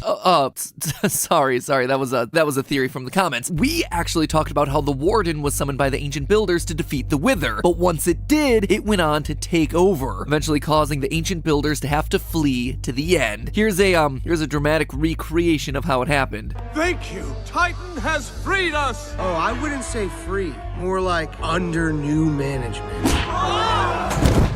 But But there was so much more to this wild update than just the warden that I didn't get the chance to talk about. We have the mangrove biomes that are full of intricate tree formations. We have frogs that eat slime and magma to produce light. Definitely a theory for another day, but the biggest part was the long-awaited introduction of the 2021 mob vote winner, the laay. This mysterious-looking creature has one main function: to support the player in gathering resources. You give it an item, and it'll pick up more of that same item from the surrounding area. It's no wonder this thing beat out the glare and the copper golem. I mean, a creature that tells you it's dark? I can't see and I'm being attacked by skeletons. Something tells me it might be a little dark in here. The laay, meanwhile, this thing is perfect for adventurers, for music lovers, and for gathering the most difficult resource in all of Minecraft, the lore! That's right, this thing is deep fried in the stuff, simultaneously confirming theories we've had in the past about other mobs, while also opening brand new doors for us to explore about the world. And true to form, it's dark, it is disturbing, and it'll confirm for you that bit by bit, it's this channel's mission to expose this bright and friendly building game for the disturbing, twisted dystopia that it's always been. I mean, I'm not the one who's putting sound effects like this into the game. I'm just the one who's there telling you what it all means. So let me be your personal laay today. Give me a few minutes of your time and I'll bring back more lore than you could shake a stone pickaxe at. This, my friends, is the tortured history of the laay. Let's start things off with a hot take. The laay look a lot like the Vex. Yep, I know, this is the searing insight that you come to this channel looking for. In all seriousness though, this is obviously something that people have been calling out since the lay's announcement, but I do think it's worth starting there to see whether the connection is more than just skin deep. Or, I suppose, soul deep? Remember, the Vex aren't made of skin. According to the mob bestiary, quote, "We do not know what a Vex's body is made from since it has not yet been possible to obtain a specimen, but it is quite possible that it is not flesh as we know it." We actually did a trio of theories back in 2020 that discussed the lore surrounding the illagers, and in part 3, we took a closer look at the Vex specifically. Thanks to their lack of flesh, their ability to phase through walls, and the fact that they glow in the dark, we concluded that they aren't undead mobs like zombies or skeletons, but rather creatures made of souls. And that is souls plural. If you listen closely to their audio, you can hear multiple voices present. So, how does this compare to what we know about the laay? Well, for starters, listen to one of the new sounds added to the game called laay chortles. For those of you who don't know, to chortle means to laugh in a noisy or gleeful way. But even if you ignore the definition, you can totally hear it, right? The laughter of the laay sounds very similar to one of the many voices heard within the shrieks of the Vex. Listen again and compare the two. And that's not all. The laay share in the Vex's ability to glow in dark environments, which again would imply that it too is some sort of a spirit. But the biggest connection of all might just be the names. Vex is a word that means to anger or worry, while the word laay means to relieve or alleviate. Clearly two opposite sides of the spectrum, kind of like an angel and devil on Minecarft Steve's shoulders, one hoping to bring him relief, the other worry. All of this tells us that these two are similar in many ways. They're both clearly spirits, but it doesn't quite tell us whether they're actually connected to each other. Are the laay good versions of the Vex? Are they all just random spirits, or is there something else going on here? Well, again, let's go back to those Vex shrieks. In our previous videos, I talked extensively about how the evokers seem to be experimenting using life and death. There was a lot of evidence pointing to that, but the fact that they drop totems of undying, literal tools for resurrecting the dead, is a pretty major clue pointing in that direction. And in that theory, I guess that the Vex was just another example of them using souls to create some new horrifying monster to do their bidding. Now, back at the time of the theory, we didn't know exactly where those souls were coming from, but now the answer is clear. The laay are the ones being experimented on. They're being joined together and corrupted in order to create the Vex. Let's look for a minute at their spawn conditions. The laay are only able to be found in pillager outposts and cages, or in the woodland mansions locked up in jail cells. I mean, that's a weirdly specific place to find anything, let alone some weird flying spirit creature. And you want to guess how many laay can be found in each cage or cell? 1 to 3. The same amount of voices that we can hear inside of the Vex audio files.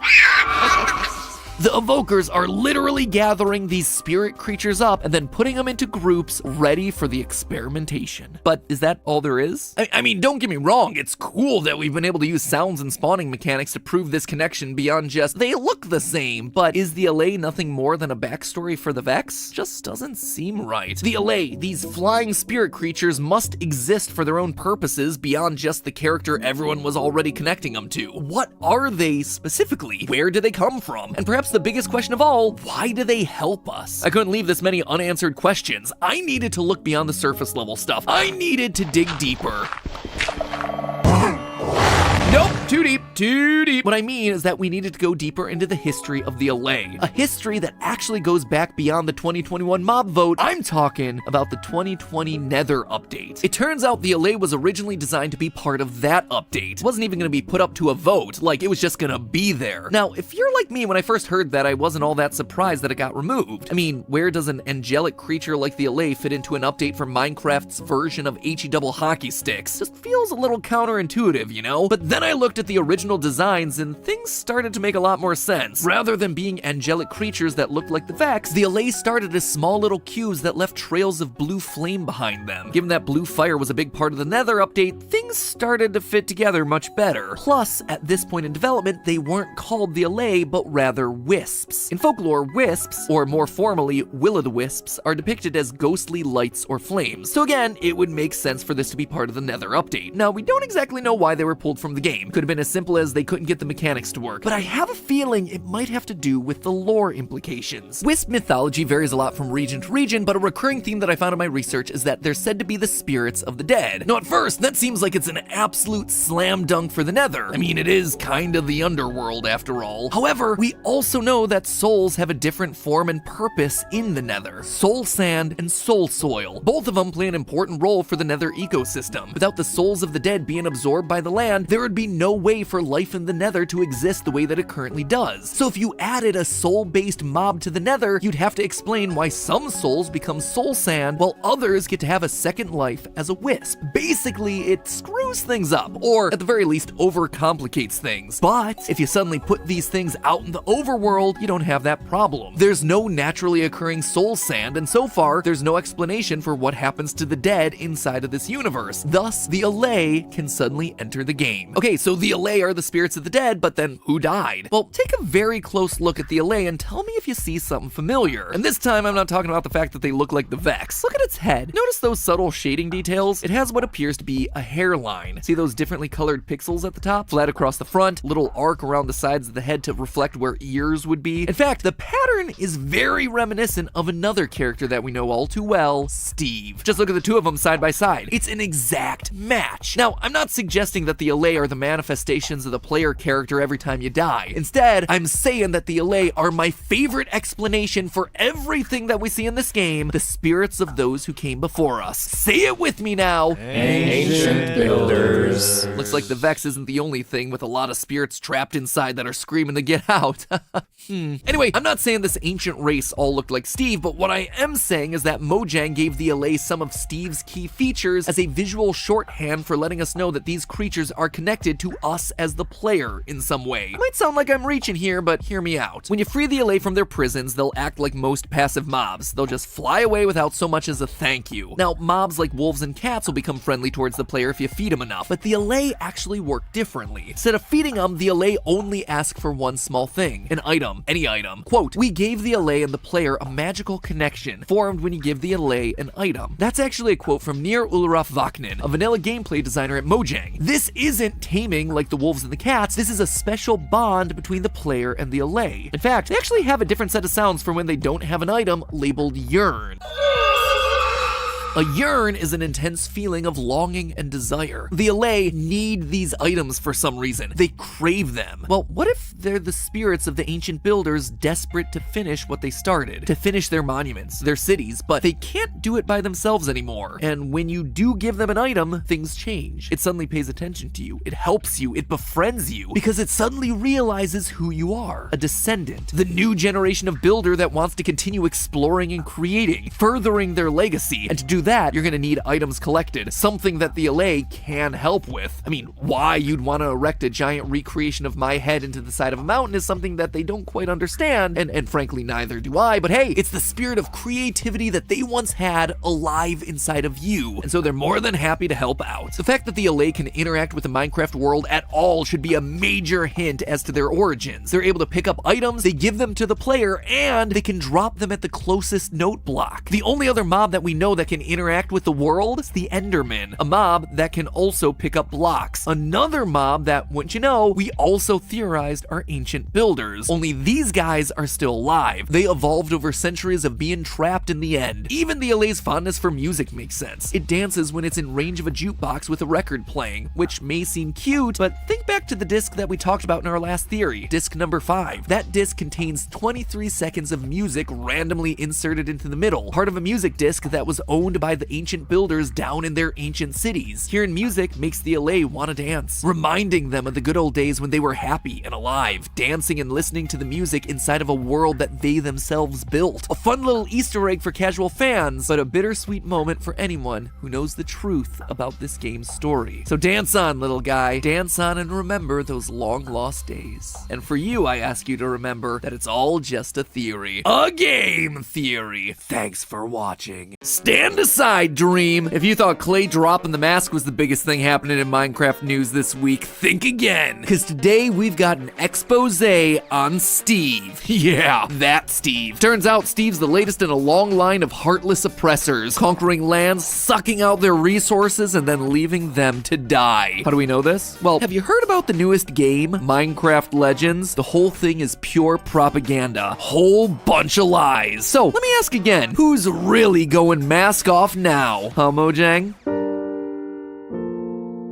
Hello, Internet! Welcome to Game Theory, the show where we're still trying to bribe Mojang into telling us what's canon. And if people are asking, is that fact? Did that really happen? We're not saying that that's exactly what happened, but maybe it did. Do you think it did? What's it gonna take, Mojang? How many emeralds we talking about here? Because whatever it is, I will make it happen. You see, friends, today we're diving into the newest addition to the world of mining and crafting, the yet-to-be-released spin-off title, Minecarft Legends, an action strategy game that, based on the first few trailers, seems to be bursting at the seams with, say it with me now, lore! I mean, just look at this thing. You can see enemy mobs like zombies, skeletons, villagers, and are those baby creepers down there? All of them uniting together to follow a mythical hero leading the charge against an invading force of piglins. And looking at some of those pig people, it looks like they've been hitting the gym recently. What is going on with this game? Well, whatever it is, it seems important. You know those mysterious broken nether portals that you find out in the overworld? Half-filled frames of obsidian surrounded by magma, netherrack, and gold engulfed in flame? Minecraft proper never truly answers why they're there or how they get there, but it seems like the new game is gonna answer all of that. Within the first 40 seconds of the announced trailer, we see nether portals bursting up out of the ground, piglin armies charging through them ready for battle. And again, look at it, netherrack with gold detailing. They are the same thing. It's likely these nether portals got dismantled by the united overworld army who broke them up in an effort to prevent more piglin forces from charging on through. So right off the bat, this new game seems to be positioned as a critical linchpin for fleshing out the lore of Minecraft. If new mobs and backstory are one of the things that they're putting into the trailer alone, can you imagine what must be hiding in the game proper? I could spend hours poring over this thing frame by frame to find all its little secrets, except there's one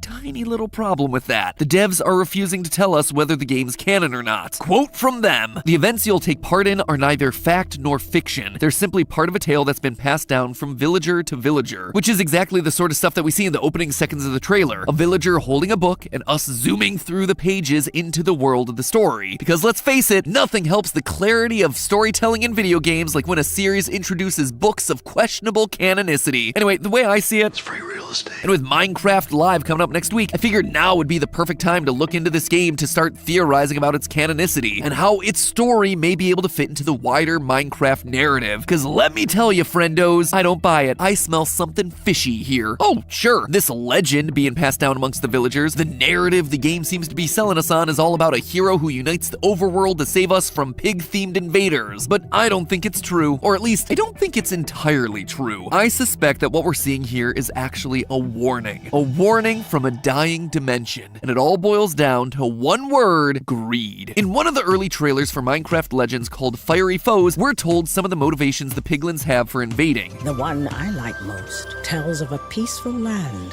that did not know cruelty.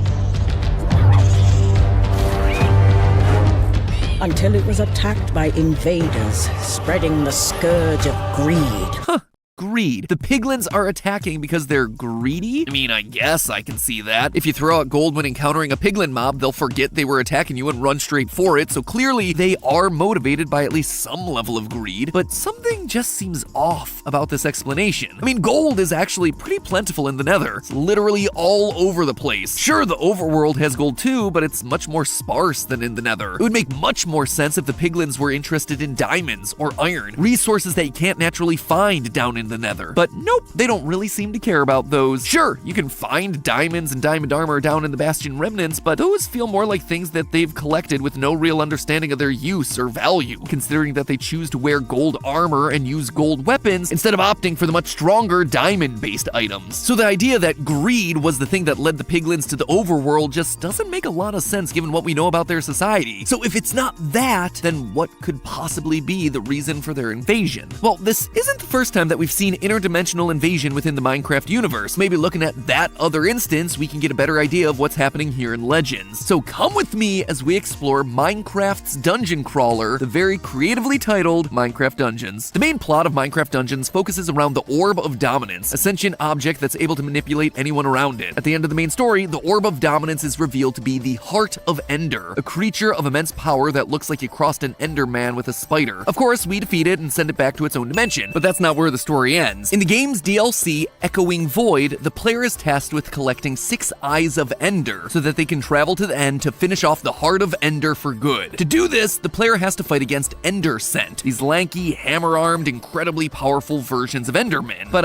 why have we never seen these things before? Are they just a construct for the game? A mob to fill out the roster of a new title? Or is there an actual lore reason they're here and not in Minecraft proper? Well, as I kept playing, I started to see that this was only the beginning. As we're all very familiar with by now, the end in vanilla Minecraft is a fairly desolate wasteland. You've got abandoned cities, a very limited number of mobs, and a singular type of plant, the chorus fruit. But over in the Minecraft Dungeons Echoing Void DLC, the end actually looks very different. You'll find that there are a number of species and subspecies that we've never encountered before in the regular game. In addition to the giant ender scents that I just mentioned, there are also 3 types of enderlings: watchlings, lastlings, and snarelings. The end also appears to have plant life beyond just chorus fruits, with plenty of grass and trees lining the pathways through the game. This is a huge change from the barren yellow wasteland that we're familiar with in vanilla. But why? What could this possibly mean? Is this just because a different developer worked on the game, or because they were looking for an easy way to expand the franchise? No. And we know this for a fact due to one creature, the endermites. You see, the loss of animal and plant life that happens between Minecraft Dungeons and main game Minecraft is known as biodiversity loss. Something has caused the dimension to undergo a massive decrease in the number and variety of flora and fauna living there. Now, in the real world, biodiversity loss is generally a marker that the ecosystem is dying due to factors like global warming, natural disasters, or the two that I think that apply to the end, invasive species and overexploitation of resources. Let me give you an example of how these sorts of dominoes fall. Back in 1926, the last of Yellowstone National Park's wolf packs were killed off by employees, all as a part of an effort to reduce danger to humans that might be camping there. Good job, humans! Way to punish animals for the problems that we ourselves create. However, this set off a chain reaction of unintended consequences. By removing an apex predator from the ecosystem, suddenly the elk population exploded inside the park, and they began to overgraze. This then damaged the population of trees, which in turn lowered the number of birds that the area could support. It also made it so beavers were unable to properly build their dams, which caused higher levels of soil erosion along the riverbanks. The erosion and overgrazing impacted the plant life near the river that shaded the water, which combined with the lack of beaver dams, raised the water temperature beyond what the local fish could tolerate. The ecosystem was in a death spin. The only thing to stop the downward spiral was a reintroduction of wolves back into the ecosystem. And this is what I suspect happened between Minecraft Dungeons and Minecraft. You see, if you've been watching our Minecraft theories for a while, you'll know that there's evidence to suggest an invasive species did indeed show up in the end. Us, humans, whatever you call the ancestors of Steve. believe. I call them the ancient builders. As we've talked about in past theories, it's likely that the ancient builders, while on the run from some threat like say the Warden or Wither, built an emergency portal to the end and then wound up getting stuck there. They were, whether intentionally or not, an invasive species to this new land. And since they had no way home, they had to start using local resources to survive. As we see in Dungeons, it's likely that when they first traveled to the end, it was a thriving natural ecosystem. They began to build cities using the local resources, purple wood and purple blocks. There are also a number of new glowing blocks throughout Minecraft Dungeons and cities. And given that most of the fauna that we see here is bioluminescent, it's likely that those were the plants used in creating those lanterns. All of this usage by the invasive species overtaxed the available resources, which in turn left the end to start its slow, painful death spiral. It also didn't help that the builders hunted down the race of ender dragons to near extinction in order to make their elytra. Again, this is something that I went much more in depth into in a past theory, so if you're a bit confused or you want more detail, or you're just like, hey, prove it, MatPat, that video is available for you right there. Anyway, just like the wolf packs in Yellowstone, when you eliminate an apex predator from an ecosystem, there's gonna be some unforeseen consequences, some dominoes that tip over that you didn't see coming. And here, it's the endermites. You see, in the Minecraft Dungeons Echoing Void DLC, endermites are everywhere. They are literally crawling around the dimension. But in vanilla Minecraft, yeah, not so much. They only have a 5% chance of spawning when you throw an ender pearl. So what happened here? Well, I suspect that by killing the ender dragon, the ancient builders killed off the mites' only real predator in the dimension. And even worse, they probably gave them a massive feast. Hundreds of dead ender dragon carcasses that are all ready to be munched on, allowing the endermites to reproduce and multiply at a rapid rate. And when the ender dragon carcasses were all gone, well, mites are known to also eat plants, thereby leading the remaining fauna to be devoured by the bugs. But once that was gone, there was just nothing left but a wasteland. The endermites slowly began to die out just like everything else in the dimension. The only ones that were able to survive were those trapped in ender pearls, like the ancient insects that researchers are able to find trapped inside of amber here in the real world. The pearl is thrown and shattered in the game, setting free the ancient bug kept preserved inside. Which brings me back to the thing that started the whole theory in the first place, the piglins in Minecraft Legends. Because while Mojang is claiming that greed is the reason for their invasion, knowing what we know now about the end, we can start to piece together a different picture. Sure, greed might be the impetus for this invasion, but not piglin greed. In the trailer, we see piglins charging through the portal, except they aren't all piglins that we recognize. One of them is a massive, very intimidating looking piglin that seems to be what happens if you give a piglin brute some steroids. This shows us that, just like what happened with the end, the piglins and the nether also used to have itself a greater variety of subspecies. It also appears like the piglins may have been able to bring through a greater variety of hog-like mobs to assist them, which would explain the hoglin stables that can be found in some bastion remnants. But by the time we reach regular Minecraft, piglin society's been reduced to a crumbling ruin. They're a species that hoards the last remnants of their most precious resource. This isn't about greed for gold, it's about resource guarding, a behavior that's able to be seen in dogs when they're insecure over losing access to something that they deem important. This resource insecurity showcased by the piglins and the obvious drop in biodiversity that we see throughout the ecosystem points more towards the same issues that the end faced in Dungeons: resource depletion and ecosystem death. The piglins may look like they're on the attack throughout these Minecraft Legends trailers, but in reality, they're the ones on the ropes. And the reason for that, the ancient builders. I suspect that they were the aggressors here, invading the nether, taking what was down there, and the only recourse that the piglins had was to go to the overworld to fight back or go extinct. So if this is potentially true, then why doesn't the game just come right out and say it? Well, like the famous saying goes, history is written by the victors. I suspect the Minecraft Legends might be written that way as well. We've just talked about the fact that the nether appears to also be facing biodiversity loss, fewer piglin and hoglin subspecies, a nether ecosystem that feels like it's being picked clean. It's the exact same thing that faced the end throughout Dungeons. It was caused by ancient builders coming in and over-farming resources. So is it that much of a stretch to believe that the same thing is happening right now in the nether? And immediately you can start to connect the pattern here. The ancient builders arrive in a new dimension, they start farming its natural resources, they do irreparable harm to the ecosystem, and then the ecosystem tries to fight back. First we saw it with the Heart of Ender in Dungeons, and now we're seeing it with the piglin invasion in Legends. So far there hasn't been any indication that Legends will have us fighting in the nether, but I suspect that at some point down the line in the DLC or something, we'll not only push the piglin army back, but we'll chase them all the way to their homes in the nether and then finish the war off down there. In turn, we'll leave their bastions in ruins, the crumbling remains of a once great society laid waste by the armies of the overworld. And if that's the case, if we are indeed the reason that the world was decimated, of course we're not going to pass on the true reason to the villagers. villagers, the ancient builders would brand themselves as the heroes of this war, the underdogs, the ones that had to unite the overworld in order to fight the inhumane invaders from below the surface. And the villagers, safe in their healthy overworld with its abundant resources, wouldn't be any wiser. They'd just be blissfully ignorant of the truth, believing whatever they were told about the true reason these invaders were coming. It was greed. Sure, the pig-faced creatures wanted our gold. And yeah, it might have been greed, but it wasn't the piglins who were greedy. So, is Minecraft Legends canon? Yes. And no, the legend is canon. I have no doubt this story persists among the villager communities, but the story itself of an invading pig army? No, it's fiction. Or at best, it's a half-truth. It hides the reality that resource-hungry overworlds came, saw, and conquered, with zero regard for the species that lived there. Who would have ever suspected that this game, all about building, would have its roots tied to so much destruction? But hey, that's just a theory. A game theory! Thanks for watching. At this point, I think everyone's familiar with the Nether, Minecraft's version of HE double hockey sticks, a separate closed dimension with a bedrock ceiling and floors covered in fire and lava. Not exactly the most inviting of holiday destinations, but hey, at least the weather's consistent. But while the conditions have always been dangerous, this channel's favorite Minecraft characters, the ancient builders, seem to have thought that this was an ideal location to build big parts of their civilization. Why though? I've always felt like I was missing something there. What was so appealing about hellfire and brimstone that they thought that this is gonna be the perfect escape from all the horrors that they created in the overworld? Well, my friends, after my last theory about the piglin invasion in Minecraft Legends, I started digging, and what I found absolutely floored me. Buckle up, because the reason for the Nether being such a hot commodity is gonna give you chills.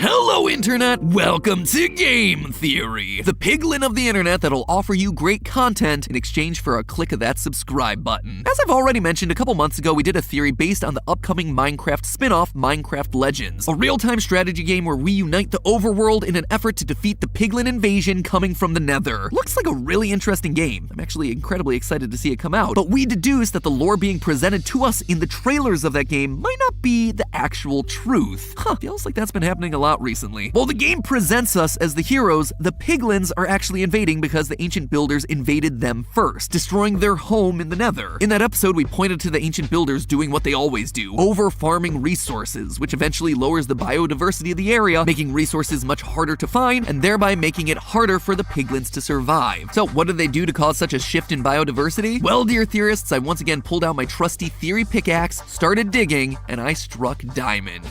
Not really, that would actually be incredibly impressive given that they don't spawn in the Nether, but what I did find was Mojang dropping little hints that give us a window into the early years of the Nether. Before the Nether wars of old, before the arrival of the ancient builders, was a world that looked very, very different. It wasn't filled with lava and barren wastelands, but instead was a thriving ecosystem that contained the most valuable thing to sustaining life, water. That's right, there used to be water in the Nether, and I can prove it to you. And not only that, I'm gonna explain why it ain't there anymore. Put on your biggest, puffiest coat, theorists. We're going into the Nether, and it's gonna get cold. Now, I understand that the idea of water existing in the Nether is a huge claim. You can't even place the stuff. It literally evaporates if you even try to pour it out. But while this is certainly what happens if we go to the Nether now, I'm not convinced that it's always been that way. And the reason for that is 2020's Nether update. I'm telling you guys, this update is the one that just keeps on giving us new lore. The Nether update completely overhauled the Nether as we knew it, adding new mobs like the aforementioned piglins, new blocks like ancient debris and soul soil, and a whopping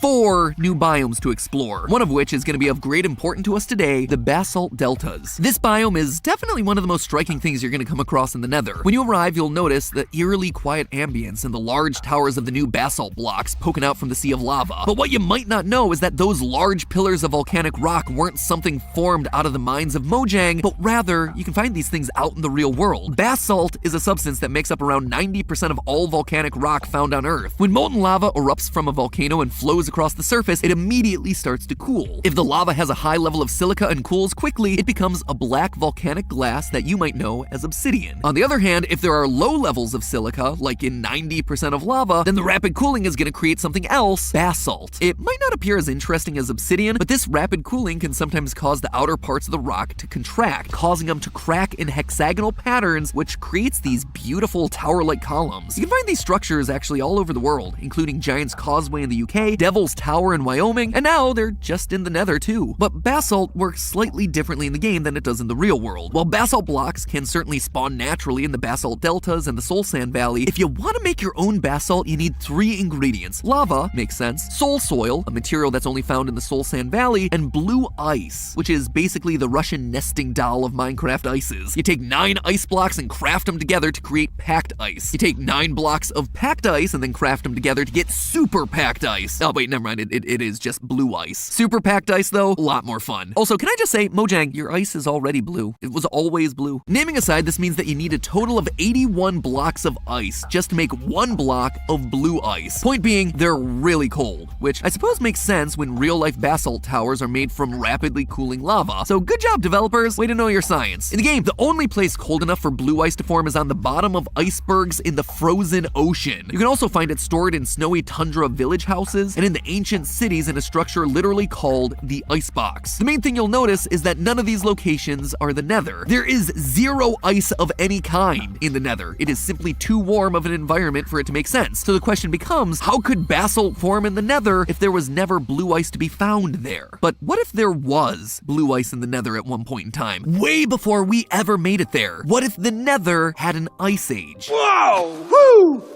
Yeah! Who's up for round 2? Nobody. Nobody wanted round 2, or 3, or 4, or 5, or what? There's a 6th movie in development? Who am I to talk? This is our 33rd Minecraft theory. In fact, if you didn't realize we had so much Minecraft content, it probably means you're not subscribed, so why don't you just go ahead and do that right now? We always have the hottest Minecraft theories in town. Definitely one of the cooler Minecraft channels out there. And don't worry, there are plenty more bad puns waiting for you on the other side of that subscribe button. Y'all subscribe? Cool! Let's take a look at the evidence that shows that the nether went through an ice age. Not the cringy movie type either. Besides these massive basalt biomes, we actually see evidence of an ice age in one of the other ingredients for basalt, soul soil. Take a look at the texture of the block, the waves and streaks on its surface. Other dirt and sands in the game don't have textures like this, but there are places in the real world that do, and that's thanks to glaciers. While glaciers are made of solid ice, they actually flow just like a river of water would, just much, much slower. This movement of ice ends up shredding and tearing up the solid land it travels over, leaving behind sediments and streaks in the surface, just like we see in the streaky texture of the soul soil and the sedimentary nature of soul sand. Large blocks of blue ice cutting through the landscape of soul soil, hitting the lava, creating the basalt that we see in the soul sand valleys, and more impressively, the basalt deltas. But the nether's covered in lava. How on earth could ice have ever formed there? I hear you and I understand, but in real life, there is a precedent for this. Iceland. Iceland is essentially one giant volcano that's been constantly spewing lava onto its surface, and despite the myth that Greenland is icy and Iceland is green, Iceland is in fact very icy. An icy place can absolutely be volcanic. The two things aren't mutually exclusive. What makes a place volcanic is whether magma from Earth's center can make its way to the surface and erupt as lava. Meanwhile, something like a cold climate is determined by a variety of other factors, things that are completely separate from whether or not there is a volcano in this location. Considering the nether's a closed-off system with no sky, it seems very clear that ice was plausible here. The nether wasn't always so hot. Instead, it was cooler, maybe even frozen. And just like we've always suspected with Mars, if there's ice, that means water. And water means life. Something that we know has to be true thanks to the fossils that we find throughout the nether. These massive rib-like structures are found all around the Soul Sand Valley, and they can get as high as 7 blocks tall. Considering a block in Minecraft is 1 meter tall, that means that a single rib from this creature is 7 meters, or nearly 23 feet tall. As one tasty and expensive rack of ribs. And that's just talking about the rib. Imagine the kind of creature that would be big enough to have a rib that large. If the nether was once icy, these creatures were likely some gigantic mammoth-like mobs that roamed free in the landscape. But obviously something changed along the way. How could the nether go from being a balanced, biodiverse environment with giant mobs to a lava-filled wasteland where only skeletons remain? This is where our good guy heroes, the ancient builders, come into play. They would have escaped to the nether looking for resources and ways to defeat the wither that they'd created up on the surface. And so they would have seen all the luscious environments, the materials, and they would have farmed harmed them heavily. We know that the ancient cities used polished basalt, so they probably mined a lot of blue ice in order to create it on their own. And sure, taking the only real source of water ain't the greatest move in the world, but that's not what really caused the downfall of the Nether. What caused the downfall was the ancient builders moving in the first place. You see, I suspect the ancient builders didn't just bring themselves, they brought their technology with them. Their crafting tables, their torches and fires, their animal herds, their smelting. And those things all release gases. CO2 from creating fires and burning fossil fuels, to all the gases that release when you smelt metal, to methane from cow farts. All of them are greenhouse gases because their presence in the atmosphere causes it to warm significantly, much like the air inside of a greenhouse is warm. And unlike in the overworld where these gases can escape out into the atmosphere, I suspect in the closed ecosystem of the Nether, these gases began to collect. They had nowhere else to go. They were stuck forever under the bedrock ceiling. Bit by bit, the Nether started to heat up. The ice, which was already being farmed away by the builders, began to melt faster and faster until one day it was just gone. All the water had dried up. You were suddenly left with a hot series of caves, fires spontaneously bursting out of the ground. The large animals that once roamed there in peace began to die out due to asphyxiation. There just wasn't enough fresh air to go around, and soon the builders would die too. The only ones able to survive were those who found another escape route, a new portal. Gotta admit though, this is a pretty impressive new record for the ancient builders. They just doomed the Nether without even trying. By the time Steve walks in from the overworld, millennia have passed and the gases have long since dissipated. But the damage has been done. Animals are gone. Plants are mostly gone. Even many of the builders have died, with only the walking skeletons left behind. The once icy glacial temperature of the Nether has become a fiery place of death as the temperatures have risen to unsustainable levels. Desperate to hold on, the ancient builders created ice rooms in an attempt to keep what remaining stores they had. But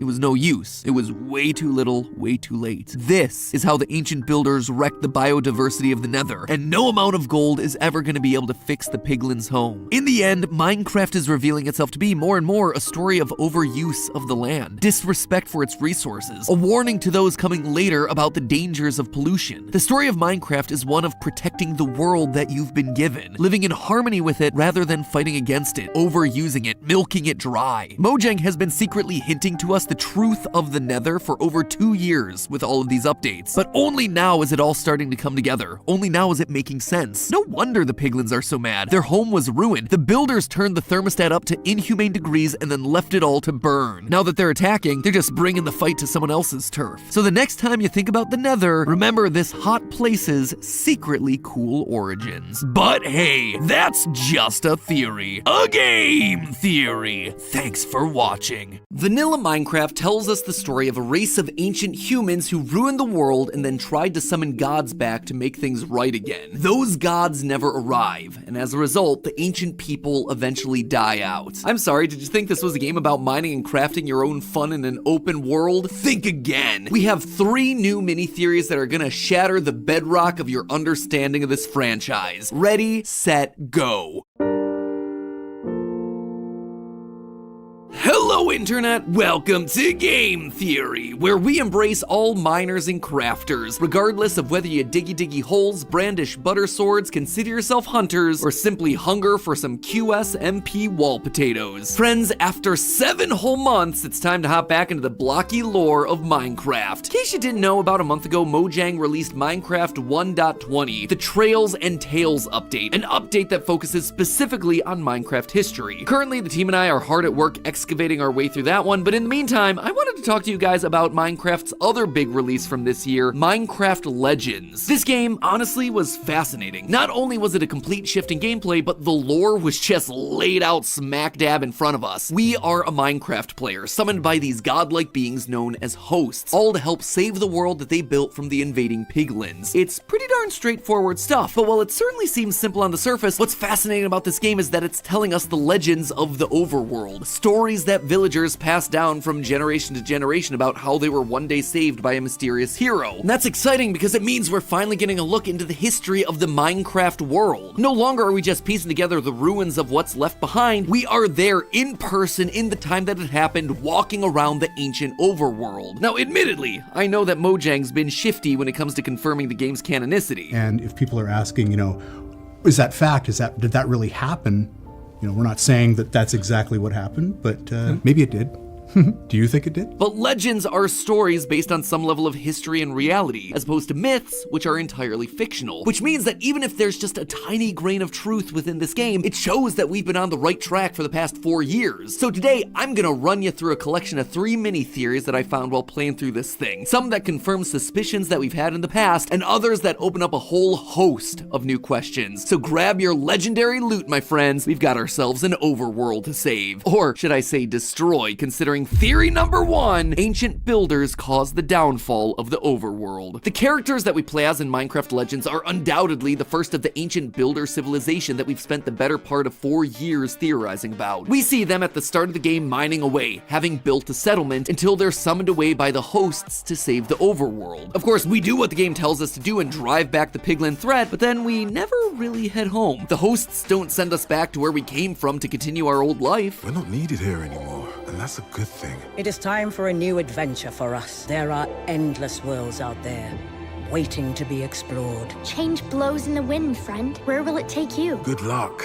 Good luck. Good luck. They decide that thanks to us, they aren't needed anymore, and so they go off on a new adventure, leaving us completely stranded. First off, not a great look for these quote-unquote benevolent gods to just take a vacation and not even offer us a ride home. But secondly, I get that we saved the overworld and that these mobs now think of us as a hero, but a hero is very different from a god. These guys literally brought the overworld into being. These golems helped us shape the overworld. All I can do is bash a piglin with a sword and sketch my face into the side of a mountain. Impressive to be sure, but it is far from being a god. Leaving us behind though isn't just a bit awkward, it actually causes one of the biggest issues that we've been talking about in Minecraft from the past couple years. Over-harvesting of resources and destruction of the environment. Think about it, we have now been stranded alongside a few other ancient builders, left to rebuild our entire civilization and livelihood. That means that we need materials and lots of them. We begin carving up the mountainside, chopping down the forests in order to make our homes, and before you know it, these exotic animals like the brilliant beetle or the regal tiger have lost their habitats and end up extinct by the time we get to vanilla Minecraft. And those are just the lucky ones. We also need food, and so just like in vanilla, we hunt what's around us. But instead of the usual cows and pigs, we find ourselves animals like the big beak, and we continue to hunt them to extinction. Hence why all these animals aren't appearing in vanilla later. And this is all before we even begin to talk about repopulating, which multiplies the issues further. More people means more housing, more resources, and if you happen to have an abundance of a certain resource in your area, it means you suddenly start to trade, leading to the harvesting of more resources to sell for profit, especially rare and valuable ones. In Minecraft Legends, diamonds, iron, copper, and coal are literally everywhere, just right there up on the surface of the world, no digging required. But when we get to vanilla Minecraft, we gotta dig to at least Y level 14 to find diamonds. And even then, it's pretty darn scarce until you get to the -50 range. We clean this place out, all in the name of trade. It works so well that even the villagers stopped just giving away their items in community chests like they do in Legends and picked up the bartering system for themselves by the time of vanilla. And that isn't even the worst part. Minecraft Legends is shown to be a land of peace, tranquility, balance before the piglins arrive. Everything is working together in perfect harmony. Heck, a zombie literally gives a flower to a villager with no desire to eat its brains. When we defeat the piglin, the idea is that this balance is suddenly restored. But take a look at vanilla Minecraft. Does this look like a world in balance to you? Mobs spawning left and right and immediately trying to shoot you with an arrow, take a bite out of you, blow you up? Villages are getting raided by zombies, the exact same zombies that used to offer them flowers. There is no peace and tranquility in this world anymore, so what happened? What changed? We did. Throughout Minecraft Legends, we see the effect that our mere presence is having on the surrounding mobs. Look! How did they learn to fight? By watching our hero. Once they've gained the desire to fight, it never leaves. You can't put the genie back in the bottle. And this is made abundantly clear thanks to one mob in particular, the illagers. As we've always suspected, these guys just started out as plain old villagers, minus some melanin. But we now have actual confirmation that it was us that caused them to turn into what are now known as the illagers. Just like other mobs in the game, they see us fighting for peace and they want to join into the fight, much to the sadness of the hosts. No,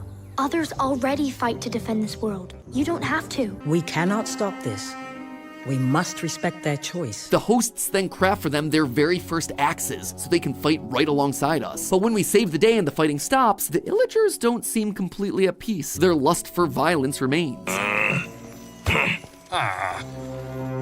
This is what leads them to idolize the ancient builders, the ones who showed them the way. And when the ancient builders eventually disappear, they do everything in their power to bring them back. So us saving the overworld ends up feeling more like conquering it for our own gain. And while that is very clearly a bad thing in this game, that's not always the case, especially when you're talking about friendly competition. Theory number 2, lapis is life. Lapis lazuli has always been a bit of an odd material in Minecraft. You have to dig quite deep underground to find it, and unlike iron or gold or diamonds, it can't really be used to make armor or tools. Instead, it's used to enchant other items with magical powers, but Minecarft Legends actually takes it a step further. One of the major mechanics of the game is building spawners that'll allow you to summon mobs to use in battle. Within this case, burn the flames of creation. The flames will call upon friends to fight by your side. Now, spawners themselves are nothing new. We've had them in vanilla Minecraft for years. Cages with a fire in the middle that'll spawn countless versions of a particular mob. But in Minecraft Legends, we can also sacrifice raw materials like stone and wood and create golems like you see in the game. We are literally creating life from nothing. Inanimate objects, raw materials, things that shouldn't be alive are suddenly alive because of us. And what was the price of creating that life? None other than a couple pieces of lapis. Lapis dropped by the piglins can be used to fuel your spawners. Collect the lapis to keep your fires burning. This stuff isn't just magic, it is literally life-giving. But hold on, did he just say that lapis is dropped by the piglins? That's not what happens in vanilla Minecraft. Lapis is usually just a resource underground. This change has to mean something important, and I believe that it does. I believe it tells us exactly what gives lapis its life-giving powers. Unlike most other resources in Minecraft Legends, lapis is actually scarce. Well, you can certainly get some from the villagers' community chests, implying that just like in vanilla it's a resource that can be gathered, we don't actually have lapis ore just lying around the world like we do with iron and diamond. Instead, our primary method of collecting lapis is killing piglins. In Legends, piglins are the only mob to drop lapis, and that's notable because they're the only mob that we are actively going out of our way to kill. It cannot be just a coincidence that when you kill these mobs, you gain an item that allows you to bring life into the world. Even in real history, ancient Sumerians believed lapis housed the souls of gods. That is what I believe Minecraft Legends is trying to tell us about lapis. It's not just magical, it is powered by the souls of the monsters you slay, now able to be recycled to bring new life into the world. It's a vicious cycle of life and death. We kill piglins, we get lapis, we use lapis to summon more mobs to kill more piglins, and it goes on and on and on. And this would also confirm some of our past theories about the illagers and their ties to the magic of life and death. Their use of lapis block inside the head of an illager statue, their gathering of Steve-colored wool blocks, the mansions being filled with zombies, they're trying to bring back the ancient builders that are no longer around. They're trying to use the lapis that they saw us use on inanimate objects to try and create their own versions of the people they now worship. However, the illagers aren't the only ones trying to bring back people they've lost, because theory number 3, ancient builders were trying to bring back the hosts. After we save the overworld, the hosts peace on out, leaving us behind to inadvertently destroy the overworld. We've already talked about that. However, I don't believe that the ancient builders were entirely oblivious to the damage that they were causing. As the overworld became more and more dangerous, with mobs that were once called allies turning violent on them, it appears that the ancient builders felt like their only chance of survival was to beg for help from the ones that brought them here in the first place, the hosts, the gods of this world. But how does one go about summoning gods back that have been gone for so long? The Well of Fate, where the hosts used to reside, isn't in vanilla Minecraft or Minecraft Dungeons. At some point it was clearly lost to time, and so I think that the ancient builders began building their own. Take a look at the Well of Fate's design from Minecraft Legends. It's a 4-pillared prismarine tower on top of a prismarine pyramid. Prismarine has always been a special block, not necessarily through anything it does, but it's the only block that shifts in color from blue to turquoise. It, like lapis, seems to have itself some magical connotation. Now, where is the only place that you can find prismarine in vanilla Minecraft? Deep underwater in the ocean monuments. In fact, if you take a look at their design, doesn't it begin to look a bit familiar? A 4-pillared tower on top of a pyramid made entirely of prismarine. You've even got other little structures around the pyramid, just like the improvement towers that you can build out of prismarine in Minecraft Legends. I suspect that the ancient builders took the prismarine that they were holding on to for years and built monuments to these long gone gods where they could pray, they could worship, they could call on them for salvation. These gods came from a tower of prismarine. It was intrinsically connected to them, so surely building an entire temple monument to them out of the exact same stuff would get their attention. They even took some of the gold that they'd kept as the spoils of their war against the piglins and put it inside these monuments as an offering to these gods, just like I talked about in one of my earliest Minecraft theories. Ultimately though, their plan failed. The hosts didn't hear their cries for help. They never returned, and things resources only got worse and worse from there. The ocean monuments would eventually be swallowed up by the sea. And so as a final line of defense, they built the Guardians out of the same supernatural prismarine the monument itself was built from, in order to protect these now abandoned houses for the gods in the hopes that maybe, just maybe, the hosts would be able to come back and use them as a portal to one day come and rescue them from all the dangerous mobs that had conquered the overworld. But that day, it never came. Slowly but surely, the ancient builders died out, leaving behind only fragments of their history in the ruins that we can find in vanilla, and the story is told by villagers of an ancient race that once upon a time were considered to be the heroes of that story. But hey, that's just a theory. 3 game theories. Thanks for watching.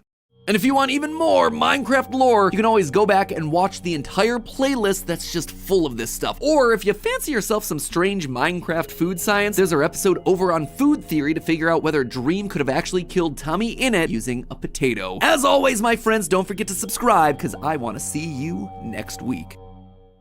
The sands of time slowly cover up what remains of the birthplace of civilization. A people once driven by creation, now left in ruin. Erosion and hubris casting a shadow over what once was. The crumbling buildings and scattered fragments of society leaving a puzzle to the past. Hoping that someday, someone will pick up those pieces of this fallen land to reassemble the story of their downfall. Well, that day is today, and that someone is me!